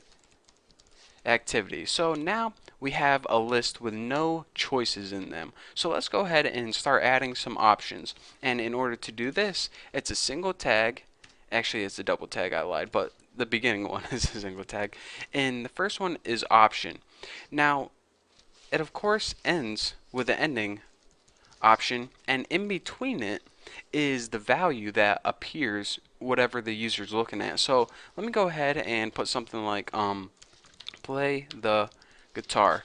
And now option takes one attribute by default, and that's the value. So value equals play. So now let's go ahead and let me show you guys an example of what I'm talking about. When I say what the user sees, I'm talking about this right here. So now, you know, you're not in the dark wondering what's going on whenever I make the rest of them. So this text in between here is basically what the user is going to see. This value is whenever you're programming this data later on, that's what the programmer sees, or that's what's stored in the database. That's behind the scenes stuff. But anyways, this is what we really have to worry about the presentation right now. So anyways, we have one option here, and that's play the guitar. So let's go ahead and make like 4 other ones. So paste, paste, paste, paste. So what other activities do I like to do daily? Maybe you could do comb your hair. By the way, what website would ask what you're going to do today? Oh yeah, Facebook and Twitter and every other website in the world. But anyways, what else could you do? I guess you could comb someone else's hair. I guess if you really wanted to. Okay, 4th thing. Let's say teach a possum. Some people spell possum like this. O-P-O-S-S-U-M. Like a possum. Who says that? Is that even how you spell it? Is that even how you say it? I don't know. Someone leave me a comment and tell me. And the last thing, let's think of something easy. Shave. Why not? So now we have to change the values. Your, someone else's. These values don't really matter. We're not even using them. Possum. Maybe there's an O at the end. And shave. So anyways, now we have a list of drop down. This is basically your drop down list, and we have 5 different options inside. Play the guitar, comb your hair, comb someone else's hair, teach a possum to tango, and shave. So let's go ahead and save this and see what we got. by default, it's going to be the width of the longest one, and that is because whenever you drop down you want to be able to read it. And also by default, it's going to be the first option that appears in your list. So by default, play the guitar is selected, but say they go to the site, and you should probably include one of these. What do you want to do today? Question. So then they know what the heck they're choosing, and then they can go in the drop down list and say, I want to teach a possum to tango, or I feel like shaving today. So now you have this awesome website with 5 different things that they can do. So anyways, that is the basics of a drop down list and how to create a basic drop down list with as many different options as you want. And don't forget to add the unique value, because later on, whenever we're learning JavaScript and PHP, we're going to know, how to differentiate them. So anyways, thank you guys for watching. In the next tutorial, no idea what I'm going to cover, but probably more about forms. So thank you for watching, and I'll see you next tutorial. Welcome back, guys. Welcome to your 43rd tutorial, and in this tutorial I'm going to be talking about another form element, and this element is actually called a text area. Now, a text area, the most simple way I can put it is, those single line text fields that we had before? It's just a big text field. Now, what is the point of having a text area then? Well, certain times when you're making forms, you're going to kind of want to push your user into leaving more than a single line of text. For example, if they're like on a dating website and they need to leave a biography about themselves, or maybe they're posting an ad on eBay and they need to write a description about their item. This takes more than a single line of text. So whenever you want the user to enter like one word, give them a single line of text. But whenever you want to have them enter like a couple paragraphs, you're going to need to give them a text area. So that's what we're going to be doing in this tutorial. So the first thing that I want to teach you guys is exactly how to add that text area, and you do that by using the tags. Can you guys guess? Text area. And you also end it with, can you guys guess this? Text area. Now, of course, just like every other tag, not every other tag, but every other form element, it takes the name, and let's go ahead and make that dating website. We'll have this area be the biography. And by the way, by default, it has, you can have text in it like type something here. And whenever you save this and refresh it, that is the text that appears in the text area. But in general, you probably want to put something about it like, tell me about yourself, right there. So now, whoa, actually, not right there. Embarrassing. So tell me about yourself. And then go ahead and add a line break so it doesn't look weird, and refresh it and check it out. So this would be, the startup of an awesome dating website where, you signed up and now you got to fill in your biography, telling them, bragging about yourself, and, how much money you make and how good your eyes look. So, you can go ahead and delete this and start typing. But, you're the designer of this website and you say, this is not nearly enough space for me to brag about myself. I need this to be wider and taller. Well, thank God you got me, because I'm going to show you how to do that. Unlike height and width, this attribute is a little bit different. It's actually made up of rows and columns. Now, the exact size of these rows and columns, I'm not even sure of myself, but I think they differ from browser to browser. But anyways, if you want it to be taller, you need to change the height of the rows. I think it must be like 2 by default. So let's go ahead and push it up to 8. And now let's save this and refresh and check it out. Our text area now gets, why is this little thing right here? Whoa, I didn't even know you could do that. That must be something new in Google Chrome. That's pretty cool. This is my first time figuring this out. Anyways, by default you see that the rows get taller. Really? Texting me in the middle of a tutorial. Let's see who it is. Embarrassing. I'm not even going to tell you guys who that was because it is too embarrassing actually. So anyways, rows changes the height of it, and change the width of it, just go ahead and put COLS. This stands for columns, but who the heck wants to type out columns? Evidently not the people who made this up. So let's go ahead and change this to 40 or something and save it and see what we got. Refresh it, and now it's 40 columns, however long a column is wide. So now you can see that this is probably enough area for me to give them a good biography about myself. So what can I say to persuade the ladies to date me? Well, my name is Bucky and I have an overactive bladder. That would probably persuade them. And then I'll, throw in the punchline. Want to get dinner sometime? So this is usually when I go out. That's the line I usually use, and it works about 100% of the time. So, if you ever get stuck, you can use my line. So, you're welcome for teaching you about text areas, and you're also welcome about giving you a good pickup line whenever you go out to clubs and stuff. So, anyways, that's all I have for you guys for this tutorial. So, thank you guys for watching. Now you know about text areas. Now you can move on. You have my blessing. So, yeah. Don't forget to check out my website, check out my other videos, and I'll see you next video. What's going on, guys? Welcome back to your 44th XHTML and CSS tutorial. Your 44th tutorial. That is a lot of tutorials. I bet if you took all these videos and strung them together, then you can make a full-length movie. But then again, who the heck would want to watch a movie about this? I wouldn't even watch a movie about this. But anyways, in this tutorial, we're going to be covering two different types of input fields. The first one is the password, and the second one is the file field. And that's how you upload files. For example, if you want to make a website like Facebook or something, and you wanted users to be able to upload files of pictures of them getting wasted, and then, doing illegal things that their bosses shouldn't see, this is what you would do. So let's first of all learn how to do the password field. So go ahead and type password right like that, and now of course we need the same input tag as before, and go ahead and end it right now. But instead of text or text area for type, we're going to go ahead and put password in there. And whenever we do that, and whenever this field appears on our screen, it's a little different than text, but it has all the same attributes. It's the same in the sense that you can use, size, max length, just like you could do text. But it's different in that whenever you type in it, it either gives you little bullets or little asterisks that cover up what you're really typing.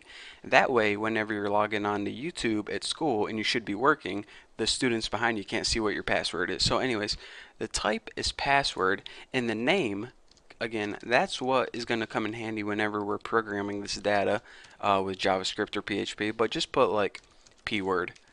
That looks good enough. So let's go ahead and actually save this right now and see what it looks like.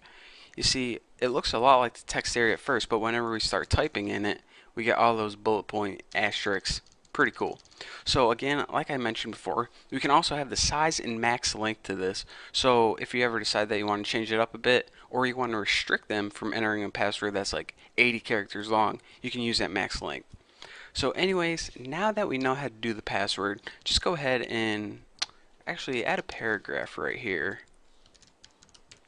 And just put something like, now submit a file, because we're going to be working with a file input next, and we want to give them a little input of what to do. So go ahead and add a paragraph, just give us some spacing, and now we are ready to begin. So crack your knuckles and check it out.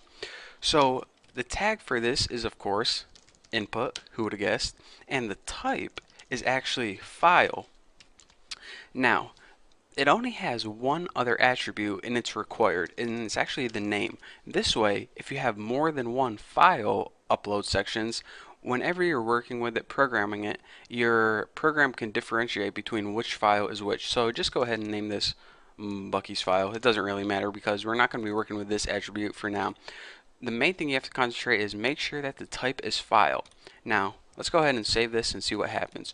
Whenever we refresh our page, it gives us a little button, and whenever we click that button, it opens up our Windows Explorer, whatever heck this thing is called, and it allows us to choose a file. So we can choose a file by either double clicking it or just hit open, and then we don't have a submit button yet because I didn't teach you guys about that, but whenever we do and they hit submit, it allows us, or excuse me, it allows them rather to upload their file to the web server. So that way they can transfer their pictures onto the web, or maybe if you have to submit homework for a class and the teacher might include this in their web page, something like that. But anyways, that's basically all there is to cover with file uploads. Again, I said that those are the only two attributes because you don't really have a size attribute because that doesn't really make sense. You don't have a max length, because that doesn't really make sense. The only thing that you might be wondering is, alright, I don't want them uploading a file that's like 1,000 gigabytes big. So if you want to restrict this, you can't do this using strictly XHTML. You need to do this whenever you learn JavaScript, PHP, all those other scripting languages that you guys might know, but you probably don't know yet. So you're going to have to stick with my other tutorials if you want to learn how to do that. But for now, this is all you have to remember. And don't forget, you can't use size or max length. And also, if you want to upload multiple files, you can't click this button once right here, and you can't choose a bunch of files. If you want to upload multiple files, you have to give them multiple buttons. It's a little different than a regular program, but that's what XHTML did. So who's ever making XHTML, blame them. They made the rules, not me. So anyways, that's all I have for you guys for this lesson. I'm gonna go check the score of the basketball game, and in the next video, I'll let you guys know who won. So thank you guys for watching, and I'll see you next video. Alright guys, welcome to your 45th XHTML tutorial, and before I start, I want to say that today, March 13th, 2011, Duke has just beaten UNC 75-58. So if you're a Duke fan, congratulations. If you're a UNC fan, I'm sorry. If you're watching this video like 2 years later, then this is history. What do you care? So anyways, let's go ahead and get to the tutorial. It's time for me to stop talking about basketball, and let's go ahead and say we're making a form right here, the perfect form. And now it's time to add, why is this so, my screen looks like a dull for some reason. Shouldn't it be brighter? If this tutorial looks like not as bright as the other ones, then let me know, because it looks that way to me.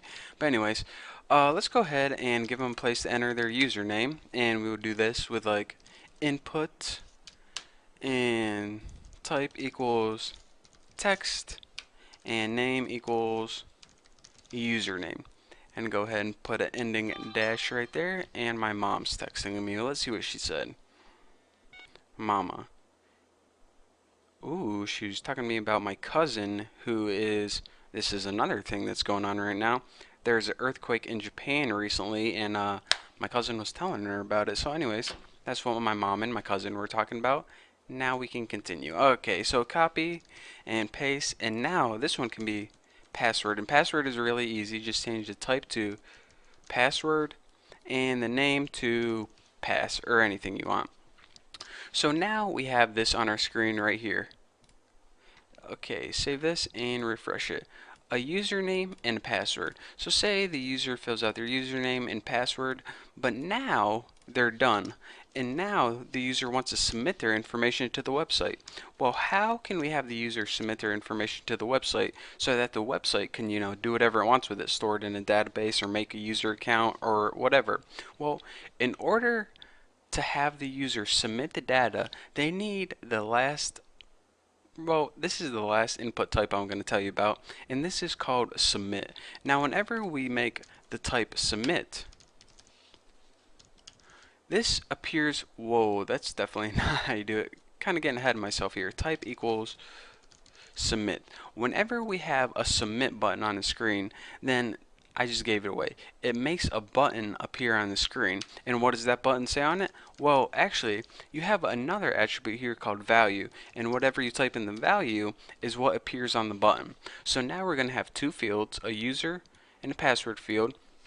In this input type submit, this means make a submit button, and what do you want to say on it? Submit with exclamation point at the end. So go ahead and save this and refresh and check it out. We now can enter a username and password, and they hit submit.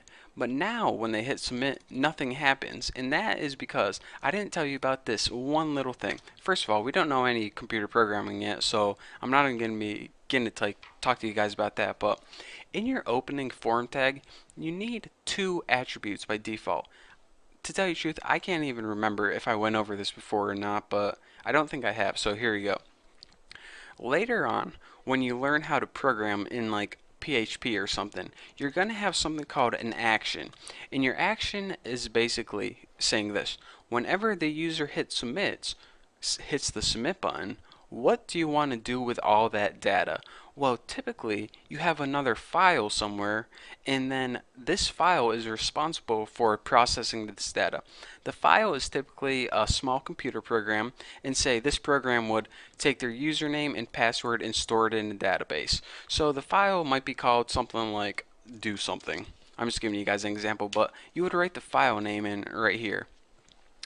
And aside from this attribute, you also have something called a method. Now, a method has two possible values, get, G-E-T, or post. And by the way, if you want to shut this tutorial off right now, then go ahead, because this is, kind of advanced stuff that you don't have to worry about right now, but you're going to have to come back to it sometime. Anyways, it has two different types of method, get and post. And this is basically the way your browser sends data to the action. So, get, basically, if you want to bookmark pages, you know what, I'm not even going to tell you, this has nothing to do with XHTML or CSS. It's more like PHP. So anyways, just go ahead and put post. Remember, post is more secure. Always use post. There, that's all I'm going to cover. So anyways, that is how you make a submit button, even though all we can do is, click it right now and nothing happens. See, it says web page not found because it tried to go to do something, that file, and nothing happened because I didn't even make that file. But anyways, that's what happens. That's the core basics behind creating a submit button. So later when we learn JavaScript or PHP, we can actually do something with this information. But for now, I'm sorry, that's all you guys get. So all you Duke fans, go enjoy, go celebrate. All you UNC fans, go cry in a corner and wait for next year. So yeah, that's it. Thank you guys for watching, and I'll see you in the next tutorial. What is going on, guys? It's Bucky, and welcome to your 46th XHTML and CSS tutorial. And this, my friends, is a tutorial that all of you guys have been waiting for. In this lesson, I'm finally going to teach you guys how to take your website that you've been working on in your own, maybe your bedroom or maybe at school, and I'm going to teach you guys how to publish it on the World Wide Web. So finally, we are going global with this baby, taking it out and making it so the entire world can see our creation. So let's go ahead, enough of me talking, let's go ahead and get started. So go ahead and open google.com, and the first thing we need to do is we need to find something called a web host or a web server. So in order for everyone to have access to our website, we just can't keep it on our computer, because I would hope no one else has access to your computer, because if everyone in the world has access to that little dinky computer in your room, then it would blow up in like 3 seconds. So we need to take those web files and put them on something called a web server. Now, a web server is kind of different than a regular desktop. It is basically a computer, or in other words, a chunk of memory on the internet, a chunk of memory that you can put web files on, and everyone in the world has access to them. So then, if you put your web files on your computer, no one else can see them besides you. If you put your web files on a web server, everyone in the world can see them. So that is how websites are created. You put them on special computers called web servers, and the entire public has access to them. So in order to find a good cheap company, we of course go to Google. Cheap web hosting, not hosting, hosting. Go ahead and press enter and just click the first link that comes up. And these companies are changing all the time, so it's good to get a review of which ones are the best. But anyways, like HostGator, I used that before, that's a good one. InMotion, that's a good one too. HostMonster, that's the one I'm using right now, that's a good one as well. But anyways, here are a huge list of companies that offer really cheap web hosting. For example, it could be as low as like $2 a month to host a website. So for example, go ahead and go to one of these companies. I'm going to go ahead and use HostMonster because I actually bought a domain a long time ago, slackroom.com, and I never used it or anything. I just bought it when I was being stupid. I was younger. And anyways, the process is this: you go to one of these websites and you type in, first of all, you got to go ahead and click get started or something, and you go ahead and you type in what website you want, and most of the time they're already taken, but go ahead and type in like tomschatroom.com or davesblog.com, whatever you want. Give me your credit card information, and bam, you own the website. That is your domain name. No one else can have it. Of course, you can't like buy MySpace or anything.com. So anyways, So now you own the website and you're back at this location right here. What the heck are you supposed to do from here? Well, from here, they give you a place to log into your account. And of course, they give you your domain name right here and a password that you would have chosen whenever you first bought the account. So I'm going to enter my password right there, and I'm going to go ahead and log in. And once you log in, they take you to this thing called cPanel. Now cPanel is where you manage everything that can go on with your website. Now like 99% of these things you will never click. Most of this stuff is for web programming, if you want to buy more stuff, email accounts, but what we're focusing on is something called FTP. Now FTP is the process, it's called File Transfer Protocol, and your button might be a little different, but my button is right here, Unlimited FTP. So go ahead and click that, and a program is going to open up that looks a lot like this. There are a bunch of different FTP programs, but this one is probably the most popular. And the concept is this. This is your computer right here, and this is the web server. And what we need to do is we need to take the files from over on our computer and transfer them to the web server. Now we just can't start clicking buttons. We need to do this in a very specific way. Now, the files that the public has access to are going to be stored in a folder called public HTML. And check it out, if you double click that, you already have a bunch of files in there by default probably. These are pretty much the error files, and they might have gave you a default HTML file. So let's go ahead and go to slackroom.com and check it out. See, this is the default homepage they give you because, you know, you bought the website. They just wanted to give you something to stick up there, make you buy a bunch of ads. But what we want to do is we want to put our homepage that we made on this domain because we paid good money for it. So let's get our documents on there. So anyways, all of your files are going to go in this public HTML folder. So how do you move your files from your computer over to there? Well, first of all, go ahead and where did you store your files? Mine are on my desktop in a folder called all XHTML. And again, another thing I want to point out is make sure that your file is named index.html. By default, whenever a browser goes to the website, they're going to scroll through this public HTML folder and they're going to look for a file that says index.html. That's why it was so crucial to name it index.html. If there's no index.html file, then it's going to say, you know, website does not exist or something like that. So make sure that you have at least one web page named index.html. This is going to be your home page. So anyways, all you have to do is select that index.html file and press this upload selected files button or the right button. This transfers the file from your computer to the web server, and now your file, check it out, is on the web server. So you pretty much moved it from your computer to the web server. Easy enough. So now once you go ahead and go to slackroom.com, let me refresh this. Oh yeah, that's my website, baby. OMG, I am live on the internet. So this is actually a real website that I just went to. Now anyone in the world can go to slackroom.com, press enter, and check it out. My website pops up. And again, I only uploaded one web page, but that is how you upload entire websites to the web server. So it's pretty simple. And then again, anytime you want to update your website, just go ahead in your text editor, change your index.html file, and then come back in here, upload it again. It says, do you want to overwrite it? Yes. It uploads it again, and it would be changed. So anyways, that is the basics of how you take a website that you created on your computer and upload it so the world can see. Again, a couple of these things might be different. There are different types of cPanels, different versions. This FTP right here, this is the most common one, but there are different type of FTPs, but they're all basically the same. That's the main concept behind the entire internet, putting files on web servers so everyone has access to it. So anyways, that's all I have for you guys for now, and that basically sums up web development and all the basics that we need to cover. So maybe I'll make like an example website, but for the most part, you guys now know how to make a basic website and publish it on the internet. Pretty cool, huh? So, you know, if you watch all these tutorials, it only took you a couple hours, and look how much you learned. So from now, or from here rather, I would recommend that you learn a language called JavaScript. JavaScript is how you make web pages smarter, more interactive, more fun.